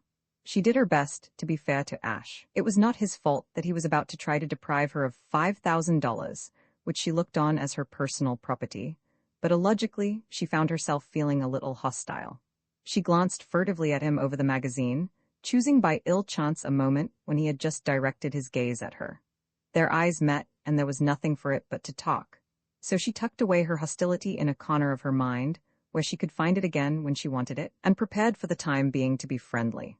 After all, except for the fact that he was her rival, this was a pleasant and amusing young man, and one for whom, until he made the announcement that had changed her whole attitude toward him, she had entertained a distinct feeling of friendship. Nothing warmer. There was something about him that made her feel that she would have liked to stroke his hair in a motherly way, and straighten his tie, and have cozy chats with him in darkened rooms by the light of open fires, and make him tell her his inmost thoughts, and stimulate him to do something really worthwhile with his life. But this, she held, was merely the instinct of a generous nature to be kind and helpful even to a comparative stranger. "Well, Mr. Mawson," she said, "here we are." "Exactly what I was thinking," said Ash. He was conscious of a marked increase in the exhilaration the starting of the expedition had brought to him. At the back of his mind, he realized there had been all along a kind of wistful resentment at the change in this girl's manner toward him. During the brief conversation, when he had told her of his having secured his present situation, and later, only a few minutes back, on the platform of Paddington Station, he had sensed a coldness, a certain hostility, so different from her pleasant friendliness at their first meeting. She had returned now to her earlier manner, and he was surprised at the difference it made. He felt somehow younger, more alive. The lilt of the train's rattle changed to a gay ragtime. This was curious, because Joan was nothing more than a friend. He was not in love with her. One does not fall in love with a girl whom one has met only 3 times. One is attracted, yes, but one does not fall in love. A moment's reflection enabled him to diagnose his sensations correctly. This odd impulse to leap across the compartment and kiss Joan was not love. It was merely the natural desire of a good-hearted young man to be decently chummy with his species. "Well, what do you think of it all, Mr. Mawson?" said Joan. "Are you sorry or glad that you let me persuade you to do this perfectly mad thing? I feel responsible for you, you know. If it had not been for me, you would have been comfortably in Arundel Street, writing your wand of death. I'm glad. You don't feel any misgivings now that you are actually committed to domestic service?" "Not one." Joan, against her will, smiled approval on this uncompromising attitude. This young man might be her rival, but his demeanor on the eve of perilous times appealed to her. That was the spirit she liked and admired, that reckless acceptance of whatever might come. It was the spirit in which she herself had gone into the affair, and she was pleased to find that it animated Ash also, though, to be sure, it had its drawbacks. It made his rivalry the more dangerous. This reflection injected a touch of the old hostility into her manner. "I wonder whether you will continue to feel so brave." "What do you mean?" Joan perceived that she was in danger of going too far. She had no wish to unmask Ash at the expense of revealing her own secret. She must resist the temptation to hint that she had discovered his. "I meant," she said quickly, "that from what I have seen of him, Mr. Peters seems likely to be a rather trying man to work for." Ash's face cleared. For a moment he had almost suspected that she had guessed his errand. "Yes, I imagine he will be. He is what you might call quick-tempered. He has dyspepsia, you know." "I know. What he wants is plenty of fresh air and no cigars, and a regular course of those Lawson exercises that amused you so much." Joan laughed. "Are you going to try and persuade Mr. Peters to twist himself about like that? Do let me see it if you do." "I wish I could. Do suggest it to him. Don't you think he would resent it from a valet?" "I keep forgetting that you are a valet. You look so unlike one." "Old Peters didn't think so. He rather complimented me on my appearance. He said I was ordinary looking. I shouldn't have called you that. You look so very strong and fit." "Surely there are muscular valets?" "Well, yes, I suppose there are." Ash looked at her. He was thinking that never in his life had he seen a girl so amazingly pretty. What it was that she had done to herself was beyond him, but something, some trick of dress, had given her a touch of the demure that made her irresistible. She was dressed in sober black, the ideal background for her fairness. While on the subject, he said, "I suppose you know you don't look in the least like a lady's maid. You look like a disguised princess." She laughed. "That's very nice of you, Mr. Mawson, but you're quite wrong. Anyone could tell I was a lady's maid a mile away. You aren't criticizing the dress, surely?" "The dress is all right, it's the general effect. I don't think your expression is right. It's there's too much attack in it. You aren't meek enough." Joan's eyes opened wide. "Meek? Have you ever seen an English lady's maid, Mr. Mawson?" "Why, no, now that I come to think of it, I don't believe I have." "Well, let me tell you that meekness is her lost quality." "Why should she be meek? Doesn't she go in after the groom of the chambers?" Go in where?" "In to dinner." She smiled at the sight of his bewildered face. I'm afraid you don't know much about the etiquette of the new world you have entered so rashly. Didn't you know that the rules of precedence among the servants of a big house in England are more rigid and complicated than in English society? You're joking. I'm not joking. You try going in to dinner out of your proper place when we get to Blandings and see what happens. A public rebuke from the butler is the least you could expect. A bead of perspiration appeared on Ash's forehead. Heavens? He whispered. If a butler publicly rebuked me, I think I should commit suicide. I couldn't survive it. He stared with fallen jaw into the abyss of horror into which he had leaped so light-heartedly. The servant problem on this large scale had been non-existent for him until now. In the days of his youth at Mailing, Massachusetts, his needs had been ministered to by a muscular Swede. Later, at Oxford, there had been his scout and his bedmaker, harmless persons both, provided you locked up your whiskey. And in London, his last phase, a succession of servitors of the type of the dishevelled maid at number 7 had tended him. That, dotted about the land of his adoption, there were houses in which larger staffs of domestics were maintained, he had been vaguely aware. Indeed, in Gridley Keel, Investigator, The Adventure of the Missing Marquis, number 4 of the series, he had drawn a picture of the home life of a duke, in which a butler and 2 powdered footmen had played their parts, but he had had no idea that rigid and complicated rules of etiquette swayed the private lives of these individuals.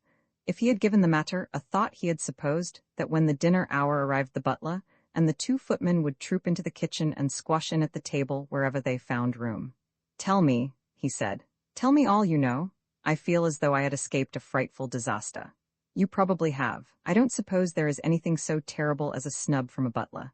If there is, I can't think of it. When I was at Oxford, I used to go and stay with a friend of mine who had a butler that looked like a Roman emperor in swallowtails. He terrified me. I used to grovel to the man. Please give me all the pointers you can. Well, as Mr. Peter's valet, I suppose you will be rather a big man. I shan't feel it. However large the house party is, Mr. Peters is sure to be the principal guest, so your standing will be correspondingly magnificent. You come after the butler, the housekeeper, the groom of the chambers, Lord Emsworth's valet, Lady Anne Woblington's lady's maid. Who is she? Lady Anne, Lord Emsworth's sister. She has lived with him since his wife died. What was I saying? Oh yes, after them come the Honourable Frederick Threepwood's valet and myself, and then you. I'm not so high up then, after all. Yes, you are. There's a whole crowd who come after you. It all depends on how many other guests there are besides Mr. Peters. I suppose I charge in at the head of a drove of housemaids and scullery maids. My dear Mr. Mawson, if a housemaid or a scullery maid tried to get into the steward's room and have her meals with us, she would be rebuked by the butler? Lynched, I should think. Kitchen maids and scullery maids eat in the kitchen. Chauffeurs, footmen, under-butler, pantry boys, hall boy, odd man and steward's room footmen take their meals in the servants' hall, waited on by the hall boy. The still-room maids have breakfast and tea in the still-room, and dinner and supper in the hall. The housemaids and nursery maids have breakfast and tea in the housemaid's sitting-room, and dinner and supper in the hall. The head housemaid ranks next to the head still-room maid. The laundry maids have a place of their own near the laundry, and the head laundry maid ranks above the head housemaid. The chef has his meals in a room of his own near the kitchen. Is there anything else I can tell you, Mr. Mawson? Ash was staring at her with vacant eyes. He shook his head dumbly. We stop at Swindon in half an hour, said Jones softly. Don't you think you would be wise to get out there and go straight back to London, Mr. Mawson? Think of all you would avoid. Ash found speech. It's a nightmare. You would be far happier in Arundel Street. Why don't you get out at Swindon and go back? Ash shook his head. I can't. There's a reason.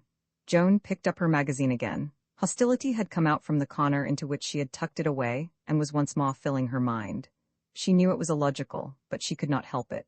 For a moment, during her revelations of servants' etiquette, she had allowed herself to hope that she had frightened her rival out of the field, and the disappointment made her feel irritable. She buried herself in a short story and counted Ash's attempts at renewing the conversation with cold monosyllables, until he ceased his efforts and fell into a moody silence. He was feeling hurt and angry. Her sudden coldness, following on the friendliness with which she had talked so long, puzzled and infuriated him. He felt as though he had been snubbed, and for no reason. He resented the defensive magazine, though he had bought it for her himself. He resented her attitude of having ceased to recognize his existence. A sadness, a filmy melancholy, crept over him.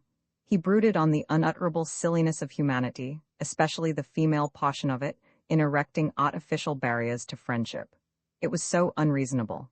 At their first meeting, when she might have been excused for showing defensiveness, she had treated him with unaffected ease. When that meeting had ended, there was a tacit understanding between them that all the preliminary awkwardnesses of the first stages of acquaintanceship were to be considered as having been past, and that when they met again, if they ever did, it would be as friends. And here she was, luring him on with apparent friendliness, and then withdrawing into herself as though he had presumed. A rebellious spirit took possession of him. He didn't care. Let her be cold and distant. He would show her that she had no monopoly of those qualities. He would not speak to her until she spoke to him, and when she spoke to him, he would freeze her with his courteous but bleakly aloof indifference. The train rattled on. Joan read her magazine. Silence reigned in the second-class compartment. Swindon was reached and passed. Darkness fell on the land. The journey began to seem interminable to Ash, but presently there came a creaking of brakes, and the train jerked itself to another stop. A voice on the platform made itself heard, calling, "Market Blandings? Market Blandings Station?"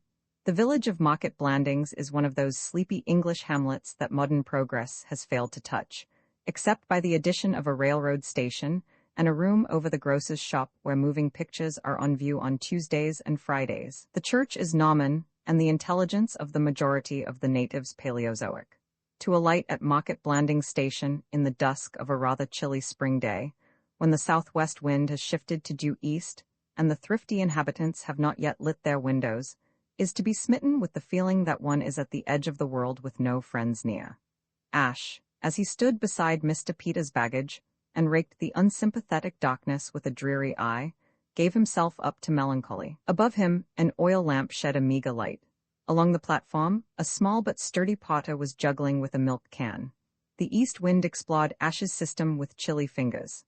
Somewhere out in the darkness, into which Mr. Peters and Aline had already vanished in a large automobile, lay the castle, with its butler and its fearful code of etiquette.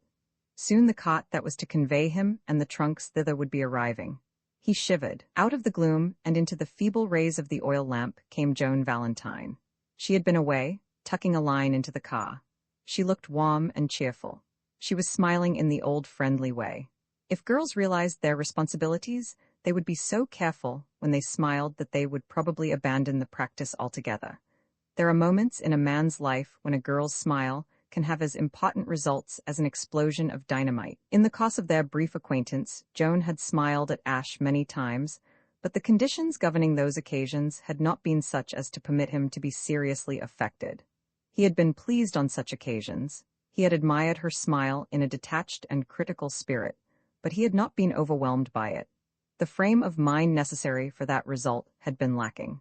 Now, however, after 5 minutes of solitude on the depressing platform of Market Blandings Station, he was what the spiritualists call a sensitive subject.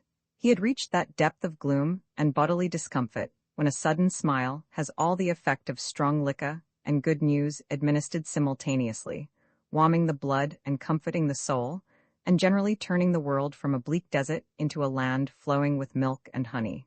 It is not too much to say that he reeled before Joan's smile. It was so entirely unexpected. He clutched Mr. Peter's steamer trunk in his emotion. All his resolutions to be cold and distant were swept away. He had the feeling that in a friendless universe, here was somebody who was fond of him and glad to see him.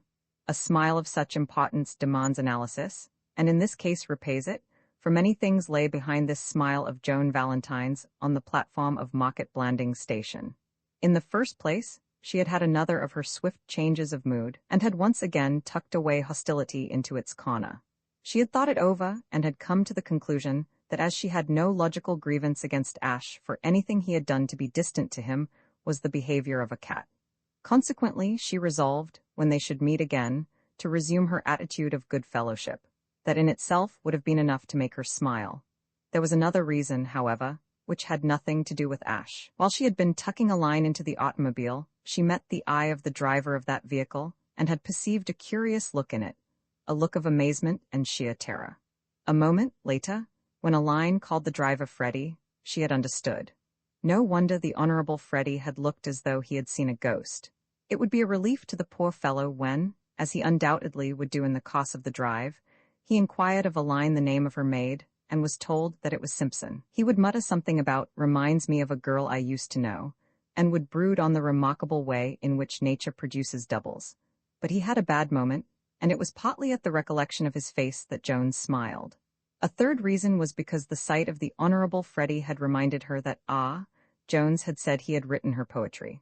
That thought, too, had contributed toward the smile which so dazzled Ash. Ash, not being miraculously intuitive, accepted the easier explanation that she smiled because she was glad to be in his company, and this thought, coming on top of his mood of despair and general dissatisfaction with everything mundane, acted on him like some powerful chemical. In every man's life, there is generally one moment to which in later years he can look back and say, "In this moment I fell in love." Such a moment came to Ash now. Betwixt the stirrup and the ground, mercy I asked, mercy I found. So sings the poet, and so it was with Ash. In the almost incredibly brief time it took the small but sturdy potter to roll a milk can across the platform and hump it, with a clang, against other milk cans similarly treated a moment before, Ash fell in love. The word is so loosely used to cover 1,000 varying shades of emotion, from the volcanic passion of an Antony for a Cleopatra, to the tepid preference of a grocer's assistant for the Irish maid at the second house on Main Street, as opposed to the Norwegian maid at the first house past the post office. The mere statement that Ash fell in love is not a sufficient description of his feelings as he stood grasping Mr. Peter's steamer trunk. Analysis is required. From his 14th year onward, Ash had been in love many times. His sensations in the case of Joan were neither the terrific upheaval that had caused him, in his 15th year, to collect 28 photographs of the heroine of the road company of a musical comedy which had visited the Hailing Opera House, nor the milder flame that had caused him, when at college, to give up smoking for a week and try to read the complete works of Ella Wheeler Wilcox.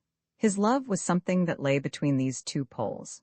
He did not wish the station platform of Market Blandings to become suddenly congested with Red Indians so that he might save Joan's life, and he did not wish to give up anything at all. But he was conscious, to the very depths of his being, that a future in which Joan did not figure would be so insupportable as not to bear considering. And in the immediate present, he very strongly favored the idea of clasping Joan in his arms and kissing her until further notice. Mingled with these feelings was an excited gratitude to her for coming to him like this, with that electric smile on her face, a stunned realization that she was 1,000 times prettier than he had ever imagined, and a humility that threatened to make him loose his clutch on the steamer trunk and roll about at her feet, yapping like a dog. Gratitude, so far as he could dissect his tangled emotion, was the predominating ingredient of his mood. Only once in his life had he felt so passionately grateful to any human being. On that occasion, too, the object of his gratitude had been feminine. Years before, when a boy in his father's home in distant Hailing, Massachusetts, those in authority had commanded that he, in his 11th year, and as shy as one can be only at that interesting age, should rise in the presence of a roomful of strangers, adult guests, and recite the wreck of the Hesperus. He had risen, he had blushed, he had stammered, he had contrived to whisper. It was the schooner Hesperus. And then, in a corner of the room, a little girl, for no properly explained reason, had burst out crying. She had yelled, she had bellowed, and would not be comforted. And in the ensuing confusion, Ash had escaped to the woodpile at the bottom of the garden, saved by a miracle. All his life he had remembered the gratitude he had felt for that little timely girl, and never until now had he experienced any other similar spasm. But as he looked at Joan, he found himself renewing that emotion of 15 years ago. She was about to speak. In a sort of trance he watched her lips part. He waited almost reverently for the first words she should speak to him in her new role of the only authentic goddess. "Isn't it a shame?" she said. "I've just put a penny in the chocolate slot machine, and it's empty? I've a good mind to write to the company." Ash felt as though he were listening to the strains of some grand sweet anthem. The small but sturdy potter, weary of his work among the milk cans, or perhaps, let us not do him an injustice even in thought, having finished it, approached them. "The cart from the castle's here." In the gloom beyond him there gleamed a light which had not been there before. The meditative snort of a horse supported his statement. He began to deal as authoritatively with Mr. Peter's steamer trunk as he had dealt with the milk cans. "At last," said Joan. "I hope it's a covered cot. I'm frozen. Let's go and see." Ash followed her with the gait of an automaton. Cold is the ogre that drives all beautiful things into hiding. Below the surface of a frost-bound garden, there lurk hidden bulbs, which are only biding their time to burst forth in a riot of laughing color. But shivering nature dare not put forth her flowers until the ogre has gone. Not otherwise does cold suppress love. A man in an open cot on an English spring night may continue to be in love, but love is not the emotion uppermost in his bosom. It shrinks within him and waits for better times. The cot was not a covered cot. It was open to the far winds of heaven, of which the one at present active proceeded from the bleak east. To this fact may be attributed Ash's swift recovery from the exalted mood into which Joan's smile had thrown him, his almost instant emergence from the trance. Deep down in him, he was aware that his attitude toward Joan had not changed, but his conscious self was too fully occupied with the almost hopeless task of keeping his blood circulating to permit of thoughts of love. Before the cot had traveled 20 yards, he was a mere chunk of frozen misery. After an eternity of winding roads, darkened cottages, and black fields and hedges, the cot turned in at a massive iron gate, which stood open, giving entrance to a smooth gravel drive. Here the way ran for nearly a mile through an open park of great trees, and was then swallowed in the darkness of dense shrubberies. Presently to the left appeared lights, at first in ones and twos, shining out and vanishing again. Then, as the shrubberies ended and the smooth lawns and terraces began, blazing down on the travelers from a score of windows, with the hottening effect of fires on a winter night. Against the pale gray sky Blandings Castle stood out like a mountain. It was a noble pile of early Tudor building. Its history is recorded in England's history books, and Violet Leduc has written of its architecture. It dominated the surrounding country.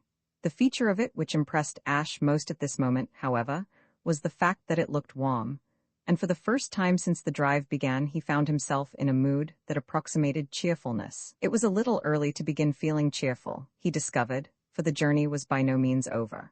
Arrived within sight of the castle, the cot began a detour, which, 10 minutes later, brought it under an arch and over cobblestones to the rear of the building, where it eventually pulled up in front of a great door. Ash descended painfully and beat his feet against the cobbles. He helped Joan to climb down. Joan was apparently in a gentle glow.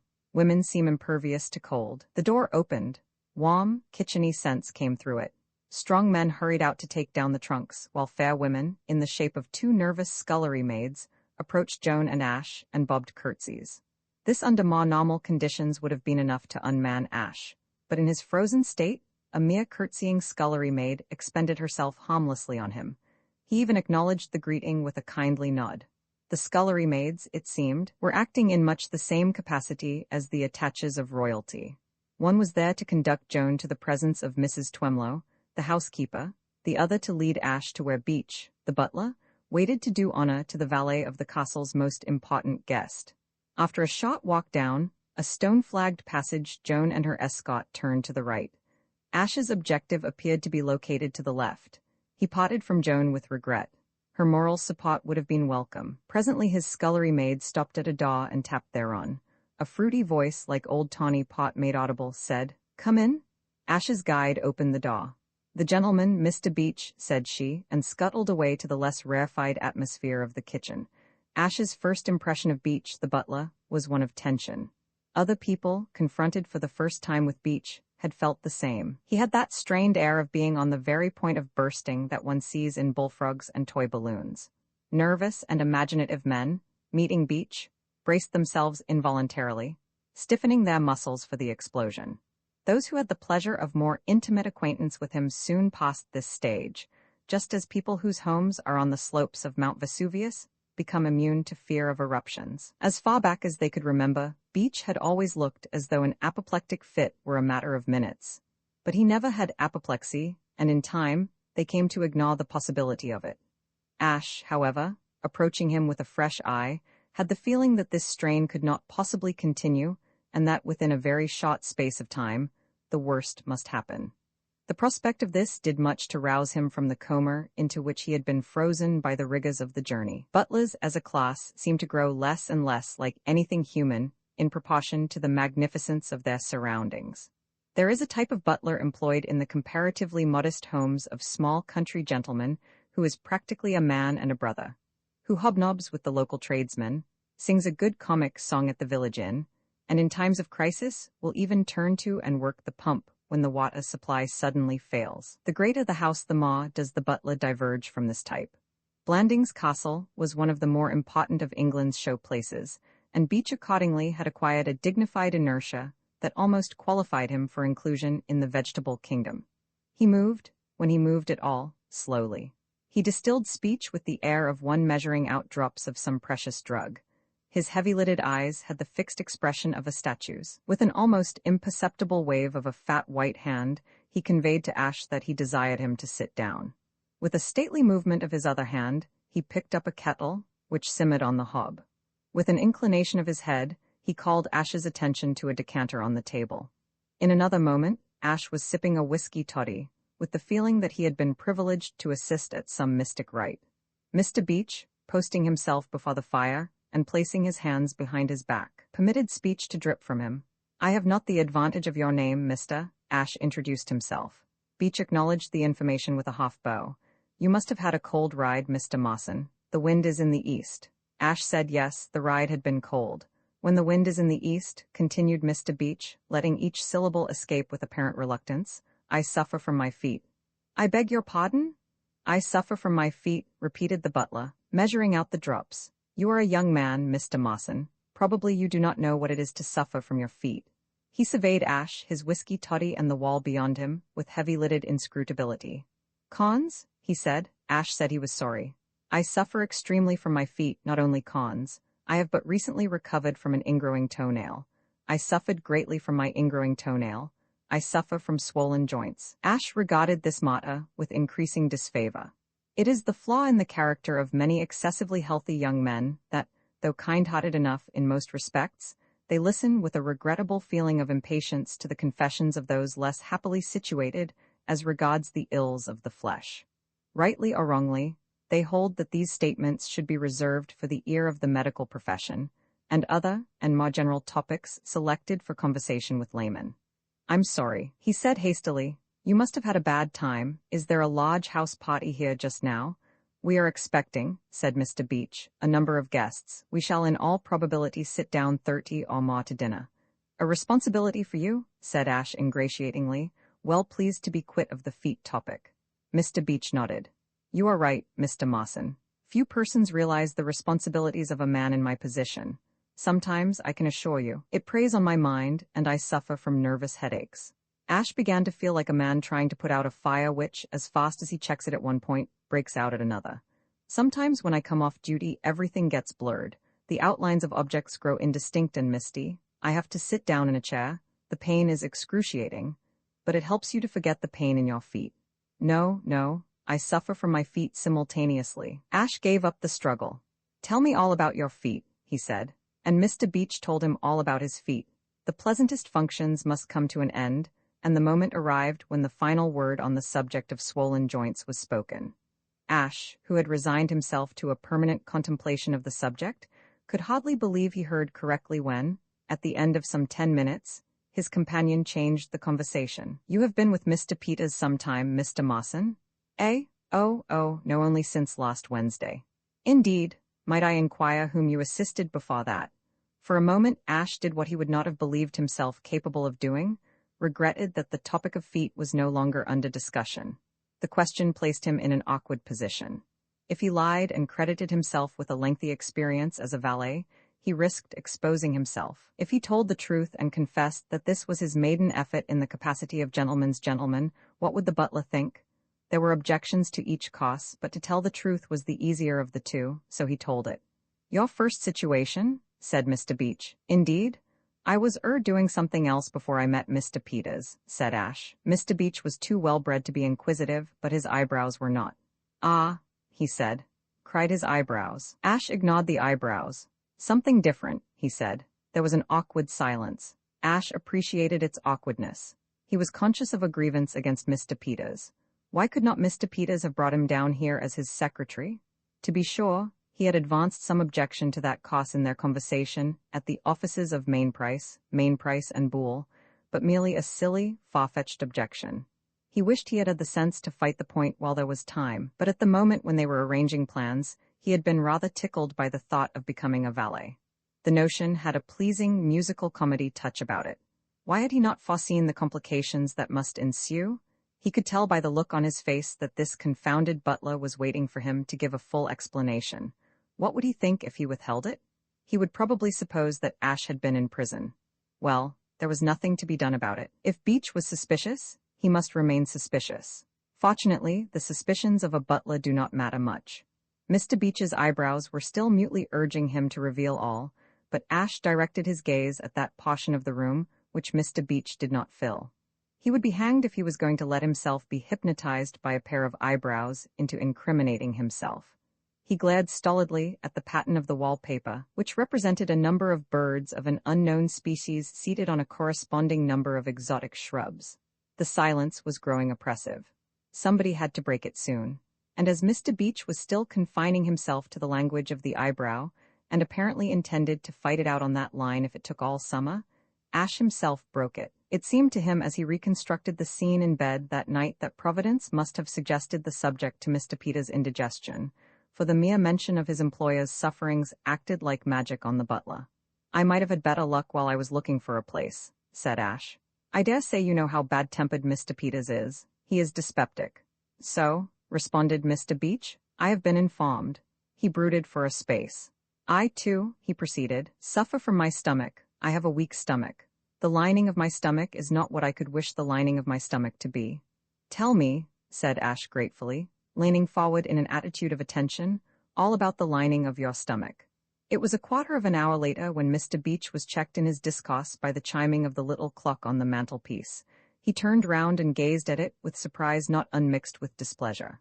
"So late," he said. "I shall have to be going about my duties. And you, also, Mr. Mawson, if I may make the suggestion. No doubt Mr. Peters will be wishing to have your assistance in preparing for dinner. If you go along the passage outside, you will come to the door that separates our portion of the house from the other. I must beg you to excuse me. I have to go to the cellar." Following his directions, Ash came after a walk of a few yards to a green baize door, which, swinging at his push, gave him a view of what he correctly took to be the main hall of the castle. A wide, comfortable space, ringed with settees and warmed by a log fire burning in a mammoth fireplace. On the right, a broad staircase led to the upper regions. It was at this point that Ash realized the incompleteness of Mr. Beach's directions. Doubtless, the broad staircase would take him to the floor on which were the bedrooms, but how was he to ascertain, without the tedious process of knocking and inquiring at each door, which was the one assigned to Mr. Peters? It was too late to go back and ask the butler for further guidance. Already he was on his way to the cellar, in quest of the evening's wine. As he stood irresolute, a door across the hall opened, and a man of his own age came out.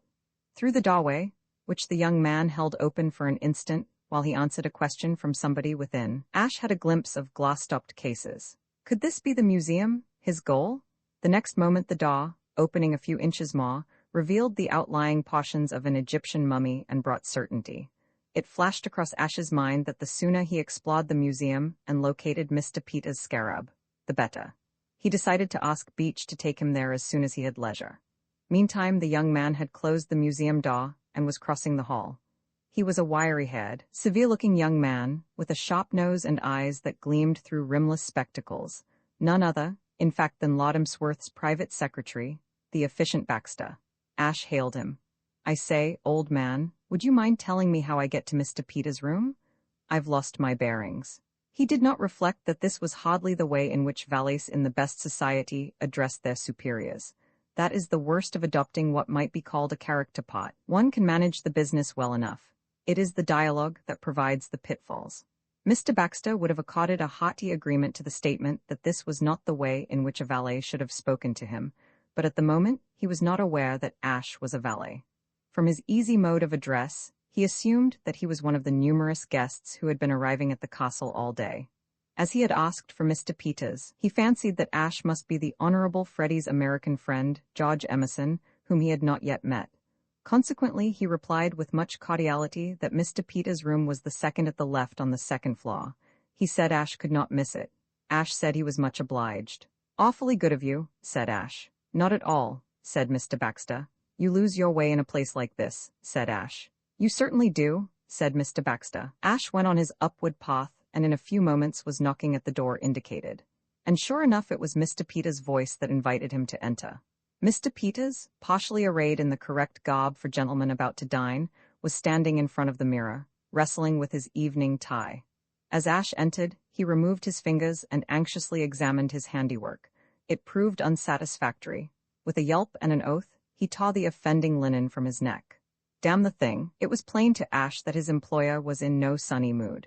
There are few things less calculated to engender sunniness in a naturally bad-tempered man than a dress tie that will not let itself be pulled and twisted into the right shape. Even when things went well, Mr. Peters hated dressing for dinner. Words cannot describe his feelings when they went wrong. There is something to be said in excuse for this impatience. It is a hollow mockery to be obliged to deck one's person as for a feast when that feast is to consist of a little asparagus and a few nuts. Mr. Peters' eye met Ash's in the mirror. "Oh, it's you, is it? Come in then. Don't stand staring. Close that door quick. Hustle, don't scrape your feet on the floor. Try to look intelligent, don't gape. Where have you been all this while? Why didn't you come before? Can you tie a tie? All right, then, do it." Somewhat calmed by the snow-white butterfly-shaped creation that grew under Ash's fingers, he permitted himself to be helped into his coat. He picked up the remnant of a black cigar from the dressing table and relit it. "I've been thinking about you," he said. "Yes," said Ash. "Have you located the scarab yet?" "No." "What the devil have you been doing with yourself then? You've had time to collar it a dozen times."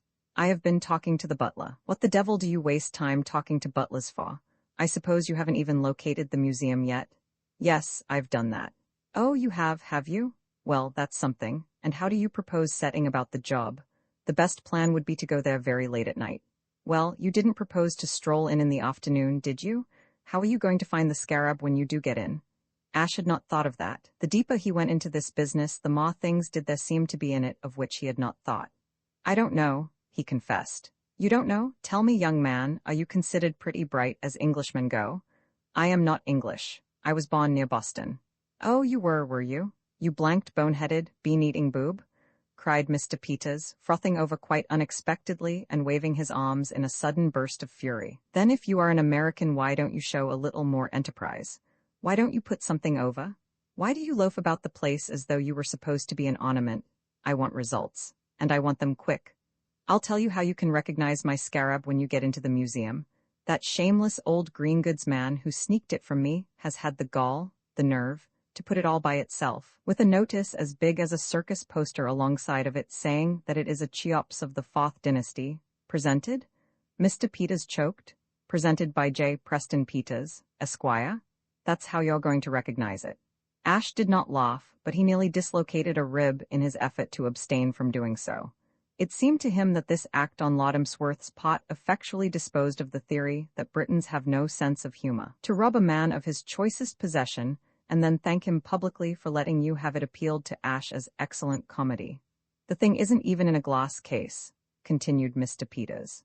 "It's lying on an open tray on top of a cabinet of Roman coins. Anybody who was left alone for 2 minutes in the place could take it. It's criminal carelessness to leave a valuable scarab about like that. If Lord Jesse James was going to steal my Cheops, he might at least have had the decency to treat it as though it was worth something. But it makes it easier for me to get it," said Ash consolingly.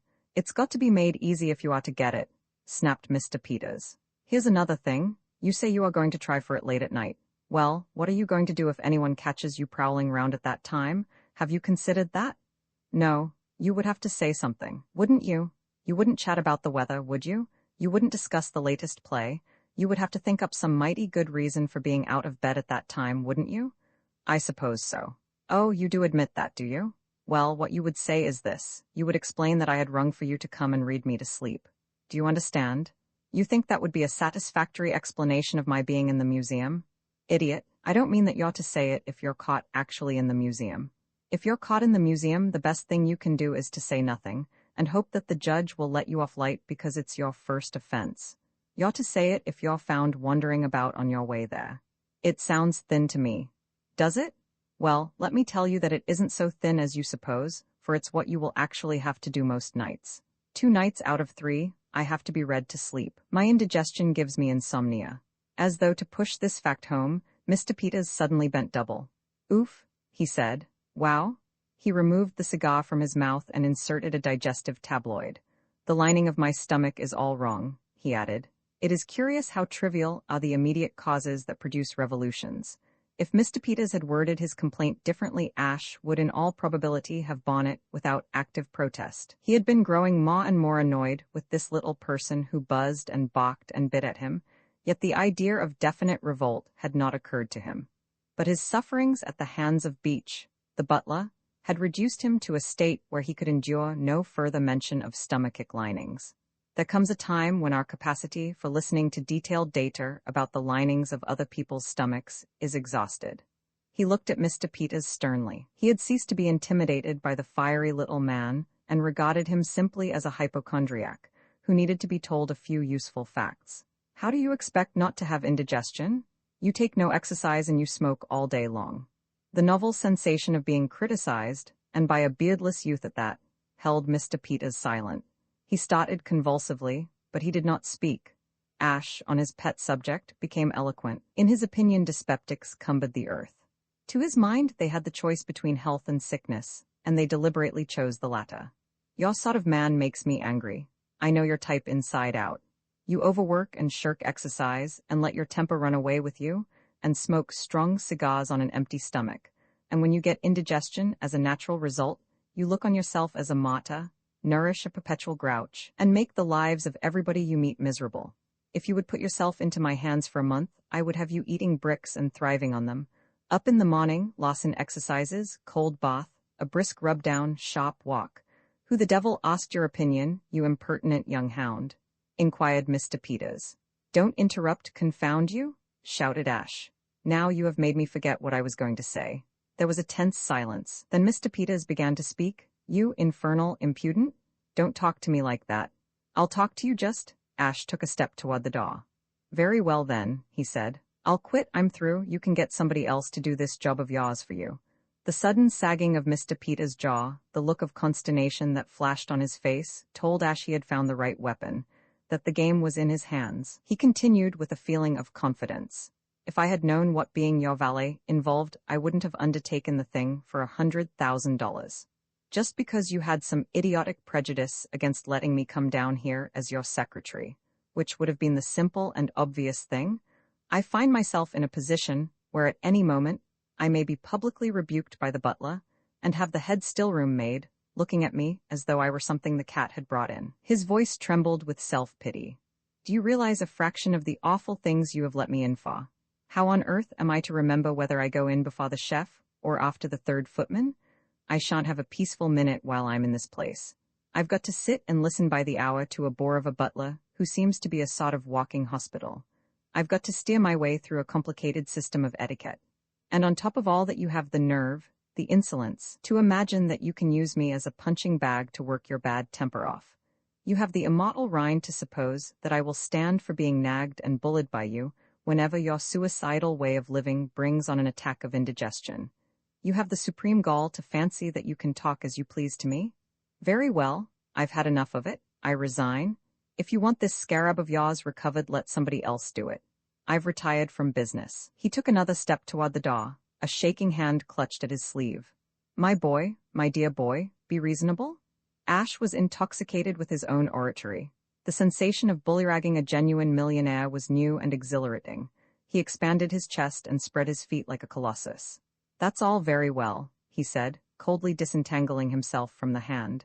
You can't get out of it like that. We have got to come to an understanding. The point is that if I am to be subjected to your senile malevolence every time you have a twinge of indigestion, no amount of money could pay me to stop on. My dear boy, it shall not occur again. I was hasty. Mr. Peters, with agitated fingers, relit the stump of his cigar. Throw away that cigar, my boy. Throw it away. You say you were hasty. Of course you were hasty, and as long as you abuse your digestion, you will go on being hasty. I want something better than apologies. If I am to stop here, we must get to the root of things. You must put yourself in my hands as though I were your doctor. No more cigars, every morning regular exercises. No, very well. No, stop, what sort of exercises? I'll show you tomorrow morning, brisk walks. I hate walking. Cold baths, no, very well. No, stop, a cold bath would kill me at my age. It would put new life into you. Do you consent to the cold baths? No, very well. Yes, you promise? Yes. All right then. The distant sound of the dinner gong floated in. We settled that just in time, said Ash. Mr. Peters regarded him fixedly. Young man, he said slowly, if after all this you fail to recover my cheops for me, by George, I'll skin you. Don't talk like that, said Ash. That's another thing you have got to remember. If my treatment is to be successful, you must not let yourself think in that way. You must exercise self-control mentally. You must think beautiful thoughts. The idea of skinning you is a beautiful thought, said Mr. Peters wistfully. In order that their gaiety might not be diminished, and the food turned to ashes in their mouths, by the absence from the festive board of Mr. Beach, it was the custom for the upper servants at Blandings to postpone the start of their evening meal until dinner was nearly over above stairs. This enabled the butler to take his place at the head of the table without fear of interruption, except for the few moments when coffee was being served. Every night shortly before 8:30, at which hour Mr. Beach felt that he might safely withdraw from the dining room and leave Lord Emsworth and his guests to the care of Meridu, the under-butler, and James and Alfred, the footmen, returning only for a few minutes to lend tone and distinction to the distribution of cigars and liqueurs. Those whose rank entitled them to do so made their way to the housekeeper's room, to pass in desultory conversation the interval before Mr. Beach should arrive, and a kitchen maid, with the appearance of one who has been straining at the leash and has at last managed to get free, opened the door with the announcement, "Mr. Beach, if you please, dinner is served." On which Mr. Beach, extending a crooked elbow toward the housekeeper, would say, "Mrs. Twemlow," and lead the way, high and disposedly, down the passage, followed in order of rank by the rest of the company in couples to the steward's room. For Blandings was not one of those houses, or shall we say hovels, where the upper servants are expected not only to feed, but to congregate before feeding in the steward's room. Under the auspices of Mr. Beach and of Mrs. Twemlow, who saw eye to eye with him in these matters, things were done properly at the castle, with the correct solemnity. To Mr. Beach and Mrs. Twemlow, the suggestion that they and their peers should gather together in the same room in which they were to dine would have been as repellent as an announcement from Lady Anne Woblington, the chatelaine, that the house party would eat in the drawing-room. When Ash, returning from his interview with Mr. Peters, was intercepted by a respectful small boy and conducted to the housekeeper's room, he was conscious of a sensation of shrinking inferiority akin to his emotions on his first day at school. The room was full and apparently on very cordial terms with itself. Everybody seemed to know everybody, and conversation was proceeding in a manner reminiscent of an old home week. As a matter of fact, the house party at Blandings being in the main a gathering together of the Emsworth clan by way of honor, and as a means of introduction to Mr. Peters and his daughter, the bride of the house-to-be, most of the occupants of the housekeeper's room were old acquaintances and were renewing interrupted friendships at the top of their voices. A lull followed Ash's arrival, and all eyes, to his great discomfort, were turned in his direction. His embarrassment was relieved by Mrs. Twemlow, who advanced to do the honors. Of Mrs. Twemlow, little need be attempted in the way of pen portraiture beyond the statement that she went as harmoniously with Mr. Beach as one of a pair of vases or one of a brace of pheasants goes with its fellow. She had the same appearance of imminent apoplexy, the same air of belonging to some dignified and haughty branch of the vegetable kingdom. "Mr. Mawson, welcome to Blandings Castle?" Ash had been waiting for somebody to say this, and had been a little surprised that Mr. Beach had not done so. He was also surprised at the housekeeper's ready recognition of his identity, until he saw Joan in the throng, and deduced that she must have been the source of information. He envied Joan. In some amazing way she contrived to look not out of place in this gathering. He himself, he felt, had impostor stamped in large characters all over him. Mrs. Twemlow began to make the introductions, a long and tedious process, which she performed relentlessly, without haste and without scamping her work. With each member of the aristocracy of his new profession, Ash shook hands, and on each member he smiled, until his facial and docile muscles were like to crack under the strain. It was amazing that so many high-class domestics could be collected into one moderate-sized room. "Miss Simpson, you know," said Mrs. Twemlow, and Ash was about to deny the charge when he perceived that Joan was the individual referred to. "Mr. Judson, Mr. Mawson. Mr. Judson is the Honorable Frederick's gentleman. You have not the pleasure of our Freddie's acquaintance as yet, I take it, Mr. Mawson?" observed Mr. Judson genially, a smooth-faced, lazy-looking young man. "Freddie repays inspection. Mr. Mawson, permit me to introduce you to Mr. Ferris, Lord Stockheath's gentleman." Mr. Ferris, a dark, cynical man with a high forehead, shook Ash by the hand. "Happy to meet you, Mr. Mawson. Miss Willoughby, this is Mr. Mawson who will take you in to dinner. Miss Willoughby is Lady Mildred Mant's lady. As of course you are aware, Lady Mildred, our eldest daughter, married Colonel Horace Mant of the Scots Guards." Ash was not aware, and he was rather surprised that Mrs. Twemlow should have a daughter whose name was Lady Mildred. But reason, coming to his rescue, suggested that by our she meant the offspring of the Earl of Emsworth and his late Countess. Miss Willoughby was a light-hearted damsel, with a smiling face and chestnut hair, done low over her forehead. Since etiquette forbade that he should take Joan in to dinner, Ash was glad that at least an apparently pleasant substitute had been provided. He had just been introduced to an appallingly statuesque lady of the name of Chester, Lady Anne Woblington's own maid, and his somewhat hazy recollections of Joan's lecture on below-stairs precedence had left him with the impression that this was his destined partner. He had frankly quailed at the prospect of being linked to so much aristocratic hauteur. When the final introduction had been made, conversation broke out again. It dealt almost exclusively, so far as Ash could follow it, with the idiosyncrasies of the employers of those present. He took it that this happened down the entire social scale, below stairs. Probably the lower servants in the servants' hall discussed the upper servants in the room, and the still lower servants in the housemaid's sitting room discussed their superiors of the servants' hall, and the still room gossiped about the housemaid's sitting room. He wondered which was the bottom circle of all, and came to the conclusion that it was probably represented by the small, respectful boy who had acted as his guide a short while before. This boy, having nobody to discuss anybody with, presumably sat in solitary meditation, brooding on the odd-job man. He thought of mentioning this theory to Miss Willoughby, but decided that it was too abstruse for her, and contented himself with speaking of some of the plays he had seen before leaving London. Miss Willoughby was an enthusiast on the drama, and Colonel Mant's military duties keeping him much in town, she had had wide opportunities of indulging her tastes. Miss Willoughby did not like the country. She thought it dull. "Don't you think the country dull, Mr. Mawson?" "I shan't find it dull here," said Ash, and he was surprised to discover, through the medium of a pleased giggle, that he was considered to have perpetrated a compliment. Mr. Beach appeared in due season, a little distrait, as becomes a man who has just been engaged on important and responsible duties. Alfred spilled the hock. Ash heard him announce to Mrs. Twemlow in a bitter undertone. Within half an inch of his lordship's arm he spilled it. Mrs. Twemlow murmured condolences. Mr. Beach's set expression was of one who is wondering how long the strain of existence can be supported. "Mr. Beach, if you please, dinner is served." The butler crushed down sad thoughts and crooked his elbow. "Mrs. Twemlow?" Ash, miscalculating degrees of rank in spite of all his caution, was within a step of leaving the room out of his proper turn, but the startled pressure of Miss Willoughby's hand on his arm warned him in time. He stopped to allow the statuesque Miss Chester to sail out under escort of a wizened little man with a horseshoe pin in his tie, whose name, in company with nearly all the others that had been spoken to him since he came into the room, had escaped Ash's memory. "You were nearly making a bloomer," said Miss Willoughby brightly.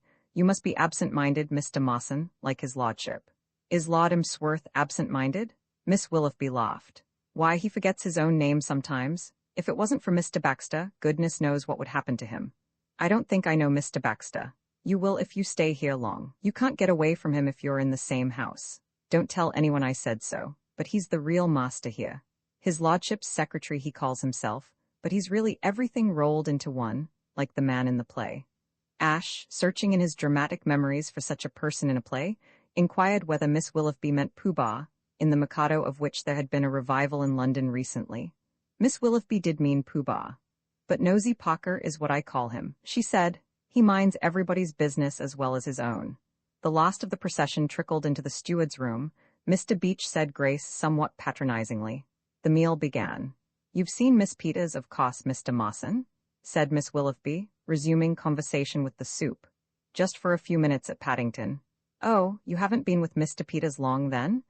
Ash began to wonder whether everybody he met was going to ask him this dangerous question. "Only a day or so." "Where were you before that?" Ash was conscious of a prickly sensation. A little more of this and he might as well reveal his true mission at the castle and have done with it. "Oh, I was, that is to say. How are you feeling after the journey, Mr. Mawson?" said a voice from the other side of the table, and Ash, looking up gratefully, found Joan's eyes looking into his with a curiously amused expression. He was too grateful for the interruption to try to account for this. He replied that he was feeling very well, which was not the case. Miss Willoughby's interest was diverted to a discussion of the defects of the various railroad systems of Great Britain. At the head of the table, Mr. Beach had started an intimate conversation with Mr. Ferris, the valet of Lord Stockheath, the Honourable Freddie's poor old Percy, a cousin, Ash had gathered, of Aline Peter's husband-to-be. The butler spoke in more measured tones even than usual, for he was speaking of tragedy. "We were all extremely sorry, Mr. Ferris, to read of your misfortune." Ash wondered what had been happening to Mr. Ferris. "Yes, Mr. Beach," replied the valet. "It's a fact we made a pretty poor show." He took a sip from his glass. "There is no concealing the fact. I have never tried to conceal it. That poor Percy is not bright." Miss Chester entered the conversation. "I couldn't see where the girl, what's her name, was so very pretty. All the papers had pieces where it said she was attractive, and whatnot. But she didn't look anything special to me from her photograph in the mirror. What his lordship could see in her, I can't understand. The photo didn't quite do her justice, Miss Chester. I was present in court, and I must admit she was svelte, decidedly svelte. And you must recollect that Percy, from childhood up, has always been a highly susceptible young nut. I speak as one who knows him." Mr. Beach turned to Joan. "We are speaking of the Stockheath breach of promise case, Miss Simpson, of which you doubtless read in the newspapers. Lord Stockheath is a nephew of ours. I fancy his lordship was greatly shocked at the occurrence." "He was," chimed in Mr. Judson from down the table. "I happened to overhear him speaking of it to young Freddie. It was in the library on the morning when the judge made his final summing up and slipped it into Lord Stockheath, so proper. 'If ever anything of this sort happens to you, you young scalawag,' he says to Freddie." Mr. Beach coughed. "Mr. Judson? Oh, it's all right, Mr. Beach. We're all in the family here, in a manner of speaking. It wasn't as though I was telling it to a lot of outsiders. I'm sure none of these ladies or gentlemen will let it go beyond this room." The company murmured virtuous acquiescence. He says to Freddie, "You young scalawag, if ever anything of this sort happens to you, you can pack up and go off to Canada, for I'll have nothing more to do with you." Or words to that effect. And Freddie says, "Oh, dash it all, governor, you know what." However short Mr. Judson's imitation of his master's voice may have fallen of histrionic perfection, it pleased the company. The room shook with mirth. "Mr. Judson is clever, isn't he, Mr. Mawson?" whispered Miss Willoughby, gazing with adoring eyes at the speaker. Mr. Beach thought it expedient to deflect the conversation. By the unwritten law of the room, every individual had the right to speak as freely as he wished about his own personal employer, but Judson, in his opinion, sometimes went a trifle too far. "Tell me, Mr. Ferris," he said, "does his lordship seem to bear it well?" "Oh, Percy is bearing it well enough." Ash noted as a curious fact that, though the actual valet of any person under discussion spoke of him almost affectionately by his Christian name, the rest of the company used the greatest ceremony and gave him his title with all respect. Lord Stockheath was Percy to Mr. Ferris, and the Honourable Frederick Threepwood was Freddie to Mr. Judson. But to Ferris, Mr. Judson's Freddie was the Honourable Frederick, and to Judson, Mr. Ferris Percy was Lord Stockheath. It was rather a pleasant form of etiquette, and struck Ash as somehow vaguely feudal. "Percy," went on Mr. Ferris, "is bearing it like a little Briton, the damages not having come out of his pocket. It's his old father, who had to pay them, that's taking it to heart. You might say he's doing himself proud. He says it's brought on his gout again, and that's why he's gone to Droitwich instead of coming here. I dare say Percy isn't sorry." "It has been," said Mr. Beach, summing up, "a most unfortunate occurrence. The modern tendency of the lower classes to get above themselves is becoming more marked every day. The young female in this case was, I understand, a barmaid. It is deplorable that our young men should allow themselves to get into such entanglements. The wonder to me," said the irrepressible Mr. Judson, "is that more of these young chaps don't get put through it. His lordship wasn't so wide of the mark when he spoke like that to Freddie in the library that time. I give you my word. It's a mercy young Freddie hasn't been up against it. When we were in London, Freddie and I," he went on, cutting through Mr. Beach's disapproving cough, "before what you might call the crash, when his lordship cut off supplies and had him come back and live here, Freddie was asking for it, believe me. Fell in love with a girl in the chorus of one of the theaters. Used to send me to the stage door with notes and flowers every night for weeks, as regular as clockwork. What was her name? It's on the tip of my tongue. Funny how you forget these things. Freddie was pretty far gone.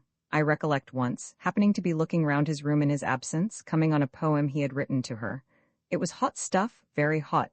If that girl has kept those letters, it's my belief we shall see Freddie following in Lord Stockheath's footsteps.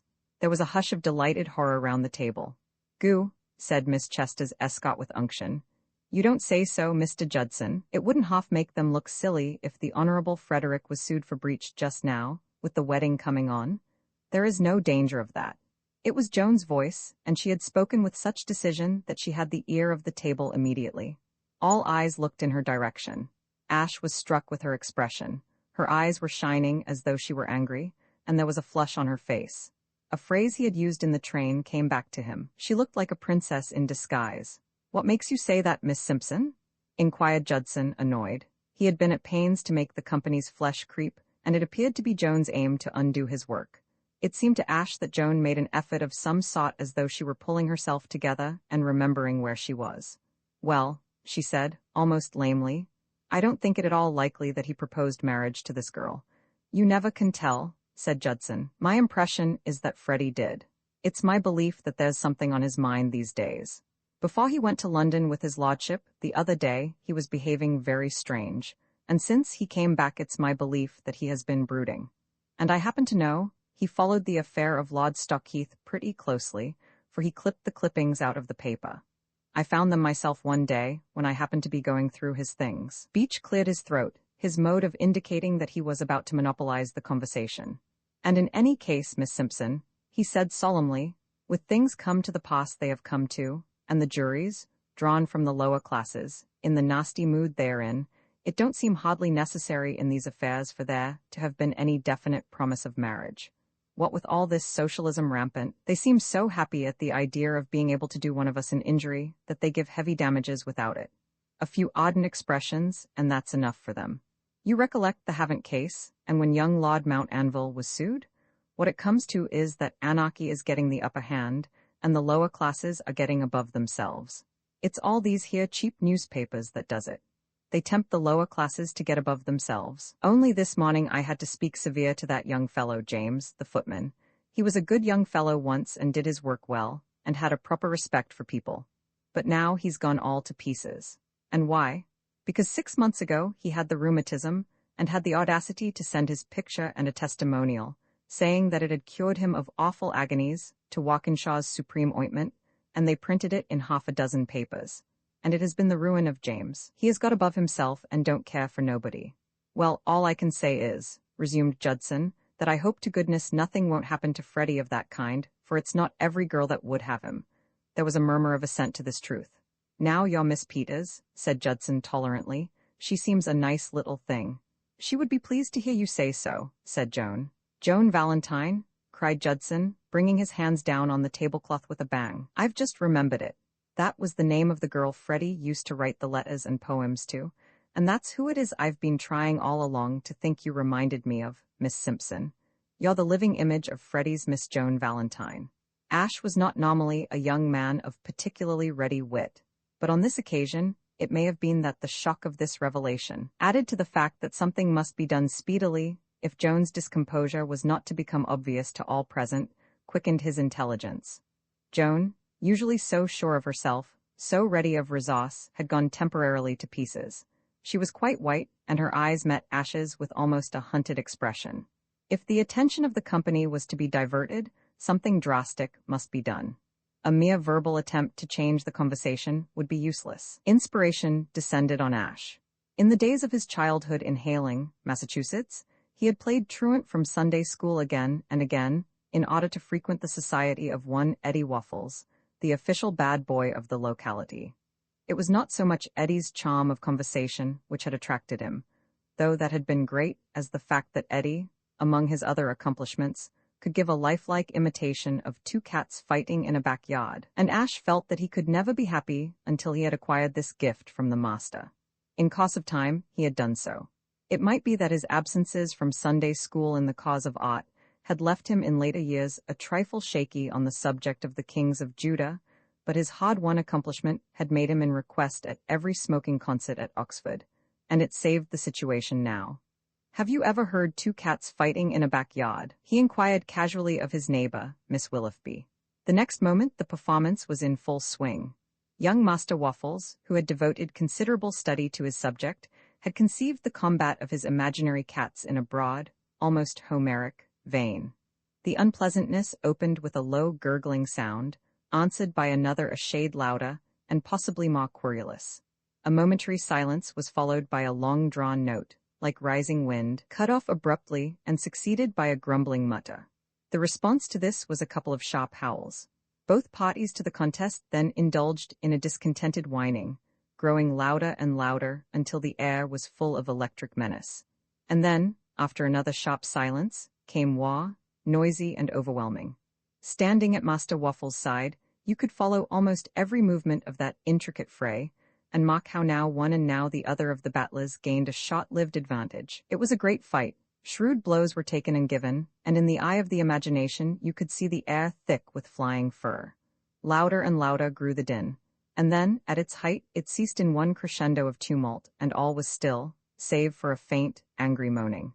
Such was the cat fight of Master Eddie Waffles, and Ash, though falling short of the master, as a pupil must, rendered it faithfully and with energy. To say that the attention of the company was diverted from Mr. Judson and his remarks by the extraordinary noises which proceeded from Ash's lips would be to offer a mere shadowy suggestion of the sensation caused by his efforts. At first, stunned surprise, then consternation, greeted him. Beach, the butler, was staring as one watching a miracle, nearer apparently to apoplexy than ever.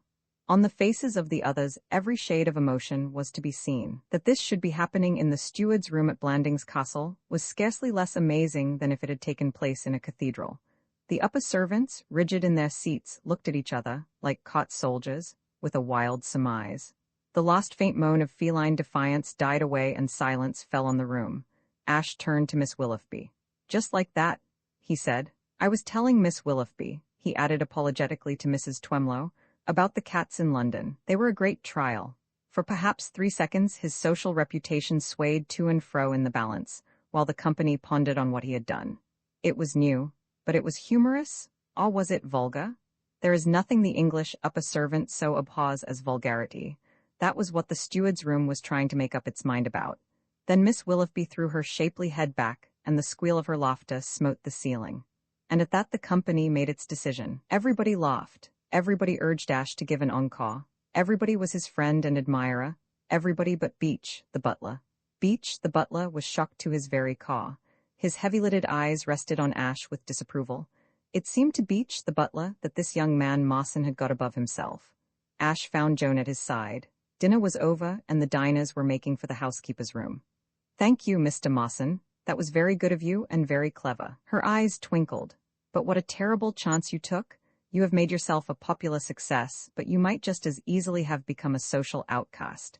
As it is, I am afraid Mr. Beach did not approve. I'm afraid he didn't. In a minute or so I'm going to fawn on him and make all well." Joan lowered her voice. "It was quite true, what that odious little man said. Freddie Threepwood did write me letters. Of course I destroyed them long ago, but weren't you running the risk in coming here that he might recognize you? Wouldn't that make it rather unpleasant for you? I never met him, you see. He only wrote to me. When he came to the station to meet us this evening, he looked startled to see me, so I suppose he remembers my appearance. But a line will have told him that my name is Simpson. That fellow Judson said he was brooding. I think you ought to put him out of his misery. Mr. Judson must have been letting his imagination run away with him. He is out of his misery. He sent a horrid fat man named Jones to see me in London about the letters, and I told him I had destroyed them. He must have let him know that by this time. I see." They went into the housekeeper's room. Mr. Beach was standing before the fire. Ash went up to him. It was not an easy matter to mollify Mr. Beach. Ash tried the most tempting topics. He mentioned swollen feet. He dangled the lining of Mr. Beach's stomach temptingly before his eyes, but the butler was not to be softened. Only when Ash turned the conversation to the subject of the museum did a flicker of animation stir him. Mr. Beach was fond and proud of the Blandings Castle Museum. It had been the means of getting him into print for the first and only time in his life. A year before, a representative of the Intelligencer and Echo from the neighboring town of Blatchford had come to visit the castle on behalf of his paper, and he had begun one section of his article with the words, Under the auspices of Mr. Beach, my genial cicerone, I then visited his lordship's museum. Mr. Beach treasured the clipping in a special writing desk. He responded almost amiably to Ash's questions. Yes, he had seen the scarab. He pronounced it scarab, which Mr. Peters had presented to his lordship. He understood that his lordship thought very highly of Mr. Peters' scarab. He had overheard Mr. Baxter telling his lordship that it was extremely valuable. "Mr. Beach," said Ash, "I wonder whether you would take me to see Lord Emsworth's museum?" Mr. Beach regarded him heavily. "I shall be pleased to take you to see his lordship's museum," he replied. One can attribute only to the nervous mental condition following the interview he had had with Ash in his bedroom the rash act Mr. Peters attempted shortly after dinner. Mr. Peters, shortly after dinner, was in a dangerous and reckless mood. He had had a wretched time all through the meal. The Blandings chef had extended himself in honor of the house party, and had produced a succession of dishes, which in happier days Mr. Peters would have devoured eagerly. To be compelled by considerations of health to pass these by was enough to damp the liveliest optimist. Mr. Peters had suffered terribly. Occasions of feasting and revelry like the present were for him so many battlefields, on which greed fought with prudence.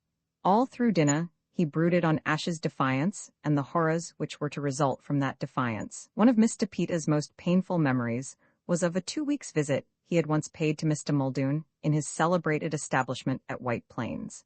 He had been persuaded to go there by a brother millionaire whom, until then, he had always regarded as a friend. The memory of Mr. Muldoon's cold shower baths and brisk system of physical exercise still lingered. The thought that under Ash's rule, he was to go through privately very much what he had gone through in the company of a gang of other unfortunates at Muldoon's froze him with horror. He knew those health cranks who believed that all mortal ailments could be cured by cold showers and brisk walks. They were all alike, and they nearly killed you. His worst nightmare was the one where he dreamed he was back at Muldoon's, leading his horse up that endless hill outside the village. He would not stand it. He would be hanged if he'd stand it. He would defy Ash. But if he defied Ash, Ash would go away, and then whom could he find to recover his lost scarab? Mr. Peters began to appreciate the true meaning of the phrase about the horns of a dilemma. The horns of this dilemma occupied his attention until the end of the dinner. He shifted uneasily from one to the other and back again. He rose from the table in a thoroughly overwrought condition of mind, and then, somehow, in the course of the evening, he found himself alone in the hall, not a dozen feet from the unlocked museum door. It was not immediately that he appreciated the significance of this fact. He had come to the hall because its solitude suited his mood. It was only after he had finished a cigar, Ash could not stop his smoking after dinner, that it suddenly flashed on him that he had ready at hand a solution of all his troubles. A brief minute's resolute action, and the scarab would be his again, and the menace of Ash a thing of the past. He glanced about him. Yes, he was alone. Not once since the removal of the scarab had begun to exercise his mind had Mr. Peters contemplated for an instant the possibility of recovering it himself. The prospect of the unpleasantness that would ensue had been enough to make him regard such an action as out of the question. The risk was too great to be considered for a moment, but here he was, in a position where the risk was negligible. Like Ash, he had always visualized the recovery of his scarab as a thing of the small hours, a daring act to be performed when sleep held the castle in its grip. That an opportunity would be presented to him of walking in quite calmly and walking out again with the Cheops in his pocket had never occurred to him as a possibility. Yet now this chance was presenting itself in all its simplicity, and all he had to do was to grasp it. The door of the museum was not even closed. He could see from where he stood that it was ajar. He moved cautiously in its direction, not in a straight line as one going to a museum, but circuitously as one strolling without an aim. From time to time he glanced over his shoulder. He reached the door, hesitated, and passed it. He turned, reached the door again, and again passed it.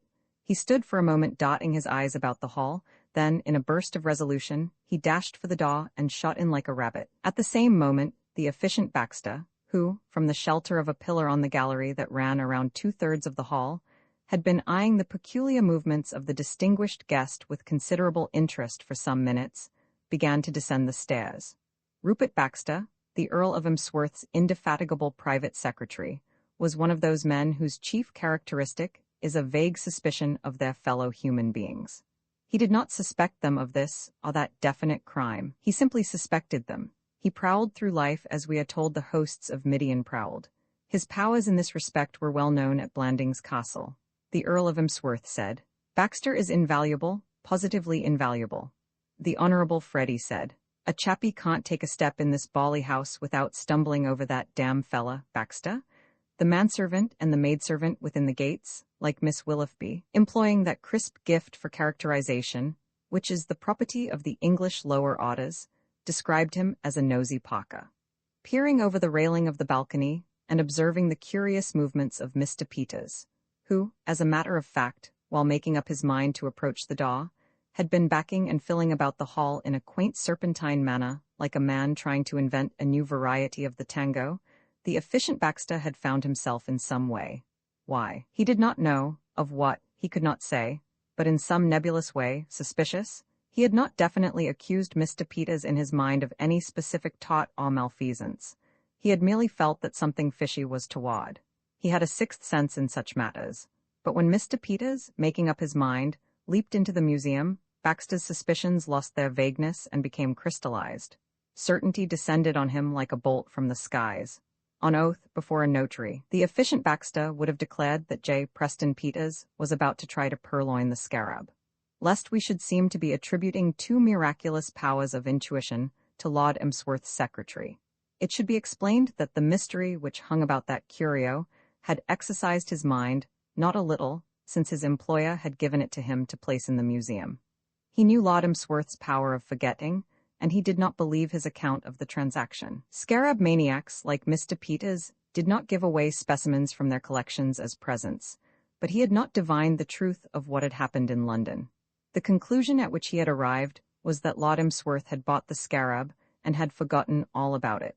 To support this theory was the fact that the latter had taken his checkbook to London with him. Baxter's long acquaintance with the Earl had left him with the conviction that there was no saying what he might not do if left loose in London with a checkbook. As to Mr. Peters' motive for entering the museum, that, too, seemed completely clear to the secretary. He was a curio enthusiast himself, and he had served collectors in a secretarial capacity, and he knew, both from experience and observation, that strange madness which may at any moment afflict the collector, blotting out morality and the nice distinction between meum and tuum, as with a sponge.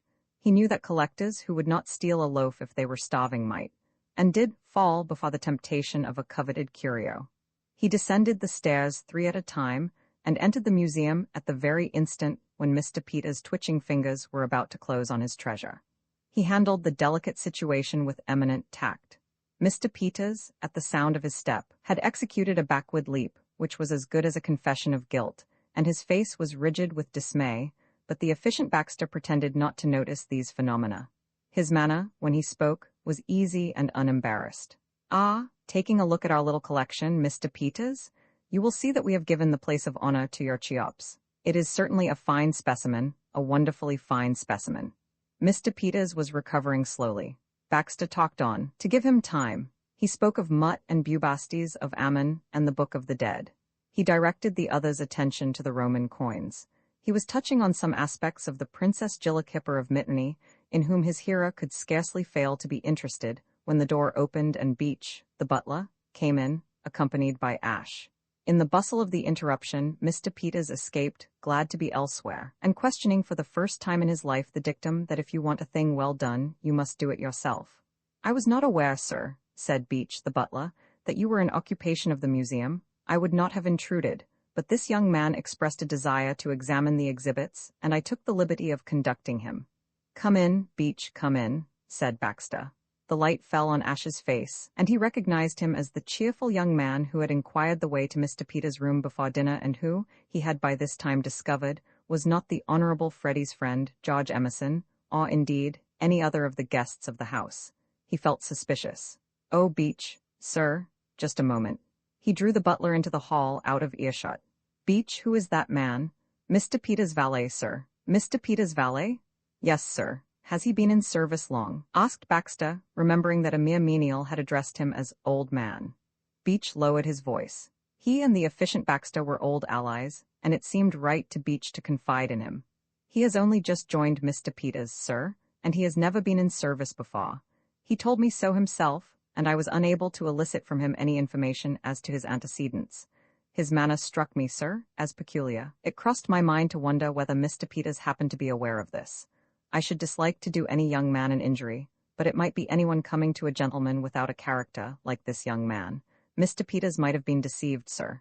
The efficient Baxter's manner became distraught. His mind was working rapidly. Should he be informed, sir? Who? Mr. Peters, sir, in case he should have been deceived? No, Mr. Peters knows his own business. Far from me be it to appear officious, sir, but Mr. Peters probably knows all about him.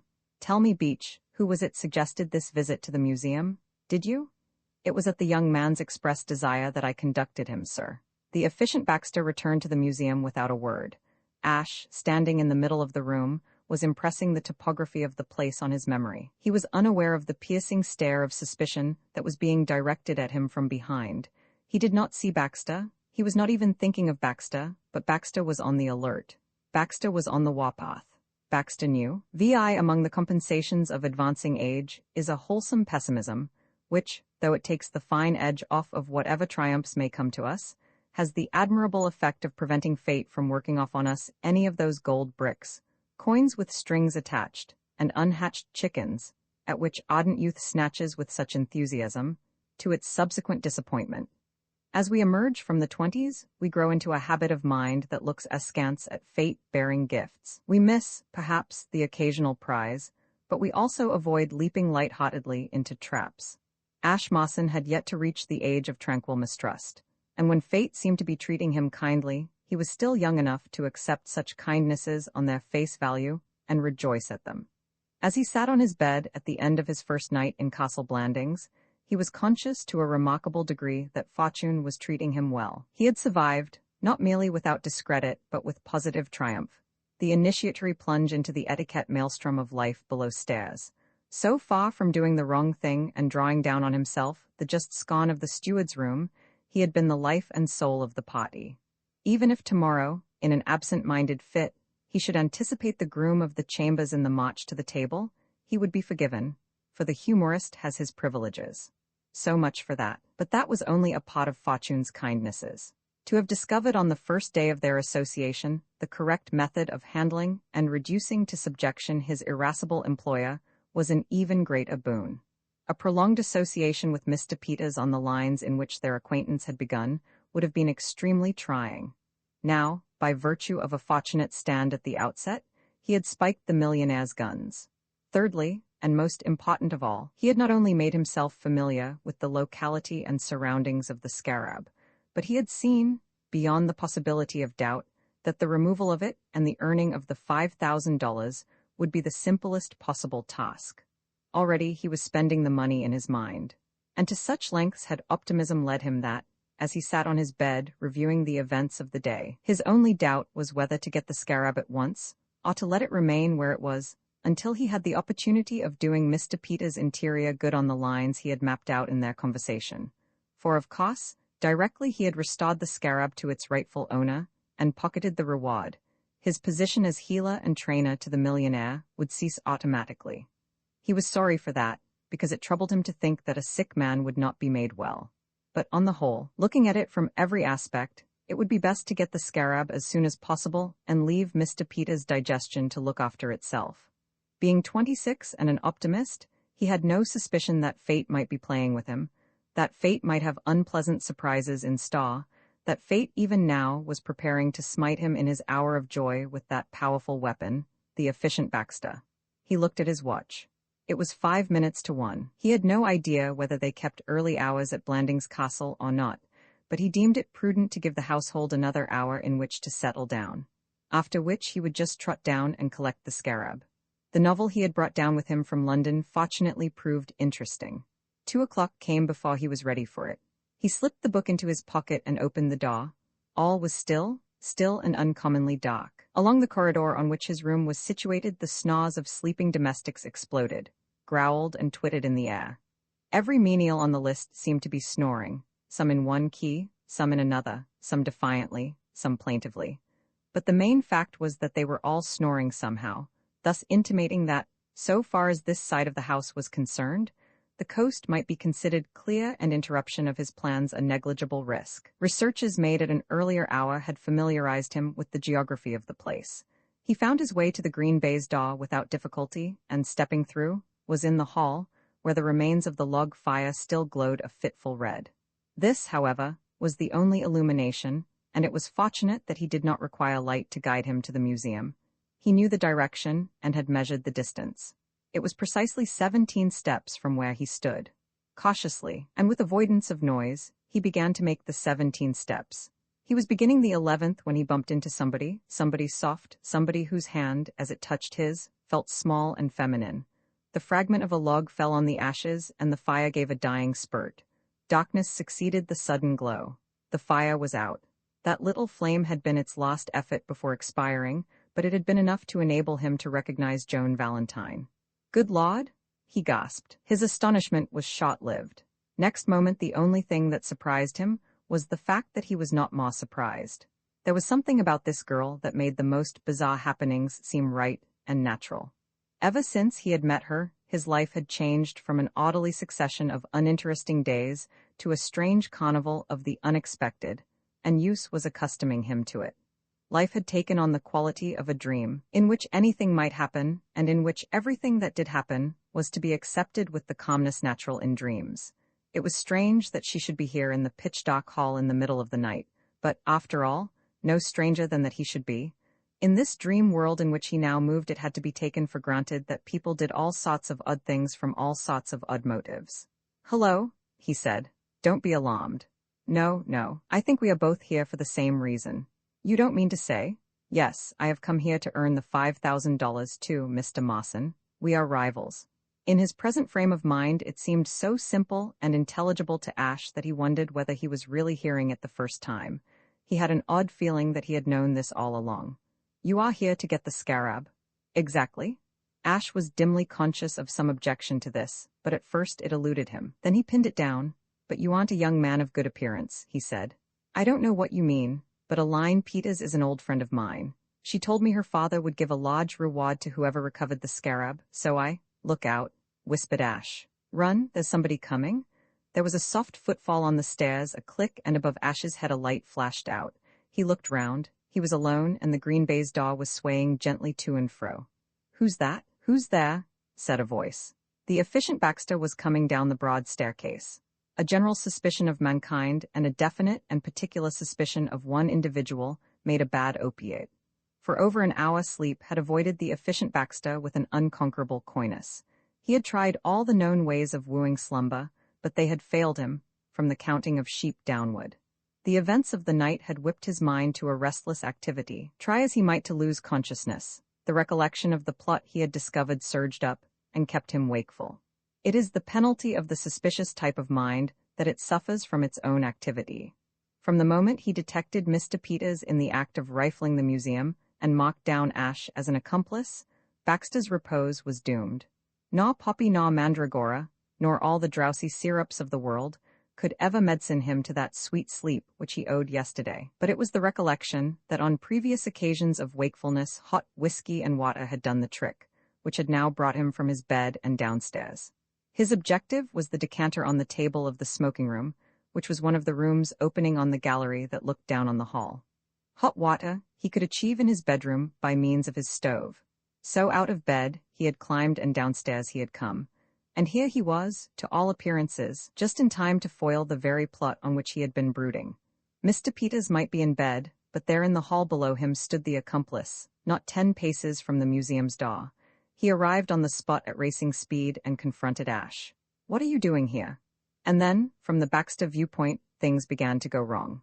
By all the rules of the game, Ash, caught, as it were, red-handed, should have wilted, stammered, and confessed all. But Ash was fortified by that philosophic calm which comes to us in dreams, and moreover, he had his story ready.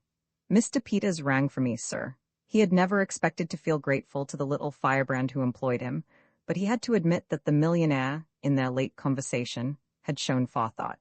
The thought struck him that but for Mr. Peters' advice, he might by now be in an extremely awkward position, for his was not a swiftly inventive mind. "Rang for you, at 2:30 in the morning. To read to him, sir. To read to him at this hour?" Mr. Peters suffers from insomnia, sir. He has a weak digestion and pain sometimes prevents him from sleeping. The lining of his stomach is not at all what it should be. I don't believe a word of it. With that meekness which makes the good man wronged so impressive a spectacle, Ash produced and exhibited his novel. Here is the book I am about to read to him. I think, sir, if you will excuse me, I had better be going to his room. Good night, sir. He proceeded to mount the stairs. He was sorry for Mr. Peters, so shortly about to be roused from a refreshing slumber. But these were life's tragedies, and must be borne bravely. The efficient Baxter dogged him the whole way, sprinting silently in his wake and dodging into the shadows whenever the light of an occasional electric bulb made it inadvisable to keep to the open. Then abruptly he gave up the pursuit. For the first time his comparative impotence in this silent conflict on which he had embarked was made manifest to him, and he perceived that on mere suspicion, however strong, he could do nothing. To accuse Mr. Peters of theft, or to accuse him of being accessory to a theft, was out of the question. Yet his whole being revolted at the thought of allowing the sanctity of the museum to be violated. Officially, its contents belonged to Lord Emsworth, but ever since his connection with the castle, he had been put in charge of them, and he had come to look on them as his own property. If he was only a collector by proxy, he had, nevertheless, the collector's devotion to his curios, beside which the lioness' attachment to her cubs is tepid, and he was prepared to do anything to retain in his possession a scarab toward which he already entertained the feelings of a life proprietor. No, not quite anything. He stopped short at the idea of causing unpleasantness between the father of the Honorable Freddie and the father of the Honorable Freddie's fiancée. His secretarial position at the castle was a valuable one, and he was loath to jeopardize it. There was only one way in which this delicate affair could be brought to a satisfactory conclusion. It was obvious from what he had seen that night that Mr. Peters' connection with the attempt on the scarab was to be merely sympathetic, and that the actual theft was to be accomplished by Ash. His only cost, therefore, was to catch Ash actually in the museum. Then Mr. Peters need not appear in the matter at all. Mr. Peters' position in those circumstances would be simply that of a man who had happened to employ, through no fault of his own, a valet who happened to be a thief. He had made a mistake, he perceived, in locking the door of the museum. In future he must leave it open, as a trap is open, and he must stay up nights and keep watch. With these reflections, the efficient Baxter returned to his room. Meantime, Ash had entered Mr. Peters' bedroom and switched on the light. Mr. Peters, who had just succeeded in dropping off to sleep, sat up with a start. "I've come to read to you," said Ash. Mr. Peters emitted a stifled howl, in which wrath and self-pity were nicely blended. "You fool, don't you know I have just managed to get to sleep? And now you're awake again," said Ash soothingly. "Such is life, a little rest, a little folding of the hands in sleep, and then bing, off we go again. I hope you will like this novel. I dipped into it and it seems good." "What do you mean by coming in here at this time of night? Are you crazy?" "It was your suggestion, and by the way, I must thank you for it. I apologize for calling it thin. It worked like a charm. I don't think he believed it, in fact, I know he didn't, but it held him. I couldn't have thought up anything half so good in an emergency." Mr. Peters' wrath changed to excitement. "Did you get it? Have you been after my Cheops?" "I have been after your Cheops, but I didn't get it. Bad men were abroad. That fellow with the spectacles who was in the museum when I met you there this evening swooped down from nowhere, and I had to tell him that you had rung for me to read to you. Fortunately, I had this novel on me. I think he followed me upstairs to see whether I really did come to your room." Mr. Peters groaned miserably. "Baxter," he said. "He's a man named Baxter, Lord Emsworth's private secretary, and he suspects us. He's the man you have got to look out for."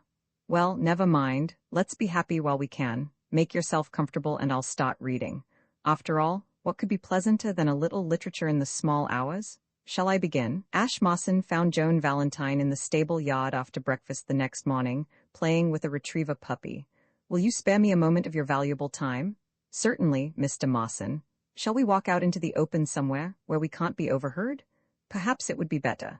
They moved off. "Request your canine friend to withdraw," said Ash. "He prevents me from marshalling my thoughts." "I'm afraid he won't withdraw."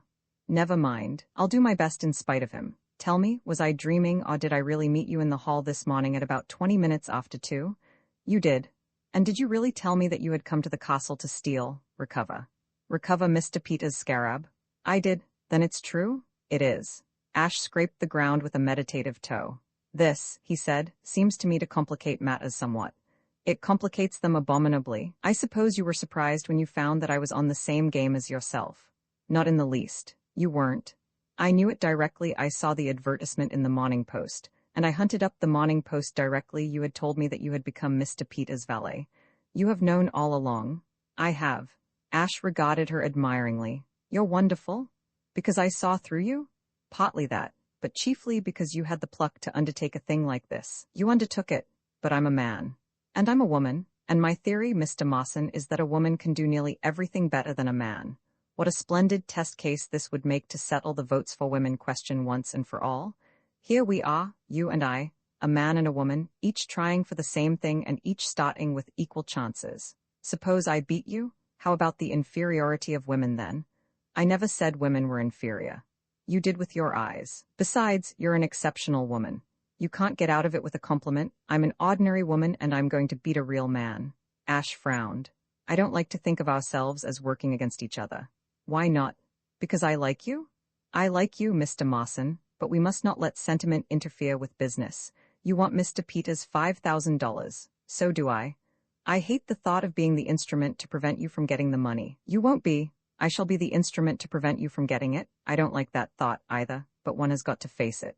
It makes me feel mean. That's simply your old-fashioned masculine attitude toward the female, Mr. Mawson. You look on woman as a weak creature, to be shielded and petted. We aren't anything of the sort. We're terrors. We're as hot as nails. We're awful creatures. You mustn't let my sex interfere with your trying to get this reward. Think of me as though I were another man. We're up against each other in a fair fight, and I don't want any special privileges. If you don't do your best from now onward, I shall never forgive you. Do you understand? I suppose so. And we shall need to do our best. That little man with the glasses is on his guard. I was listening to you last night from behind the door.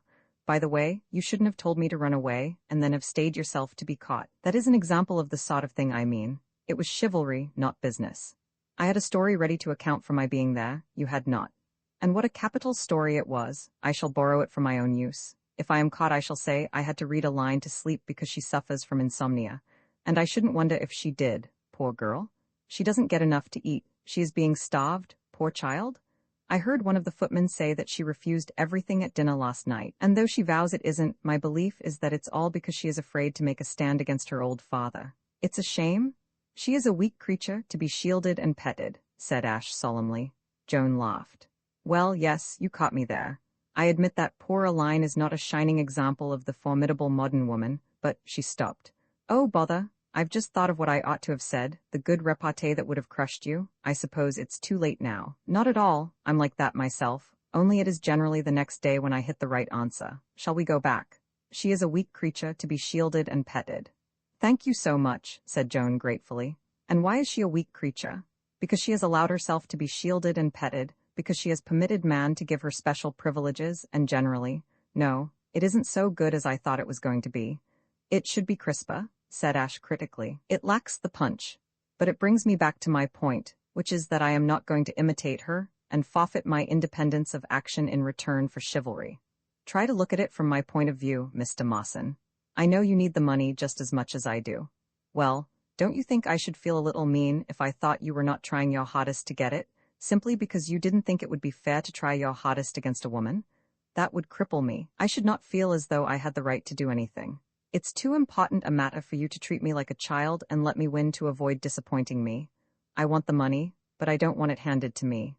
Believe me, said Ash earnestly, it will not be handed to you. I have studied the Baxter question more deeply than you have, and I can assure you that Baxter is a menace. What has put him so firmly on the right scent, I don't know, but he seems to have divined the exact state of affairs in its entirety, so far as I am concerned, that is to say.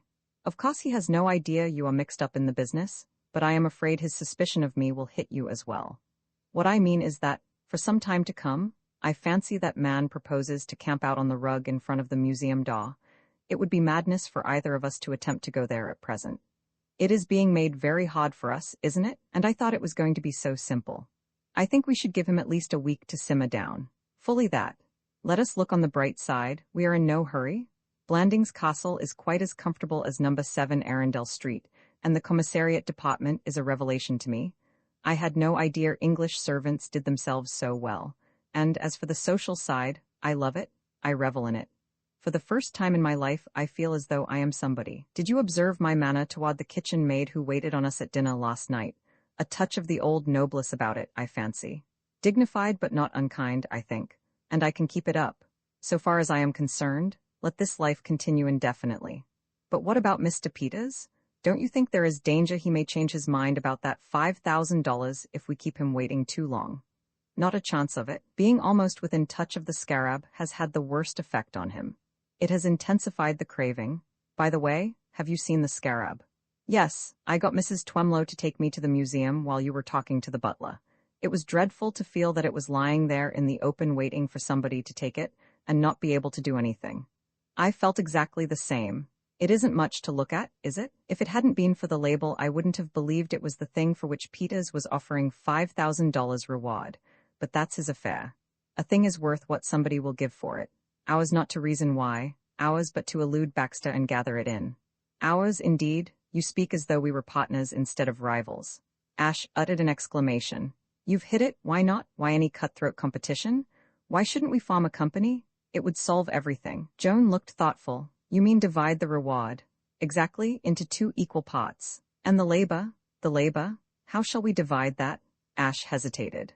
My idea, he said, was that I should do what I might call the rough work. And you mean you should do the actual taking of the scarab? Exactly. I would look after that end of it. And what would my duties be?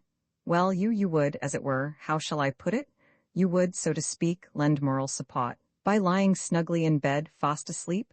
Ash avoided her eye. Well, yes, something on those lines. While you ran all the risks. No, the risks are practically non-existent. I thought you said just now that it would be madness for either of us to attempt to go to the museum at present. Joan laughed. It won't do, Mr. Mawson. You remind me of an old cat I once had. Whenever he killed a mouse, he would bring it into the drawing room and lay it affectionately at my feet. I would reject the corpse with horror and turn him out, but back he would come with his loathsome gift. I simply couldn't make him understand that he was not doing me a kindness. He thought highly of his mouse, and it was beyond him to realize that I did not want it. You are just the same with your chivalry. It's very kind of you to keep offering me your dead mouse, but honestly I have no use for it. I won't take favors just because I happen to be a female. If we are going to form this partnership, I insist on doing my fair share of the work and running my fair share of the risks, the practically non-existent risks. You're very resolute. Say pig-headed, I shan't mind. Certainly I am. A girl has got to be, even nowadays, if she wants to play fair. Listen, Mr. Mawson, I will not have the dead mouse. I do not like dead mice. If you attempt to work off your dead mouse on me, this partnership ceases before it has begun. If we are to work together, we are going to make alternate attempts to get the scarab. No other arrangement will satisfy me. Then I claim the right to make the first one. You don't do anything of the sort. We toss up for first chance like little ladies and gentlemen. Have you a coin? I will spin, and you call. Ash made a last stand. This is perfectly. Mr. Mawson. Ash gave in. He produced a coin and handed it to her gloomily. Under protest, he said. Head or tail? Said Joan, unmoved. Ash watched the coin gyrating in the sunshine. Tail? He cried. The coin stopped rolling. Tail it is, said Joan. What a nuisance. Well, never mind. I'll get my chance if you fail. I shan't fail, said Ash fervently. If I have to pull the museum down, I won't fail. Thank heaven, there's no chance now of your doing anything foolish. Don't be too sure. Well, good luck, Mr. Mawson. Thank you, partner. They shook hands. As they parted at the door, Joan made one further remark. There's just one thing, Mr. Mawson. Yes, if I could have accepted the mouse from anyone, I should certainly have accepted it from you. Romans 7, it is worthy of record, in the light of after events, that at the beginning of their visit, it was the general opinion of the guests gathered together at Blandings Castle that the place was dull. The house party had that air of topper which one sees in the saloon passengers of an Atlantic liner, that appearance of resignation to an enforced idleness and a monotony to be broken only by meals. Lodimsworth's guests gave the impression, collectively, of being just about to yawn and look at their watches. This was partly the fault of the time of year, for most house parties are dull if they happen to fall between the hunting and the shooting seasons, but must be attributed chiefly to Lodimsworth's extremely sketchy notions of the duties of a host. A host has no right to intony a regiment of his relations in his house, unless he also invites lively and agreeable outsiders to meet them. If he does commit this solecism, the least he can do is to work himself to the bone in the effort to invent amusements and diversions for his victims. Lord Emsworth had failed badly in both these matters. With the exception of Mr. Peters, his daughter Aline, and George Emerson, there was nobody in the house who did not belong to the clan. And, as for his exerting himself to entertain, the company was lucky if it caught a glimpse of its host at meals. Lord Emsworth belonged to the people who like to be left alone to amuse themselves when they come to a place school of hosts. He potted about the garden in an old coat, now uprooting a weed, now wrangling with the autocrat from Scotland, who was theoretically in his service as head gardener, dreamily satisfied, when he thought of them at all, that his guests were as perfectly happy as he was. Apart from his son Freddie, whom he had long since dismissed as a youth of abnormal tastes, from whom nothing reasonable was to be expected, he could not imagine anyone not being content merely to be at Blandings when the buds were bursting on the trees. A resolute hostess might have saved the situation, but Lady Anne Woblington's abilities in that direction stopped short at leaving everything to Mrs. Twemlow and writing letters in her bedroom. When Lady Anne Woblington was not writing letters in her bedroom, which was seldom, for she had an apparently inexhaustible correspondence, she was nursing sick headaches in it. She was one of those hostesses whom a guest never sees except when he goes into the library and espies the tail of her skirt vanishing through the other door. As for the ordinary recreations of the country house, the guests could frequent the billiard room, where they were sure to find Lord Stockheath playing 100-up with his cousin, Algernon Wooster, a spectacle of the liveliest interest, or they could, if fond of golf, console themselves for the absence of links in the neighborhood with the exhilarating pastime of clock golf, or they could stroll about the terraces with such of their relations as they happened to be on speaking terms with at the moment, and abuse their host and the rest of their relations. This was the favorite amusement, and after breakfast, on a morning 10 days after Joan and Ash had formed their compact, the terraces were full of perambulating couples. Here, Colonel Horace Mant, walking with the Bishop of Godalming, was soothing that dignitary by clothing in soldierly words thoughts that the latter had not been able to crush down, but which his holy office scarcely permitted him to utter. There, Lady Mildred Mant, linked to Mrs. Jack Hale, of the collateral branch of the family, was saying things about her father in his capacity of host and entertainer that were making her companion feel like another woman. Farther on, stopping occasionally to gesticulate, could be seen other Emsworth relations and connections. It was a typical scene of quiet, peaceful English family life. Leaning on the broad stone balustrade of the upper terrace, Aline Peters and George Emerson surveyed the malcontents. Aline gave a little sigh, almost inaudible, but George's hearing was good. "I was wondering when you are going to admit it," he said, shifting his position so that he faced her. "Admit what?" "That you can't stand the prospect, that the idea of being stuck for life with this crowd, like a fly on fly paper, is too much for you, that you are ready to break off your engagement to Freddie and come away and marry me and live happily ever after." "George, well, wasn't that what it meant? Be honest." What meant?" "That sigh." "I didn't sigh, I was just breathing." "Then you can breathe in this atmosphere? You surprise me?"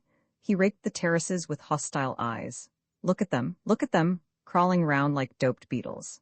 "My dear girl, it's no use your pretending that this sort of thing wouldn't kill you. You're pining away already. You're thinner and paler since you came here. Gee, how we shall look back at this and thank our stars that we're out of it when we're back in old New York, with the elevated rattling and the street cars squealing over the points, and something doing every step you take. I shall call you on the phone from the office and have you meet me downtown somewhere, and we'll have a bite to eat and go to some show, and a bit of supper afterward and a dance or two, and then go home to our cozy." "George, you mustn't really?" "Why mustn't I?" "It's wrong. You can't talk like that when we are both enjoying the hospitality." A wild laugh, almost a howl, disturbed the talk of the most adjacent of the perambulating relations. Colonel Horace Mant, checked in mid-sentence, looked up resentfully at the cause of the interruption. "I wish somebody would tell me whether it's that American fellow, Emerson, or young Freddie, who's supposed to be engaged to Miss Peters. Hanged if you ever see her and Freddie together, but she and Emerson are never to be found apart. If my respected father-in-law had any sense, I should have thought he would have had sense enough to stop that." "You forget, my dear Horace," said the bishop charitably. "Miss Peters and Mr. Emerson have known each other since they were children. They were never nearly such children as Emsworth is now," snorted the colonel. "If that girl isn't in love with Emerson, I'll eat my hat." No, said the bishop. No, surely not, Horace. What were you saying when you broke off? I was saying that if a man wanted his relations never to speak to each other again for the rest of their lives, the best thing he could do would be to herd them all together in a dashed barrack of a house 100 miles from anywhere, and then go off and spend all his time prodding dashed flower beds with a spud, dash it. Just so, just so. So you were. Go on, Horace. I find a curious comfort in your words. On the terrace above them, Aline was looking at George with startled eyes. George, I'm sorry, but you shouldn't spring these jokes on me so suddenly. You said enjoying? Yes, reveling in it, aren't we? It's a lovely old place, said Aline defensively. And when you've said that, you've said everything. You can't live on scenery and architecture for the rest of your life. There's the human element to be thought of. And you're beginning? There goes father, interrupted Aline. How fast he is walking. George, have you noticed a sort of difference in father these last few days? I haven't. My specialty is keeping an eye on the rest of the Peters family. He seems better somehow. He seems to have almost stopped smoking, and I'm very glad, for those cigars were awfully bad for him.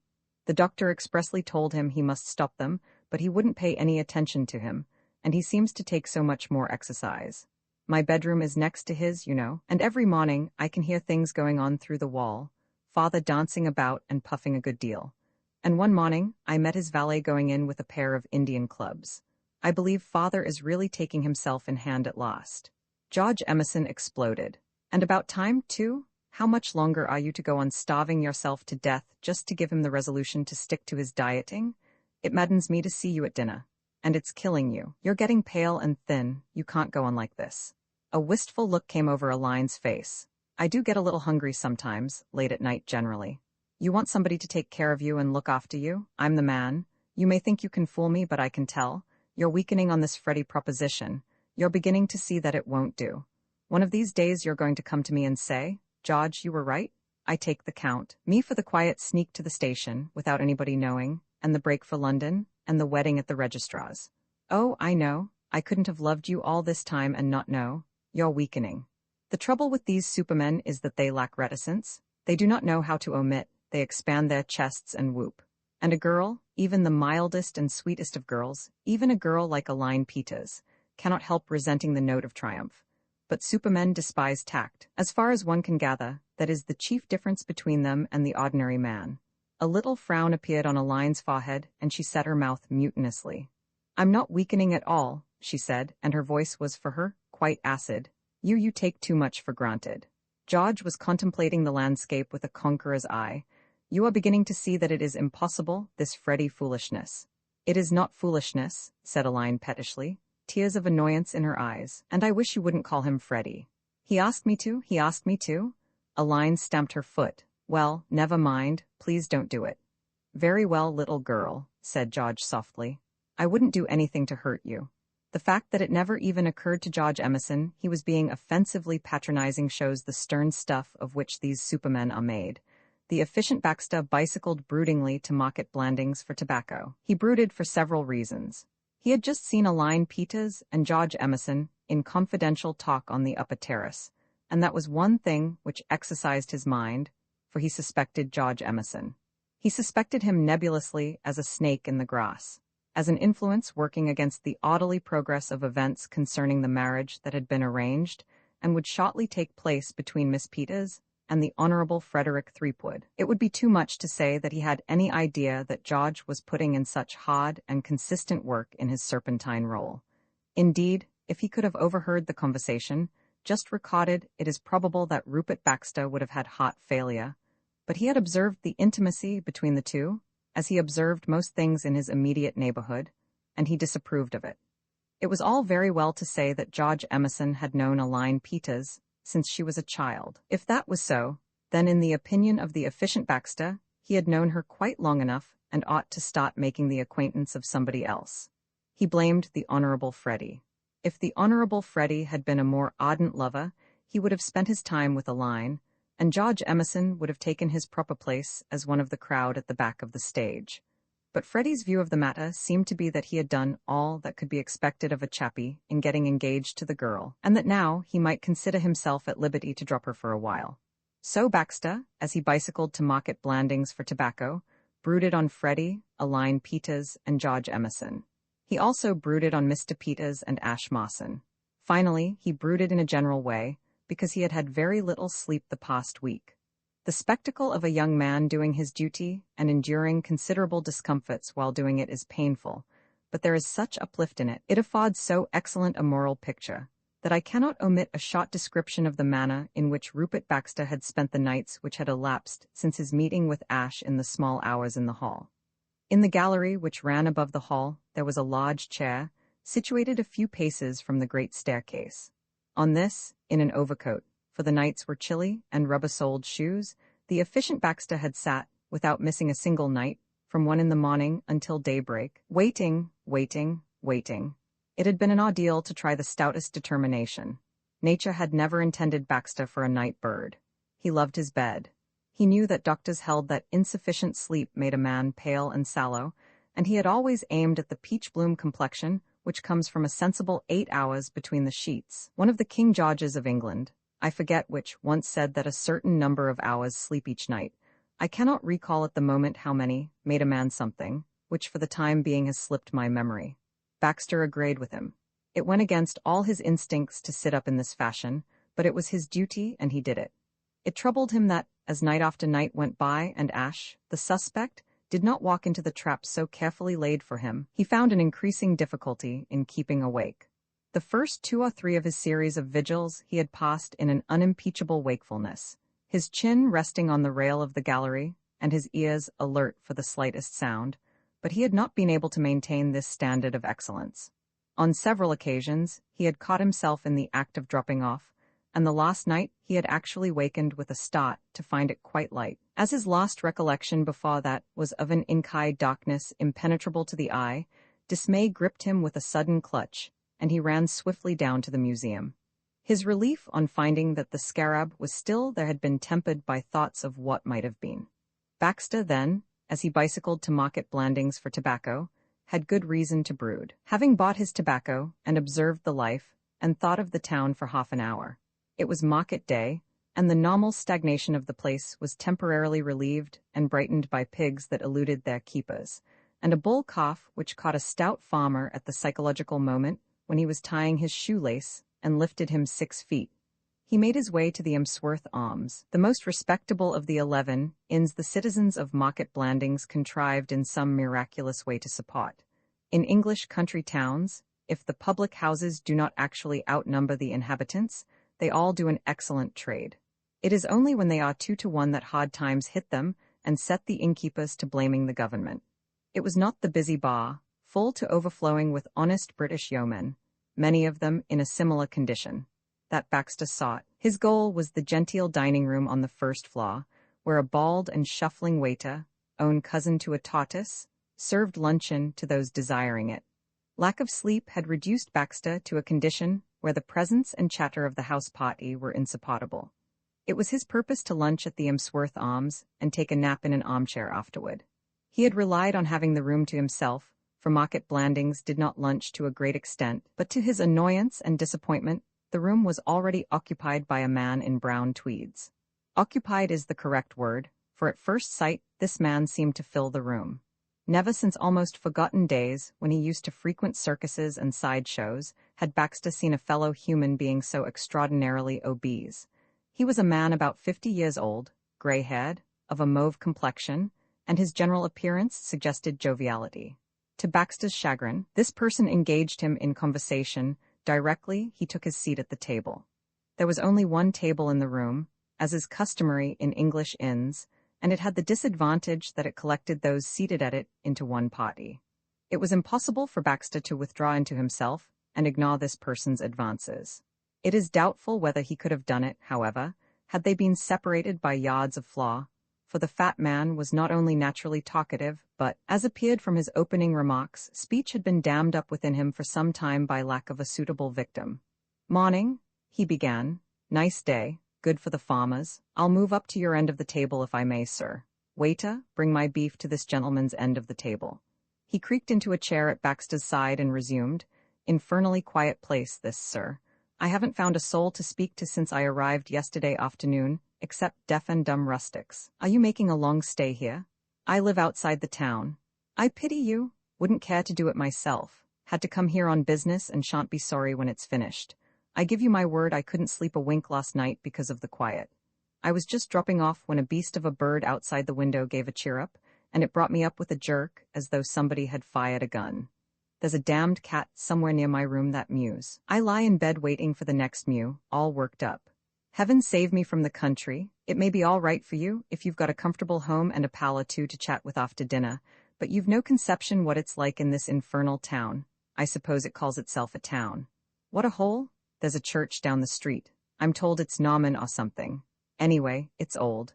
I'm not much of a man for churches as a rule, but I went and took a look at it. Then somebody told me there was a fine view from the end of High Street, so I went and took a look at that. And now, so far as I can make out, I've done the sights and exhausted every possibility of entertainment the town has to provide, unless there's another church.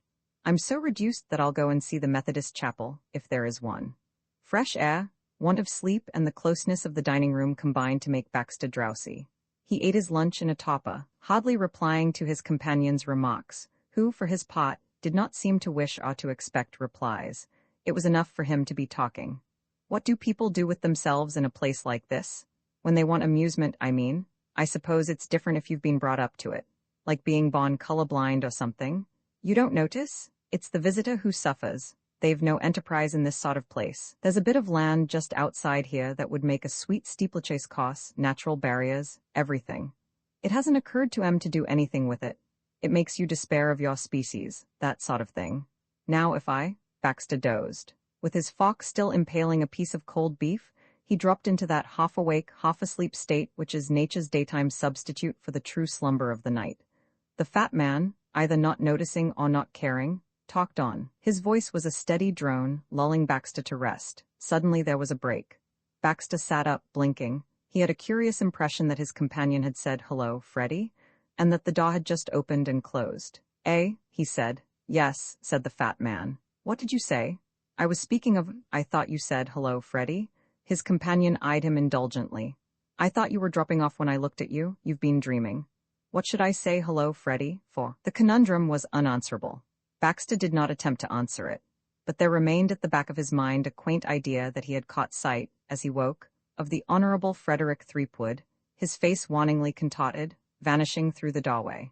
Yet what could the Honorable Freddie be doing at the Emsworth Arms? A solution of the difficulty occurred to him. He had dreamed he had seen Freddie, and that had suggested the words which, reason pointed out, his companion could hardly have spoken.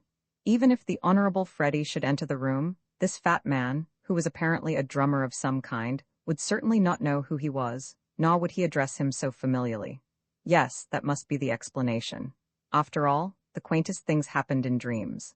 Last night, when he had fallen asleep in his chair, he had dreamed that he was sitting in a glass case in the museum, making faces at Lord Emsworth, Mr. Peters, and Beach, the butler, who were trying to steal him, under the impression that he was a scarab of the reign of Cheops of the 4th dynasty, a thing he would never have done when awake. Yes, he must certainly have been dreaming.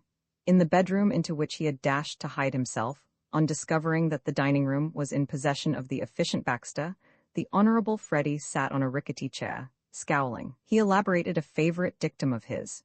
"You can't take a step anywhere without stumbling over that damn fella, Baxter." He wondered whether Baxter had seen him. He wondered whether Baxter had recognized him.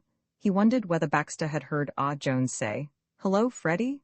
He wondered, if such should be the case, whether Jones' presence of mind and native resource had been equal to explaining away the remark. Roman 8, put the butter or drippings in a kettle on the range, and when hot add the onions and fry them, add the veal and cook until brown. Add the water, cover closely, and cook very slowly until the meat is tender, then add the seasoning and place the potatoes on top of the meat. Cover and cook until the potatoes are tender, but not falling to pieces. "Sure," said Mr. Peters, "not falling to pieces, that's right, go on."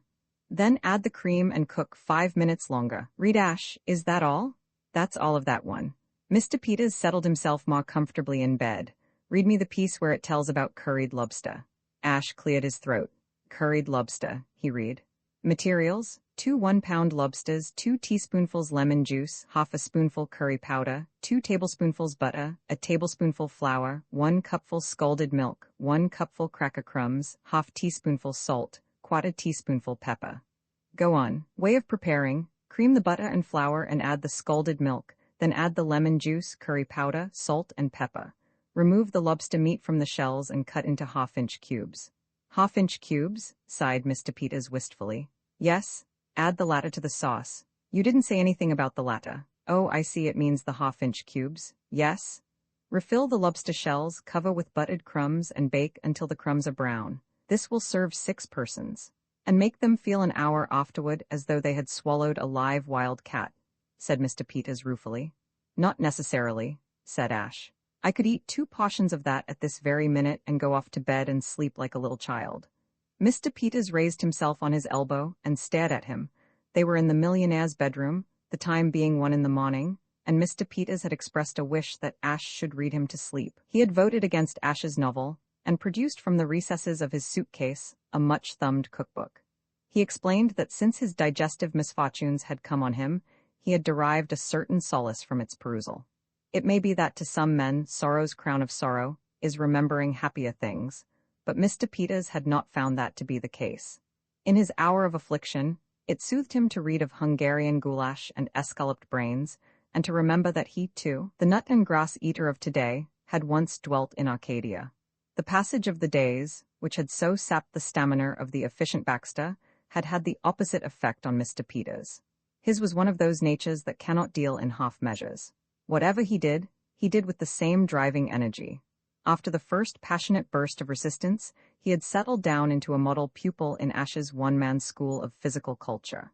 It had been the same, now that he came to look back on it, at Muldoon's. Now that he remembered, he had come away from White Plains hoping, indeed, never to see the place again, but undeniably a different man physically. It was not the habit of Professor Muldoon to let his patients loaf, but Mr. Peters, after the initial plunge, had needed no driving. He had worked hard at his cure then, because it was the job in hand. He worked hard now, under the guidance of Ash, because once he had begun, the thing interested and gripped him. Ash, who had expected continued reluctance, had been astonished and delighted at the way in which the millionaire had behaved. Nature had really intended Ash for a trainer. He identified himself so thoroughly with his man and rejoiced at the least signs of improvement. In Mr. Peters' case, there had been distinct improvement already. Miracles do not happen nowadays, and it was too much to expect one who had maltreated his body so consistently for so many years to become whole in a day. But to an optimist like Ash, signs were not wanting that in due season, Mr. Peters would rise on stepping stones of his dead self to higher things, and though never soaring into the class that devours lobster a la Newburgh and smiles after it, might yet prove himself a devil of a fellow among the mutton chops. "You're a wonder," said Mr. Peters. "You're fresh, and you have no respect for your elders and betters, but you deliver the goods. That's the point. Why, I'm beginning to feel great. Say, do you know I felt a new muscle in the small of my back this morning? They are coming out on me like a rash. That's the Lawson exercises, they develop the whole body. Well, you're a pretty good advertisement for them if they need one. What were you before you came to me? A prize fighter? That's the question everybody I have met since I arrived here has asked me. I believe it made the butler think I was some sort of crook when I couldn't answer it. I used to write stories, detective stories. What you ought to be doing is running a place over here in England like Muldoon has back home, but you will be able to write one more story out of this business here, if you want to. When are you going to have another try for my scarab? Tonight. Tonight? How about Baxter? I shall have to risk Baxter. Mr. Peters hesitated. He had fallen out of the habit of being magnanimous during the past few years, for dyspepsia brooks no divided allegiance, and magnanimity has to take a back seat when it has its grip on you. "See here," he said awkwardly. "I've been thinking this over lately, and what's the use? It's a queer thing, and if anybody had told me a week ago that I should be saying it I wouldn't have believed him. But I am beginning to like you. I don't want to get you into trouble. Let the old scarab go. What's a scarab anyway? Forget about it and stick on here as my private Muldoon. If it's the 5,000 that's worrying you, forget that too. I'll give it to you as your fee." Ash was astounded. That it could really be his peppery employer who spoke was almost unbelievable. Ash's was a friendly nature, and he could never be long associated with anyone without trying to establish pleasant relations, but he had resigned himself in the present case to perpetual warfare. He was touched, and if he had ever contemplated abandoning his venture, this, he felt, would have spurred him on to see it through. This sudden revelation of the human in Mr. Peters was like a trumpet call. "I wouldn't think of it," he said. "It's great of you to suggest such a thing, but I know just how you feel about the thing, and I'm going to get it for you if I have to wring Baxter's neck. Probably Baxter will have given up waiting as a bad job by now if he has been watching all this while. We've given him 10 nights to cool off. I expect he is in bed, dreaming pleasant dreams. It's nearly 2 o'clock. I'll wait another 10 minutes and then go down. He picked up the cookbook. Lie back and make yourself comfortable, and I'll read you to sleep first. You're a good boy, said Mr. Peters drowsily. Are you ready? Pork tenderloin lauded, half-pound fat pork. A faint smile curved Mr. Peters' lips. His eyes were closed and he breathed softly. Ash went on in a low voice. 4 large pork tenderloins, 1 cupful cracker crumbs, 1 cupful boiling water, 2 tablespoonfuls butter, 1 teaspoonful salt, half teaspoonful pepper, 1 teaspoonful poultry seasoning. A little sigh came from the bed. Way of preparing: wipe the tenderloins with a damp cloth. With a sharp knife, make a deep pocket lengthwise in each tenderloin. Cut your pork into long, thin strips and with a needle, lard each tenderloin. Melt the butter in the water, add the seasoning and the cracker crumbs, combining all thoroughly. Now fill each pocket in the tenderloin with this stuffing. Place the tenderloins. A snore sounded from the pillows, punctuating the recital like a mock of exclamation. Ash laid down the book and peered into the darkness beyond the rays of the bed lamp. His employer slept. Ash switched off the light and crept to the door. Out in the passage he stopped and listened. All was still. He stole downstairs. George Emerson sat in his bedroom in the bachelor's wing of the castle smoking a cigarette. A light of resolution was in his eyes. He glanced at the table beside his bed, and at what was on that table, and the light of resolution flamed into a glare of fanatic determination. So might a medieval knight have looked on the eve of setting forth to rescue a maiden from a dragon. His cigarette burned down. He looked at his watch, put it back, and lit another cigarette. His aspect was the aspect of one waiting for the appointed hour. Smoking his second cigarette, he resumed his meditations. They had to do with Aline Peters. George Emerson was troubled about Aline Peters. Watching over her, as he did, with a lover's eye, he had perceived that about her which distressed him.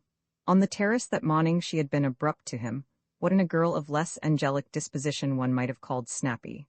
Yes, to be just, she had snapped at him. That meant something. It meant that Aline was not well. It meant what her pallor and tired eyes meant, that the life she was leading was doing her no good. 11 nights had George dined at Blandings Castle, and on each of the 11 nights he had been distressed to see the manner in which Aline, declining the baked meats, had restricted herself to the miserable vegetable messes which were all that doctor's orders permitted to her suffering father. George's pity had its limits. His heart did not bleed for Mr. Peters. Mr. Peters' diet was his own affair, but that Aline should starve herself in this fashion, purely by way of moral support for her parent, was another matter. George was perhaps a shade material. Himself a robust young man, and taking what might be called an outsize in meals, he attached perhaps too much importance to food as an adjunct to the perfect life.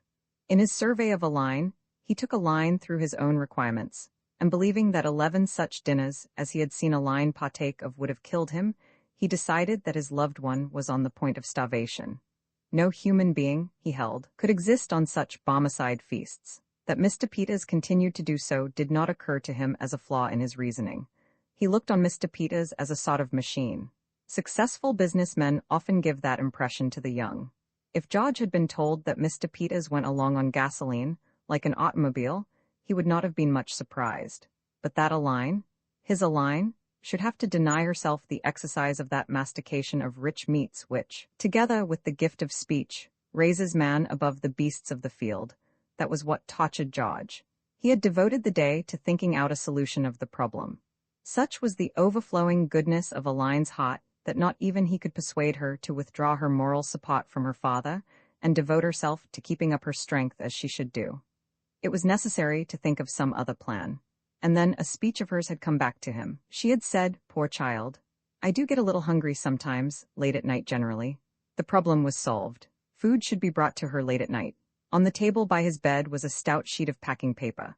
On this lay, like one of those pictures in still life that one sees on suburban parlor walls, a tongue, some bread, a knife, a fork, salt, a corkscrew, and a small bottle of white wine. It is a pleasure, when one has been able hitherto to portray George's devotion only through the medium of his speeches, to produce these comestibles as Exhibit A, to show that he loved Aline with no common love, for it had not been an easy task to get them there. In a house of smaller dimensions, he would have raided the larder without shame. but at Blandings Castle, there was no saying where the Lotta might be. All he knew was that it lay somewhere beyond that green baize door opening on the hall, past which he was wont to go on his way to bed. To prowl through the maze of the servants' quarters in search of it was impossible. The only thing to be done was to go to Market Blandings and buy the things. Fortune had helped him at the start by arranging that the Honourable Freddie, also, should be going to Market Blandings in the little runabout, which seated two. He had acquiesced in George's suggestion that he, George, should occupy the other seat, but with a certain lack of enthusiasm, it seemed to George. He had not volunteered any reason as to why he was going to Market Blandings in the little runabout, and on arrival, there had betrayed an unmistakable desire to get rid of George at the earliest opportunity.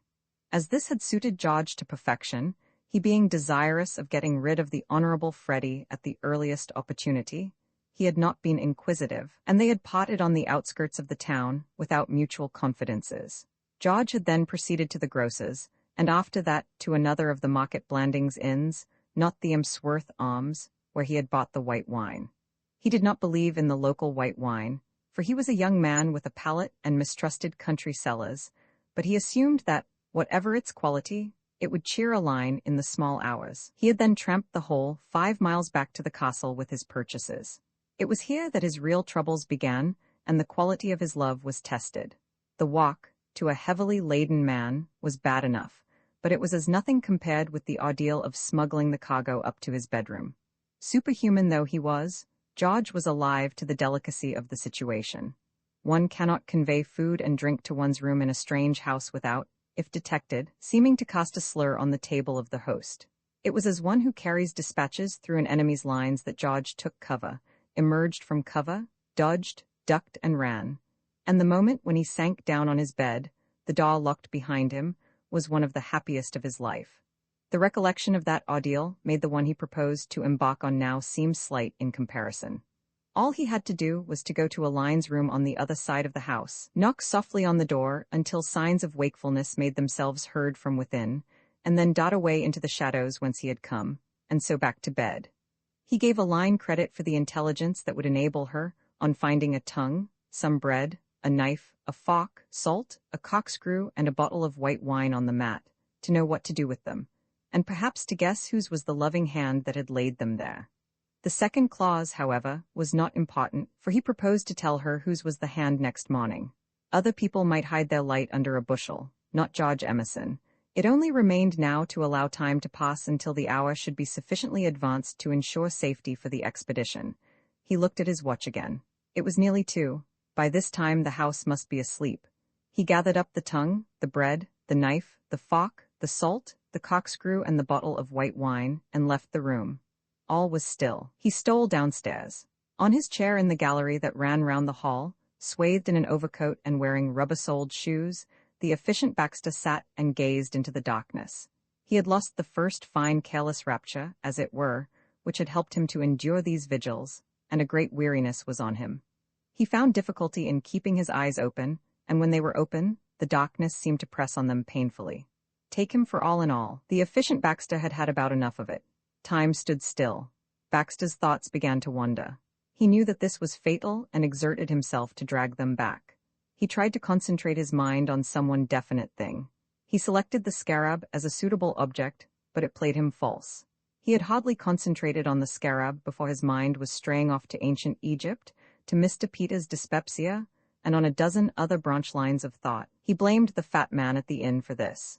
If the fat man had not thrust his presence and conversation on him, he would have been able to enjoy a sound sleep in the afternoon, and would have come fresh to his nocturnal task. He began to muse on the fat man, and by a curious coincidence, whom should he meet a few moments later but this same man? It happened in a somewhat singular manner, though it all seemed perfectly logical and consecutive to Baxter. He was climbing up the outer wall of Westminster Abbey in his pajamas and a tall hat, when the fat man, suddenly thrusting his head out of a window which Baxter had not noticed until that moment, said, "Hello, Freddie?" Baxter was about to explain that his name was not Freddie when he found himself walking down Piccadilly with Ash Mawson. Ash said to him, "Nobody loves me.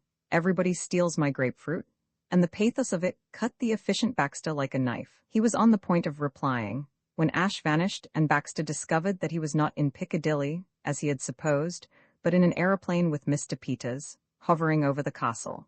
Mr. Peters had a bomb in his hand, which he was fondling with loving care. He explained to Baxter that he had stolen it from the Earl of Emsworth's museum. "I did it with a slice of cold beef and a pickle," he explained, and Baxter found himself realizing that that was the only way. "Now watch me drop it," said Mr. Peters, closing one eye and taking aim at the castle. "I have to do this by the doctor's orders." He loosed the bomb, and immediately Baxter was lying in bed watching it drop. He was frightened, but the idea of moving did not occur to him. The bomb fell very slowly, dipping and fluttering like a feather. It came closer and closer. Then it struck with a roar and a sheet of flame. Baxter woke to a sound of tumult and crashing. For a moment, he hovered between dreaming and waking, and then sleep passed from him, and he was aware that something noisy and exciting was in progress in the hall below. Coming down to first causes, the only reason why collisions of any kind occur is because two bodies defy nature's law that a given spot on a given plane shall at a given moment of time be occupied by only one body. There was a certain spot near the foot of the great staircase which Ash, coming downstairs from Mr. Peters' room, and George Emerson, coming up to Aline's room, had to pass on their respective routes. George reached it at 1 minute and 3 seconds after 2 a.m., moving silently but swiftly, and Ash, also maintaining a good rate of speed, arrived there at 1 minute and 4 seconds after the hour, when he ceased to walk and began to fly, accompanied by George Emerson, now going down. His arms were round George's neck and George was clinging to his waist. In due season they reached the foot of the stairs and a small table, covered with occasional china and photographs in frames, which lay adjacent to the foot of the stairs. That, especially the occasional china, was what Baxter had heard. George Emerson thought it was a burglar. Ash did not know what it was, but he knew he wanted to shake it off, so he insinuated a hand beneath George's chin and pushed upward. George, by this time parted forever from the tongue, the bread, the knife, the fork, the salt, the corkscrew, and the bottle of white wine, and having both hands free for the work of the moment, held Ash with the left and punched him in the ribs with the right. Ash, removing his left arm from George's neck, brought it up as a reinforcement to his right, and used both as a means of throttling George. This led George, now permanently underneath, to grasp Ash's ears firmly and twist them, relieving the pressure on his throat and causing Ash to utter the first vocal sound of the evening, other than the explosive ugh, that both had emitted at the instant of impact. Ash dislodged George's hands from his ears and hit George in the ribs with his elbow. George kicked Ash on the left ankle. Ash rediscovered George's throat and began to squeeze it afresh, and a pleasant time was being had by all when the efficient Baxter, whizzing down the stairs, tripped over Ash's legs, shot forward and cannoned into another table, also covered with occasional china and photographs in frames. The hall at Blandings Castle was more an extra drawing room than a hall, and when not nursing a sick headache in her bedroom, Lady Anne Woblington would dispense afternoon tea there to her guests. Consequently, it was dotted pretty freely with small tables. There were, indeed, no fewer than 5 more in various spots, waiting to be bumped into and smashed. The bumping into and smashing of small tables, however, is a task that calls for plenty of time, a leisured pursuit, and neither George nor Ash, a third party having been added to their little affair, felt a desire to stay on and do the thing properly. Ash was strongly opposed to being discovered and called on to account for his presence there at that hour. And George, conscious of the tongue and its adjuncts now strewn about the hall, had a similar prejudice against the tedious explanations that detection must involve. As though by mutual consent, each relaxed his grip. They stood panting for an instant. Then, Ash in the direction where he supposed the green baize door of the servants' quarters to be, George to the staircase that led to his bedroom, they went away from that place. They had hardly done so when Baxter, having disassociated himself from the contents of the table he had upset, began to grope his way toward the electric light switch, the same being situated near the foot of the main staircase. He went on all fours, as a safer method of locomotion, though slower, than the one he had attempted before. Noises began to make themselves heard on the floors above. Roused by the merry crackle of occasional china, the house party was bestirring itself to investigate. Voices sounded, muffled and inquiring. Meantime Baxter crawled steadily on his hands and knees toward the light switch.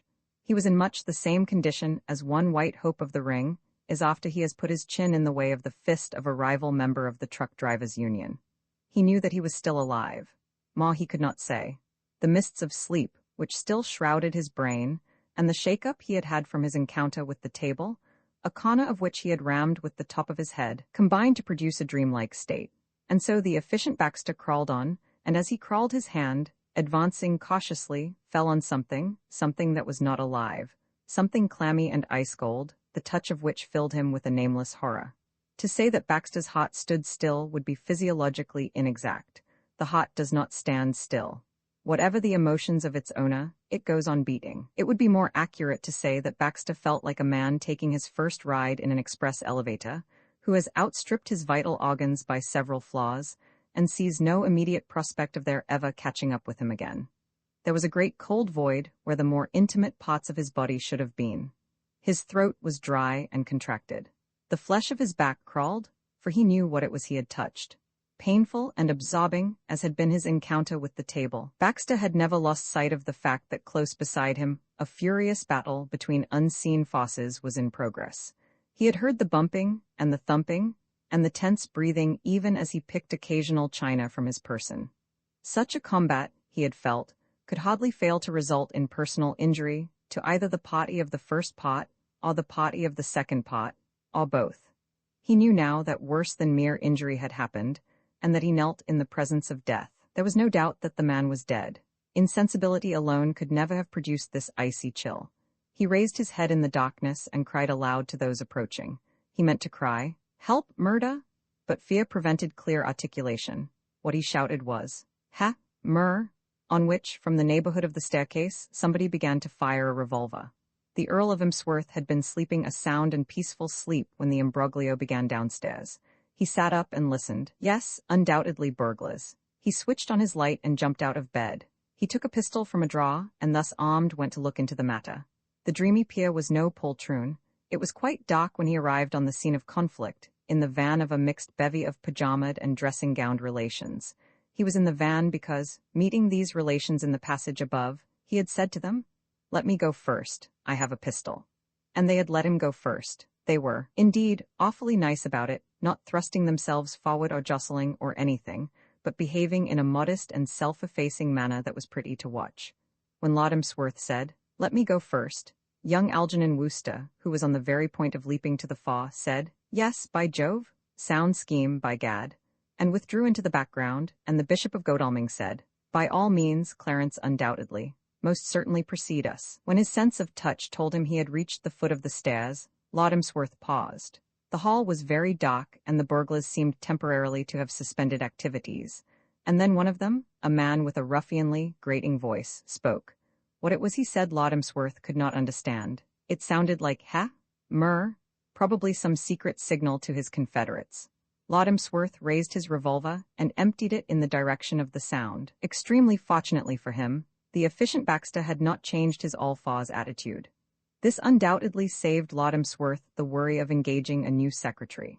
The shots sang above Baxter's head one after the other, 6 in all, and found other billets than his person. They disposed themselves as follows. The first shot broke a window and whistled out into the night. The second shot hit the dinner gong and made a perfectly extraordinary noise, like the last trump. The third, fourth, and fifth shots embedded themselves in the wall.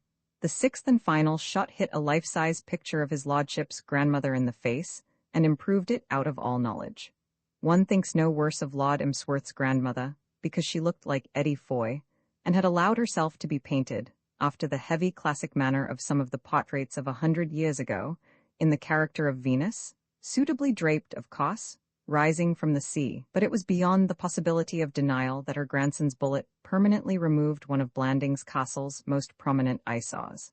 Having emptied his revolver, Lord Emsworth said, "Who is there? Speak," in rather an aggrieved tone, as though he felt he had done his part in breaking the ice, and it was now for the intruder to exert himself and bear his share of the social amenities. The efficient Baxter did not reply. Nothing in the world could have induced him to speak at that moment, or to make any sound whatsoever that might betray his position to a dangerous maniac, who might at any instant reload his pistol and resume the fusillade. Explanations, in his opinion, could be deferred until somebody had the presence of mind to switch on the lights. He flattened himself on the carpet and hoped for better things. His cheek touched the corpse beside him, but though he winced and shuddered, he made no outcry. After those 6 shots he was through with outcries. A voice from above, the bishop's voice, said, "I think you have killed him, Clarence." Another voice, that of Colonel Horace Mant, said, "Switch on those dashed lights, why doesn't somebody? Dash it?" The whole strength of the company began to demand light. When the lights came, it was from the other side of the hall. 6 revolver shots fired at 2:15 in the morning will rouse even sleeping domestics. The servants' quarters were buzzing like a hive. Shrill feminine screams were puncturing the air. Mr. Beach, the butler, in a suit of pink silk pajamas, of which no one would have suspected him, was leading a party of men's servants down the stairs, not so much because he wanted to lead them as because they pushed him. The passage beyond the green baize door became congested, and there were cries for Mr. Beach to open it and look through and see what was the matter. But Mr. Beach was smarter than that and wriggled back so that he no longer headed the procession.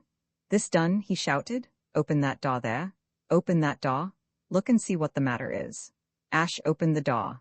Since his escape from the hall, he had been lurking in the neighborhood of the green baize door and had been engulfed by the swirling throng. Finding himself with elbow room for the first time, he pushed through, swung the door open, and switched on the lights. They shone on a collection of semi-dressed figures crowding the staircase, on a hall littered with china and glass, on a dented dinner gong, on an edited and improved portrait of the late Countess of Emsworth, and on the efficient Baxter, in an overcoat and rubber-soled shoes, lying beside a cold tongue. At no great distance lay a number of other objects: a knife, a fork, some bread, salt, a corkscrew, and a bottle of white wine. Using the word in the sense of saying something coherent, the Earl of Emsworth was the first to speak. He peered down at his recumbent secretary and said, "Baxter, my dear fellow, what the devil?" The feeling of the company was one of profound disappointment. They were disgusted at the anticlimax. For an instant, when the efficient one did not move, a hope began to stir. But as soon as it was seen that he was not even injured, gloom reigned. One of 2 things would have satisfied them, either a burglar or a corpse. A burglar would have been welcome, dead or alive, but if Baxter proposed to fill the pot adequately, it was imperative that he be dead. He had disappointed them deeply by turning out to be the object of their quest. That he should not have been even grazed was too much. There was a cold silence as he slowly raised himself from the floor. As his eyes fell on the tongue, he started and remained gazing fixedly at it. Surprise paralyzed him. Lord Emsworth was also looking at the tongue, and he leaped to a not unreasonable conclusion. He spoke coldly and haughtily, for he was not only annoyed, like the others, at the anticlimax, but offended. He knew that he was not one of your energetic hosts who exert themselves unceasingly to supply their guests with entertainment, but there was one thing on which, as a host, he did pride himself. In the material matters of life, he did his guests well. He kept an admirable table.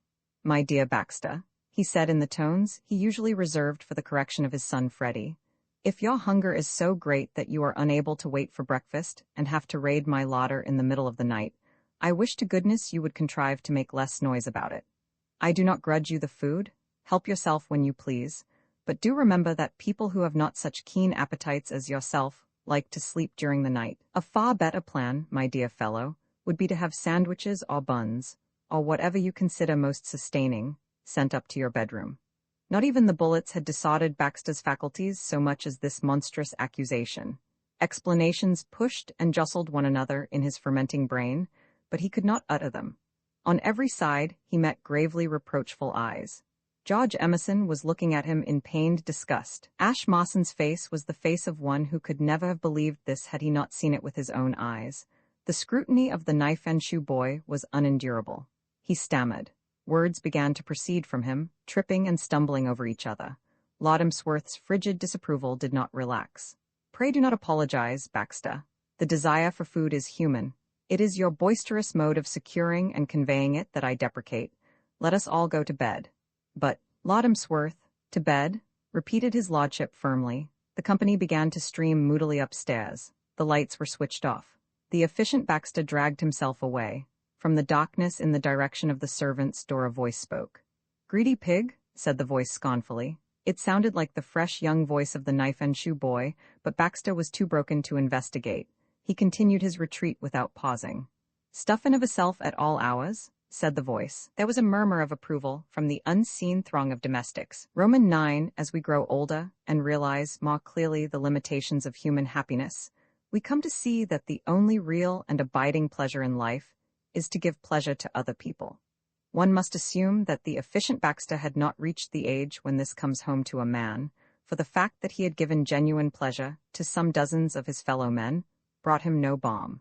There was no doubt about the pleasure he had given. Once they had got over their disappointment at finding that he was not a dead burglar, the house party rejoiced wholeheartedly at the break in the monotony of life at Blandings Castle. Relations who had not been on speaking terms for years forgot their quarrels and strolled about the grounds in perfect harmony, abusing Baxter. The general verdict was that he was insane. "Don't tell me that young fellow's all there," said Colonel Horace Mant, "because I know better. Have you noticed his eye? Furtive, shifty, nasty gleam in it. Besides, dash it, did you happen to take a look at the hall last night after he had been there? It was in ruins, my dear sir, absolute dashed ruins. It was positively littered with broken china and tables that had been bowled over. Don't tell me that was just an accidental collision in the dock. My dear sir, the man must have been thrashing about, absolutely thrashing about, like a dashed salmon on a dashed hook. He must have had a paroxysm of some kind of a dashed fit. A doctor could give you the name for it. It's a well-known form of insanity. Paranoia? Isn't that what they call it? Rush of blood to the head, followed by a general running amok. I've heard fellows who have been in India talk of it. Natives get it. Don't know what they are doing, and charge through the streets taking cracks at people with dashed, whacking great knives. Same with this young man, probably in a modified form at present. He ought to be in a home. One of these nights, if this grows on him, he will be massacring Emsworth in his bed." "My dear Horace?" The Bishop of Godalming's voice was properly horror-stricken, but there was a certain unctuous relish in it. "Take my word for it, though mind you, I don't say they aren't well suited. Everyone knows that Emsworth has been, to all practical intents and purposes, a dashed lunatic for years. What was it that young fellow Emerson, Freddie's American friend, was saying the other day about some acquaintance of his who is not quite right in the head? Nobody in the house is the tit? Something to that effect at any rate. I felt at the time it was a perfect description of Emsworth. My dear Horace, your father-in-law, the head of the family? A dashed lunatic, my dear sir, head of the family or no head of the family. A man as absent-minded as he is has no right to call himself sane. Nobody in the house, I recollect it now, nobody in the house except gas, and that has not been turned on. That's Emsworth." The efficient Baxter, who had just left his presence, was feeling much the same about his noble employer. After a sleepless night, he had begun at an early hour to try and corner Lord Emsworth in order to explain to him the true inwardness of last night's happenings. Eventually, he had tracked him to the museum, where he found him happily engaged in painting a cabinet of birds' eggs. He was seated on a small stool, a large pot of red paint on the floor beside him, dabbing at the cabinet with a dripping brush. He was absorbed and made no attempt whatever to follow his secretary's remarks. For 10 minutes, Baxter gave a vivid picture of his vigil and the manner in which it had been interrupted. Just so, my dear fellow," said the Earl when he had finished. "I quite understand. All I say is, if you do require additional food in the night, let one of the servants bring it to your room before bedtime. Then there will be no danger of these disturbances. There is no possible objection to your eating 100 meals a day, my good Baxter, provided you do not rouse the whole house over them. Some of us like to sleep during the night. But Lord Emsworth? I have just explained, I was not. Never mind, my dear fellow, never mind. Why make such an important thing of it? Many people like a light snack before actually retiring. Doctors, I believe, sometimes recommend it. Tell me, Baxter, how do you think the museum looks now? A little brighter? Better for the dash of color, I think so. Museums are generally such gloomy places. Lord Emsworth, may I explain once again?" The Earl looked annoyed. "My dear Baxter, I have told you that there is nothing to explain. You are getting a little tedious. What a deep, rich red this is, and how clean new paint smells. Do you know, Baxter, I have been longing to mess about with paint ever since I was a boy. I recollect my old father beating me with a walking stick. That would be before your time, of course. By the way, if you see Freddie, will you tell him I want to speak to him? He probably is in the smoking room. Send him to me here." It was an overwrought Baxter who delivered the message to the Honorable Freddie, who, as predicted, was in the smoking room, lounging in a deep armchair. There are times when life presses hard on a man, and it pressed hard on Baxter now. Fate had played him a sorry trick. It had put him in a position where he had to choose between two courses, each as disagreeable as the other. He must either face a possible second fiasco like that of last night, or else he must abandon his post and cease to mount guard over his threatened treasure. His imagination quailed at the thought of a repetition of last night's horrors. He had been badly shaken by his collision with the table, and even more so by the events that had followed it. Those revolver shots still rang in his ears. It was probably the memory of those shots that turned the scale. It was unlikely he would again become entangled with a man bearing a tongue and the other things. He had given up in despair the attempt to unravel the mystery of the tongue. It completely baffled him, but it was by no means unlikely that if he spent another night in the gallery looking on the hall, he might not again become a target for Lord Emsworth's irresponsible firearm. Nothing, in fact, was more likely, for in the disturbed state of the public mind the slightest sound after nightfall would be sufficient cause for a fusillade. He had actually overheard young Algernon Wooster telling Lord Stockheath he had a jolly good mind to sit on the stairs that night with a shotgun, because it was his opinion that there was a jolly sight more in this business than there seemed to be, and what he thought of the Bali affair was that there was a gang of some kind at work, and that fella, what's his name? That fella Baxter was some sort of an accomplice. With these things in his mind, Baxter decided to remain that night in the security of his bedroom. He had lost his nerve. He formed this decision with the utmost reluctance, for the thought of leaving the road to the museum clear for marauders was bitter in the extreme.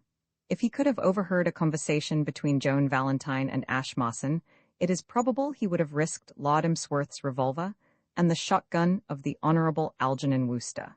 Ash, when he met Joan and recounted the events of the night, at which Joan, who was a sound sleeper, had not been present, was inclined to blame himself as a failure. True, fate had been against him, but the fact remained that he had achieved nothing. Joan, however, was not of this opinion. "You have done wonders," she said. "You have cleared the way for me. That is my idea of real teamwork. I'm so glad now that we formed our partnership. It would have been too bad if I had got all the advantage of your work and had jumped in and deprived you of the reward. As it is, I shall go down and finish the thing off tonight with a clear conscience." "You can't mean that you dream of going down to the museum tonight?" "Of course I do. But it's madness? On the contrary, tonight is the one night when there ought to be no risk at all. After what happened last night. Because of what happened last night, do you imagine Mr. Baxter will dare to stir from his bed after that? If ever there was a chance of getting this thing finished, it will be tonight." "You're quite right. I never looked at it in that way. Baxter wouldn't risk a second disaster. I'll certainly make a success of it this time." Joan raised her eyebrows. "I don't quite understand you, Mr. Mawson. Do you propose to try to get the scarab tonight?" "Yes, it will be as easy as— Are you forgetting that, by the terms of our agreement, it is my turn? You surely don't intend to hold me to that." "Certainly I do. But, good heavens, consider my position. Do you seriously expect me to lie in bed while you do all the work and then to take a half share in the reward?" "I do. It's ridiculous." "It's no more ridiculous than that I should do the same. Mr. Mawson, there's no use in our going over all this again. We settled it long ago." Joan refused to discuss the matter further, leaving Ash in a condition of anxious misery comparable only to that which, as night began to draw near, gnawed the vitals of the efficient Baxter. Breakfast at Blandings Castle was an informal meal. There was food and drink in the long dining hall for such as were energetic enough to come down and get it, but the majority of the house party breakfasted in their rooms. Lord Emsworth, whom nothing in the world would have induced to begin the day in the company of a crowd of his relations, most of whom he disliked, setting them the example. When, therefore, Baxter, yielding to nature after having remained awake until the early morning, fell asleep at 9 o'clock, nobody came to rouse him.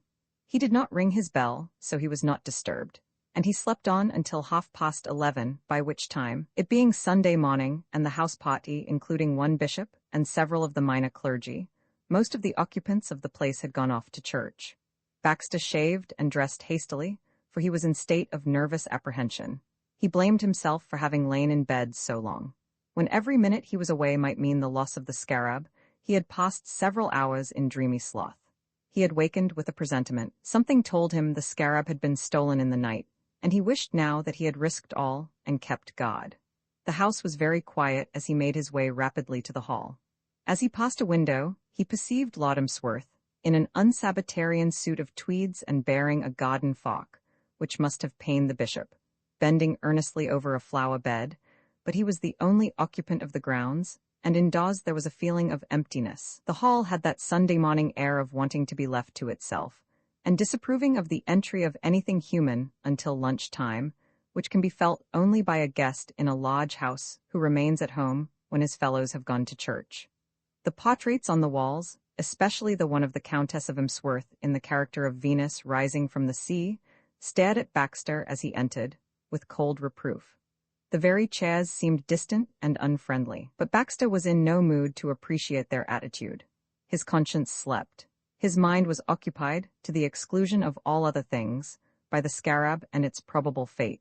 How disastrously remiss it had been of him not to keep guard last night. Long before he opened the museum door, he was feeling the absolute certainty that the worst had happened. It had. The card which announced that here was an Egyptian scarab of the reign of Cheops of the 4th dynasty, presented by J. Preston Peters, Esquire, still lay on the cabinet in its wonted place, but now its neat lettering was false and misleading. The scarab was gone. For all that he had expected this, for all his premonition of disaster, it was an appreciable time before the efficient Baxter rallied from the blow. He stood transfixed, goggling at the empty place. Then his mind resumed its functions. All, he perceived, was not yet lost. Baxter the watchdog must retire, to be succeeded by Baxter the sleuth-hound. He had been unable to prevent the theft of the scarab, but he might still detect the thief. For the Dr. Watsons of this world, as opposed to the Sherlock Holmeses, success in the province of detective work must always be, to a very large extent, the result of luck. Sherlock Holmes can extract a clue from a wisp of straw or a flake of cigar ash, but Dr. Watson has to have it taken out for him and dusted, and exhibited clearly, with a label attached. The average man is a Dr. Watson. We are wont to scoff in a patronizing manner at that humble follower of the great investigator, but as a matter of fact, we should have been just as dull ourselves. We should not even have risen to the modest height of a Scotland Yard bungler. Baxter was a Dr. Watson. What he wanted was a clue, but it is so hard for the novice to tell what is a clue and what is not. And then he happened to look down, and there on the floor was a clue that nobody could have overlooked. Baxter saw it, but did not immediately recognize it for what it was. What he saw, at first, was not a clue, but just a mess. He had a tidy soul and abhorred messes, and this was a particularly messy mess. A considerable portion of the floor was a sea of red paint. The can from which it had flowed was lying on its side, near the wall. He had noticed that the smell of paint had seemed particularly pungent, but had attributed this to a new freshet of energy on the part of Lord Emsworth. He had not perceived that paint had been spilled. "Pa," said Baxter. Then suddenly, beneath the disguise of the mess, he saw the clue. A footmark, no less. A crimson footmark on the polished wood. It was as clear and distinct as though it had been left there for the purpose of assisting him. It was a feminine footmark, the print of a slim and pointed shoe. This perplexed Baxter. He had looked on the siege of the scarab as an exclusively male affair, but he was not perplexed long. What could be simpler than that Mr. Peters should have enlisted female aid? The female of the species is more deadly than the male.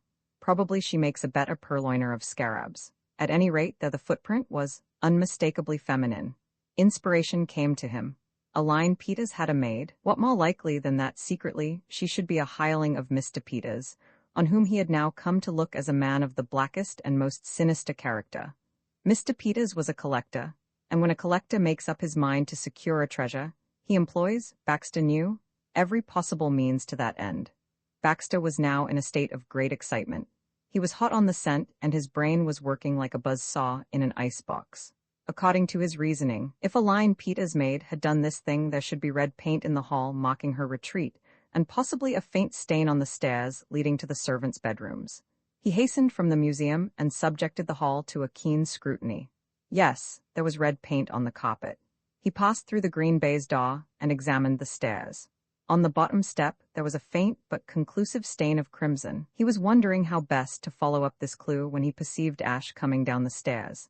Ash, like Baxter, and as the result of a night disturbed by anxious thoughts, had also overslept himself. There are moments when the giddy excitement of being right on the trail causes the amateur, or Watsonian, detective to be incautious. If Baxter had been wise, he would have achieved his object, the getting a glimpse of Joan's shoes, by a devious and snaky route. As it was, zeal getting the better of prudence, he rushed straight on. His early suspicion of Ash had been temporarily obscured. Whatever Ash's claims to be a suspect, it had not been his footprint Baxter had seen in the museum. "Here, you," said the efficient Baxter excitedly. "Sir, the shoes? I beg your pardon? I wish to see the servants' shoes. Where are they? I expect they have them on, sir. Yesterday's shoes, man, yesterday's shoes, where are they? Where are the shoes of yesteryear? Murmured Ash. I should say at a venture, sir, that they would be in a large basket somewhere near the kitchen. Our genial knife and shoe boy collects them, I believe, at early dawn. Would they have been cleaned yet? If I know the lad, sir, no. Go and bring that basket to me, bring it to me in this room. The room to which he referred was none other than the private sanctum of Mr. Beach, the butler, the door of which, standing open, showed it to be empty. It was not Baxter's plan, excited as he was, to risk being discovered sifting shoes in the middle of a passage in the servants' quarters. Ash's brain was working rapidly as he made for the shoe cupboard, that little den of darkness and smells, where Billy, the knife and shoe boy, better known in the circle in which he moved as young Bonehead, pursued his menial tasks.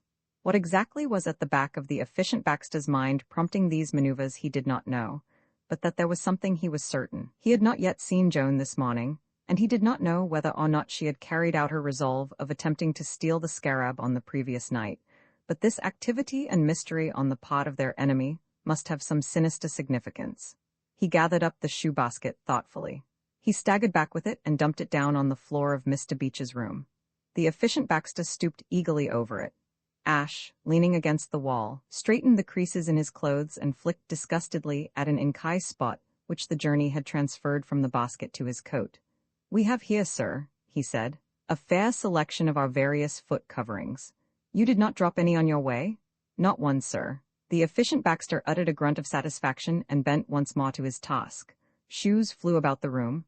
Baxter knelt on the floor beside the basket and dug like a terrier at a rat hole. At last he made a find and with an exclamation of triumph rose to his feet. In his hand he held a shoe. "Put those back," he said. Ash began to pick up the scattered footgear. "That's the lot, sir," he said, rising. "Now come with me, leave the basket there. You can carry it back when you return." "Shall I put back that shoe, sir?" "Certainly not, I shall take this one with me." "Shall I carry it for you, sir?" Baxter reflected. Yes, I think that would be best. Trouble had shaken his nerve. He was not certain that there might not be others besides Lord Emsworth in the garden, and it occurred to him that, especially after his reputation for eccentric conduct had been so firmly established by his misfortunes that night in the hall, it might cause comment should he appear before them carrying a shoe. Ash took the shoe and, doing so, understood what before had puzzled him. Across the toe was a broad splash of red paint. Though he had nothing else to go on, he saw all. The shoe he held was a female shoe. His own researches in the museum had made him aware of the presence there of red paint. It was not difficult to build up on these data a pretty accurate estimate of the position of affairs. "Come with me," said Baxter. He left the room. Ash followed him. In the garden, Lord Emsworth, garden fork in hand, was dealing summarily with a green young weed that had incautiously shown its head in the middle of a flower bed. He listened to Baxter's statement with more interest than he usually showed in anybody's statements. He resented the loss of the scarab, not so much on account of its intrinsic worth as because it had been the gift of his friend Mr. Peters. "Indeed," he said when Baxter had finished. "Really, dear me, it certainly seems it is extremely suggestive. You are certain there was red paint on this shoe?" "I have it with me. I brought it on purpose to show you." He looked at Ash, who stood in close attendance. "The shoe?" Lord Emsworth polished his glasses and bent over the exhibit. "Ah," he said. "Now let me look at this. You say is the just so, just so? Just, my dear Baxter, it may be that I have not examined this shoe with sufficient care, but can you point out to me exactly where this paint is that you speak of?" The efficient Baxter stood staring at the shoe with wild, fixed stare. Of any suspicion of paint, red or otherwise, it was absolutely and entirely innocent. The shoe became the center of attraction, the center of all eyes. The efficient Baxter fixed it with the piercing glare of one who feels that his brain is tottering. Lord Emsworth looked at it with a mildly puzzled expression. Ash Mawson examined it with a sort of affectionate interest, as though he were waiting for it to do a trick of some kind. Baxter was the first to break the silence. "There was paint on this shoe," he said vehemently. "I tell you there was a splash of red paint across the toe. This man here will bear me out in this. You saw paint on this shoe?" "Paint, sir? What, do you mean to tell me you did not see it?" "No, sir, there was no paint on this shoe. This is ridiculous. I saw it with my own eyes. It was a broad splash right across the toe." Lord Emsworth interposed. "You must have made a mistake, my dear Baxter. There is certainly no trace of paint on this shoe. These momentary optical delusions are, I fancy, not uncommon. Any doctor will tell you." I had an aunt, your lordship, said Ash chattily, who was remarkably subject. It is absurd, I cannot have been mistaken, said Baxter. I am positively certain the toe of this shoe was red when I found it. It is quite black now, my dear Baxter. A sort of chameleon shoe, murmured Ash. The goaded secretary turned on him. What did you say? Nothing, sir. Baxter's old suspicion of this smooth young man came surging back to him. I strongly suspect you of having had something to do with this. Really, Baxter, said the Earl, that is surely the least probable of solutions. This young man could hardly have cleaned the shoe on his way from the house. A few days ago, when painting in the museum, I inadvertently splashed some paint on my own shoe. I can assure you it does not brush off. It needs a very systematic cleaning before all traces are removed. Exactly, your lordship, said Ash. My theory, if I may? Yes. My theory, your lordship, is that Mr. Baxter was deceived by the light and shade effects on the toe of the shoe. The morning sun, streaming in through the window, must have shone on the shoe in such a manner as to give it a momentary and fictitious aspect of redness. If Mr. Baxter recollects, he did not look long at the shoe. The picture on the retina of the eye consequently had not time to fade. I myself remember thinking at the moment that the shoe appeared to have a certain reddish tint. The mistake? Bah, said Baxter shortly. Lord Emsworth, now thoroughly bored with the whole affair, and desiring nothing more than to be left alone with his weeds and his garden fork, put in his word. Baxter, he felt, was curiously irritating these days. He always seemed to be bobbing up. The Earl of Emsworth was conscious of a strong desire to be free from his secretary's company. He was efficient, yes, invaluable indeed. He did not know what he should do without Baxter, but there was no denying that his company tended after a while to become a trifle tedious. He took a fresh grip on his garden fork and shifted it about in the air as a hint that the interview had lasted long enough. It seems to me, my dear fellow, he said, the only explanation that will square with the facts. A shoe that is really smeared with red paint does not become black of itself in the course of a few minutes. You are very right, your lordship, said Ash approvingly. May I go now, your lordship? Certainly, certainly, by all means. Shall I take the shoe with me, your lordship? If you do not want it, Baxter. The secretary passed the fraudulent piece of evidence to Ash without a word, and the latter, having included both gentlemen in a kindly smile, left the garden. On returning to the butler's room, Ash's first act was to remove a shoe from the top of the pile in the basket. He was about to leave the room with it, when the sound of footsteps in the passage outside halted him. I do not in the least understand why you wish me to come here, my dear Baxter, said a voice, and you are completely spoiling my morning, but, for a moment Ash was at a loss. It was a crisis that called for swift action, and it was a little hard to know exactly what to do. It had been his intention to carry the paint-splashed shoe back to his own room, that to clean it at his leisure, but it appeared that his strategic line of retreat was blocked. Plainly, the possibility, nay, the certainty, that Ash had substituted another shoe for the one with the incriminating splash of paint on it had occurred to the efficient Baxter, almost directly the farmer had left the garden. The window was open. Ash looked out. There were bushes below. It was a makeshift policy, and one which did not commend itself to him as the ideal method, but it seemed the only thing to be done, for already the footsteps had reached the door. He threw the shoe out of window, and it sank beneath the friendly surface of the long grass round a wisteria bush. Ash turned, relieved, and the next moment the door opened and Baxter walked in, accompanied, with obvious reluctance, by his bored employer. Baxter was brisk and peremptory. I wish to look at those shoes again, he said coldly. Certainly, sir, said Ash. I can manage without your assistance, said Baxter. Very good, sir. Leaning against the wall, Ash watched him with silent interest as he burrowed among the contents of the basket, like a terrier digging for rats. The Earl of Emsworth took no notice of the proceedings. He yawned plaintively and pottered about the room. He was one of nature's potterers. The scrutiny of the man, whom he had now placed definitely as a malefactor, irritated Baxter. Ash was looking at him in an insufferably tolerant manner, as if he were an indulgent father brooding over his infant son while engaged in some childish frolic. He lodged a protest. Don't stand there staring at me. I was interested in what you were doing, sir. Never mind, don't stare at me in that idiotic way. May I read a book, sir? Yes, read if you like. Thank you, sir. Ash took a volume from the butler's slenderly stocked shelf. The shoe expert resumed his investigations in the basket. He went through it twice, but each time without success. After the second search, he stood up and looked wildly about the room. He was as certain as he could be of anything that the missing piece of evidence was somewhere within those far walls.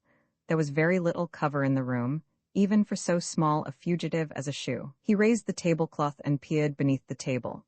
"Are you looking for Mr. Beach, sir?" said Ash. "I think he has gone to church." Baxter, pink with his exertions, fastened a baleful glance upon him.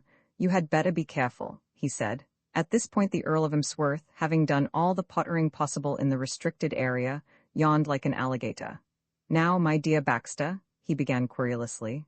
Baxter was not listening. He was on the trail. He had caught sight of a small closet in the wall, next to the mantelpiece, and it had stimulated him. "What is in this closet?" "That closet, sir?" "Yes, this closet." He rapped the door irritably.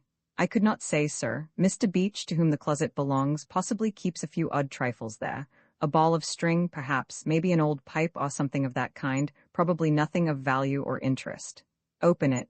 "It appears to be locked, sir." "Unlock it." "But where is the key?" Baxter thought for a moment. "Lord Emsworth," he said, "I have my reasons for thinking that this man is deliberately keeping the contents of this closet from me. I am convinced that the shoe is in there. Have I your leave to break open the door?" The Earl looked a little dazed, as if he were unequal to the intellectual pressure of the conversation. "Now, my dear Baxter," said the Earl impatiently, "please tell me once again why you have brought me in here. I cannot make head or tail of what you have been saying. Apparently you accuse this young man of keeping his shoes in a closet. Why should you suspect him of keeping his shoes in a closet? And if he wishes to do so, why on earth should not he keep his shoes in a closet? This is a free country." "Exactly, your lordship," said Ash approvingly. "You have touched the spot. It all has to do with the theft of your scarab, Lord Emsworth. Somebody got into the museum and stole the scarab." Ah, yes, so they did. I remember now. You told me, bad business that, my dear Baxter.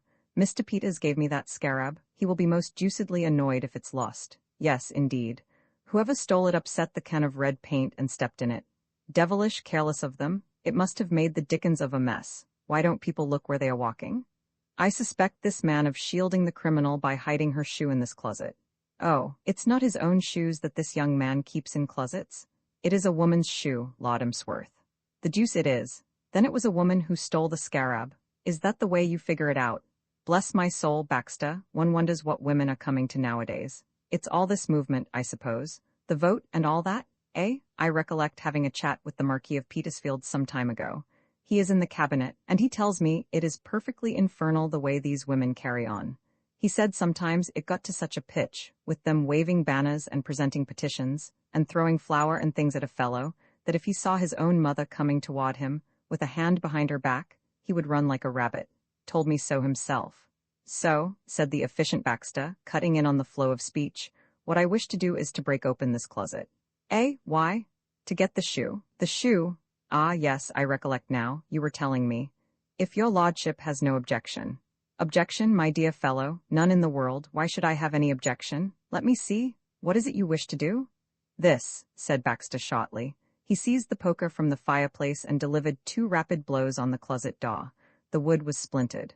A third blow smashed the flimsy lock. The closet, with any skeletons it might contain, was open for all to view. It contained a corkscrew, a box of matches, a paper-covered copy of a book entitled Mary, the Beautiful Mill Hand, a bottle of embrocation, a spool of cotton, 2 pencil stubs, and other useful and entertaining objects. It contained, in fact, almost everything except a paint-splashed shoe, and Baxter gazed at the collection in dumb disappointment. "Are you satisfied now, my dear Baxter?" said the Earl, "or is there any more furniture that you would like to break? You know, this furniture breaking is becoming a positive craze with you, my dear fellow. You ought to fight against it. The night before last, I don't know how many tables broken in the hall, and now this closet. You will ruin me. No purse can stand the constant drain." Baxter did not reply. He was still trying to rally from the blow. A chance remark of Lord Emsworth set him off on the trail once more. Lord Emsworth, having said his say, had dismissed the affair from his mind and begun to potter again. The cause of his pottering had brought him to the fireplace, where a little pile of soot on the fender caught his eye. He bent down to inspect it. "Dear me," he said, "I must remember to tell Beach to have his chimney swept. It seems to need it badly." No trumpet call ever acted more instantaneously on old Wodehouse than this simple remark on the efficient Baxter. He was still convinced that Ash had hidden the shoe somewhere in the room, and now that the closet had proved an alibi, The chimney was the only spot that remained unsearched. He dived forward with a rush, nearly knocking Laudomsworth off his feet, and thrust an arm up into the unknown. The startled peer, having recovered his balance, met Ash's respectfully pitying gaze. "We must humor him," said the gaze, more plainly than speech. Baxter continued to grope. The chimney was a roomy chimney, and needed careful examination. He wriggled his hand about clutchingly. From time to time soot fell in gentle showers. "My dear Baxter," Baxter was baffled. He withdrew his hand from the chimney and straightened himself. He brushed a bead of perspiration from his face with the back of his hand. Unfortunately, he used the sooty hand, and the result was too much for Laudomsworth's politeness. He burst into a series of pleased chuckles. "Your face, my dear Baxter, your face? It is positively covered with soot. Positively? You must go and wash it, you are quite black. Really, my dear fellow, you present rather an extraordinary appearance. Run off to your room." Against this crowning blow the efficient Baxter could not stand up. It was the end. "Soot," he murmured weakly. "Soot? Your face is covered, my dear fellow, quite covered." "It certainly has a faintly sooty aspect, sir," said Ash. His voice roused the sufferer to one last flicker of spirit. "You will hear more of this," he said. "You will." At this moment, slightly muffled by the intervening door and passageway, there came from the direction of the hall a sound like the delivery of a ton of coal. A heavy body bumped down the stairs, and a voice which all three recognized as that of the Honorable Freddie uttered an oath that lost itself in a final crash and a musical splintering sound, which Baxter for one had no difficulty in recognizing as the dissolution of occasional china.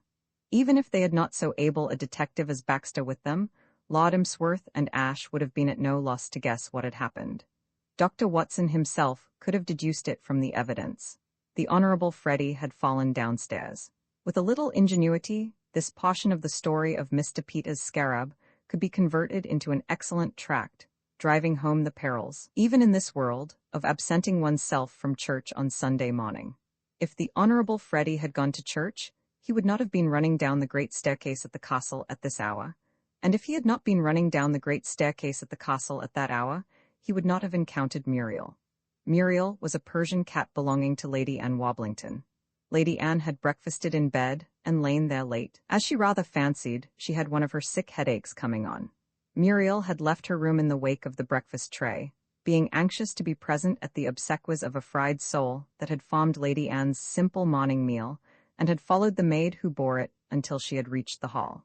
At this point the maid, who disliked Muriel, stopped and made a noise like an exploding pop bottle, at the same time taking a little run in Muriel's direction and kicking at her with a menacing foot. Muriel, wounded and startled, had turned in her tracks and sprinted back up the staircase at the exact moment when the Honorable Freddie, who for some reason was in a great hurry, ran lightly down. There was an instant when Freddie could have saved himself by planting a number 10 shoe on Muriel's spine, but even in that crisis he bethought him that he hardly stood solid enough with the authorities to risk adding to his misdeeds the slaughter of his aunt's favorite cat, and he executed a rapid swerve. The spared cat proceeded on her journey upstairs, while Freddie, touching the staircase at intervals, went on down. Having reached the bottom, he sat amid the occasional china, like Marius among the ruins of Carthage, and endeavored to ascertain the extent of his injuries. He had a dazed suspicion that he was irretrievably fractured in a dozen places. It was in this attitude that the rescue party found him. He gazed up at them with silent pathos. "In the name of goodness, Frederick," said Laudomsworth peevishly, "what do you imagine you are doing?" Freddie endeavored to rise, but sank back again with a stifled howl. "It was that bally cat of Aunt Anne's," he said. "It came legging it up the stairs. I think I've broken my leg." "You have certainly broken everything else," said his father unsympathetically. "Between you and Baxter, I wonder there's a stick of furniture standing in the house." "Thanks, old chap," said Freddie gratefully as Ash stepped forward and lent him an arm. "I think my bally ankle must have got twisted. I wish you would give me a hand up to my room." "And Baxter, my dear fellow," said Laudomsworth, "you might telephone to Dr. Bird in Market Blandings and ask him to be good enough to drive out. I am sorry, Freddie," he added, "that you should have met with this accident, but everything is so disturbing nowadays that I feel most disturbed." Ash and the Honorable Freddie began to move across the hall, Freddie hopping, Ash advancing with a sort of polka step. As they reached the stairs, there was a sound of wheels outside, and the vanguard of the house party returned from church, entered the house. It's all very well to give it out officially that Freddie has fallen downstairs and sprained his ankle, said Colonel Horace Mant, discussing the affair with the Bishop of Godalming later in the afternoon. But it's my firm belief that that fellow Baxter did precisely as I said he would, ran amok, and inflicted frightful injuries on young Freddie.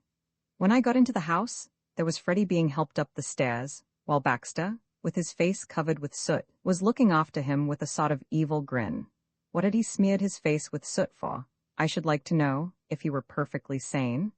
The whole thing is fishy and mysterious, and the sooner I can get Mildred safely out of the place, the better I shall be pleased. The fellow's as mad as a hatter,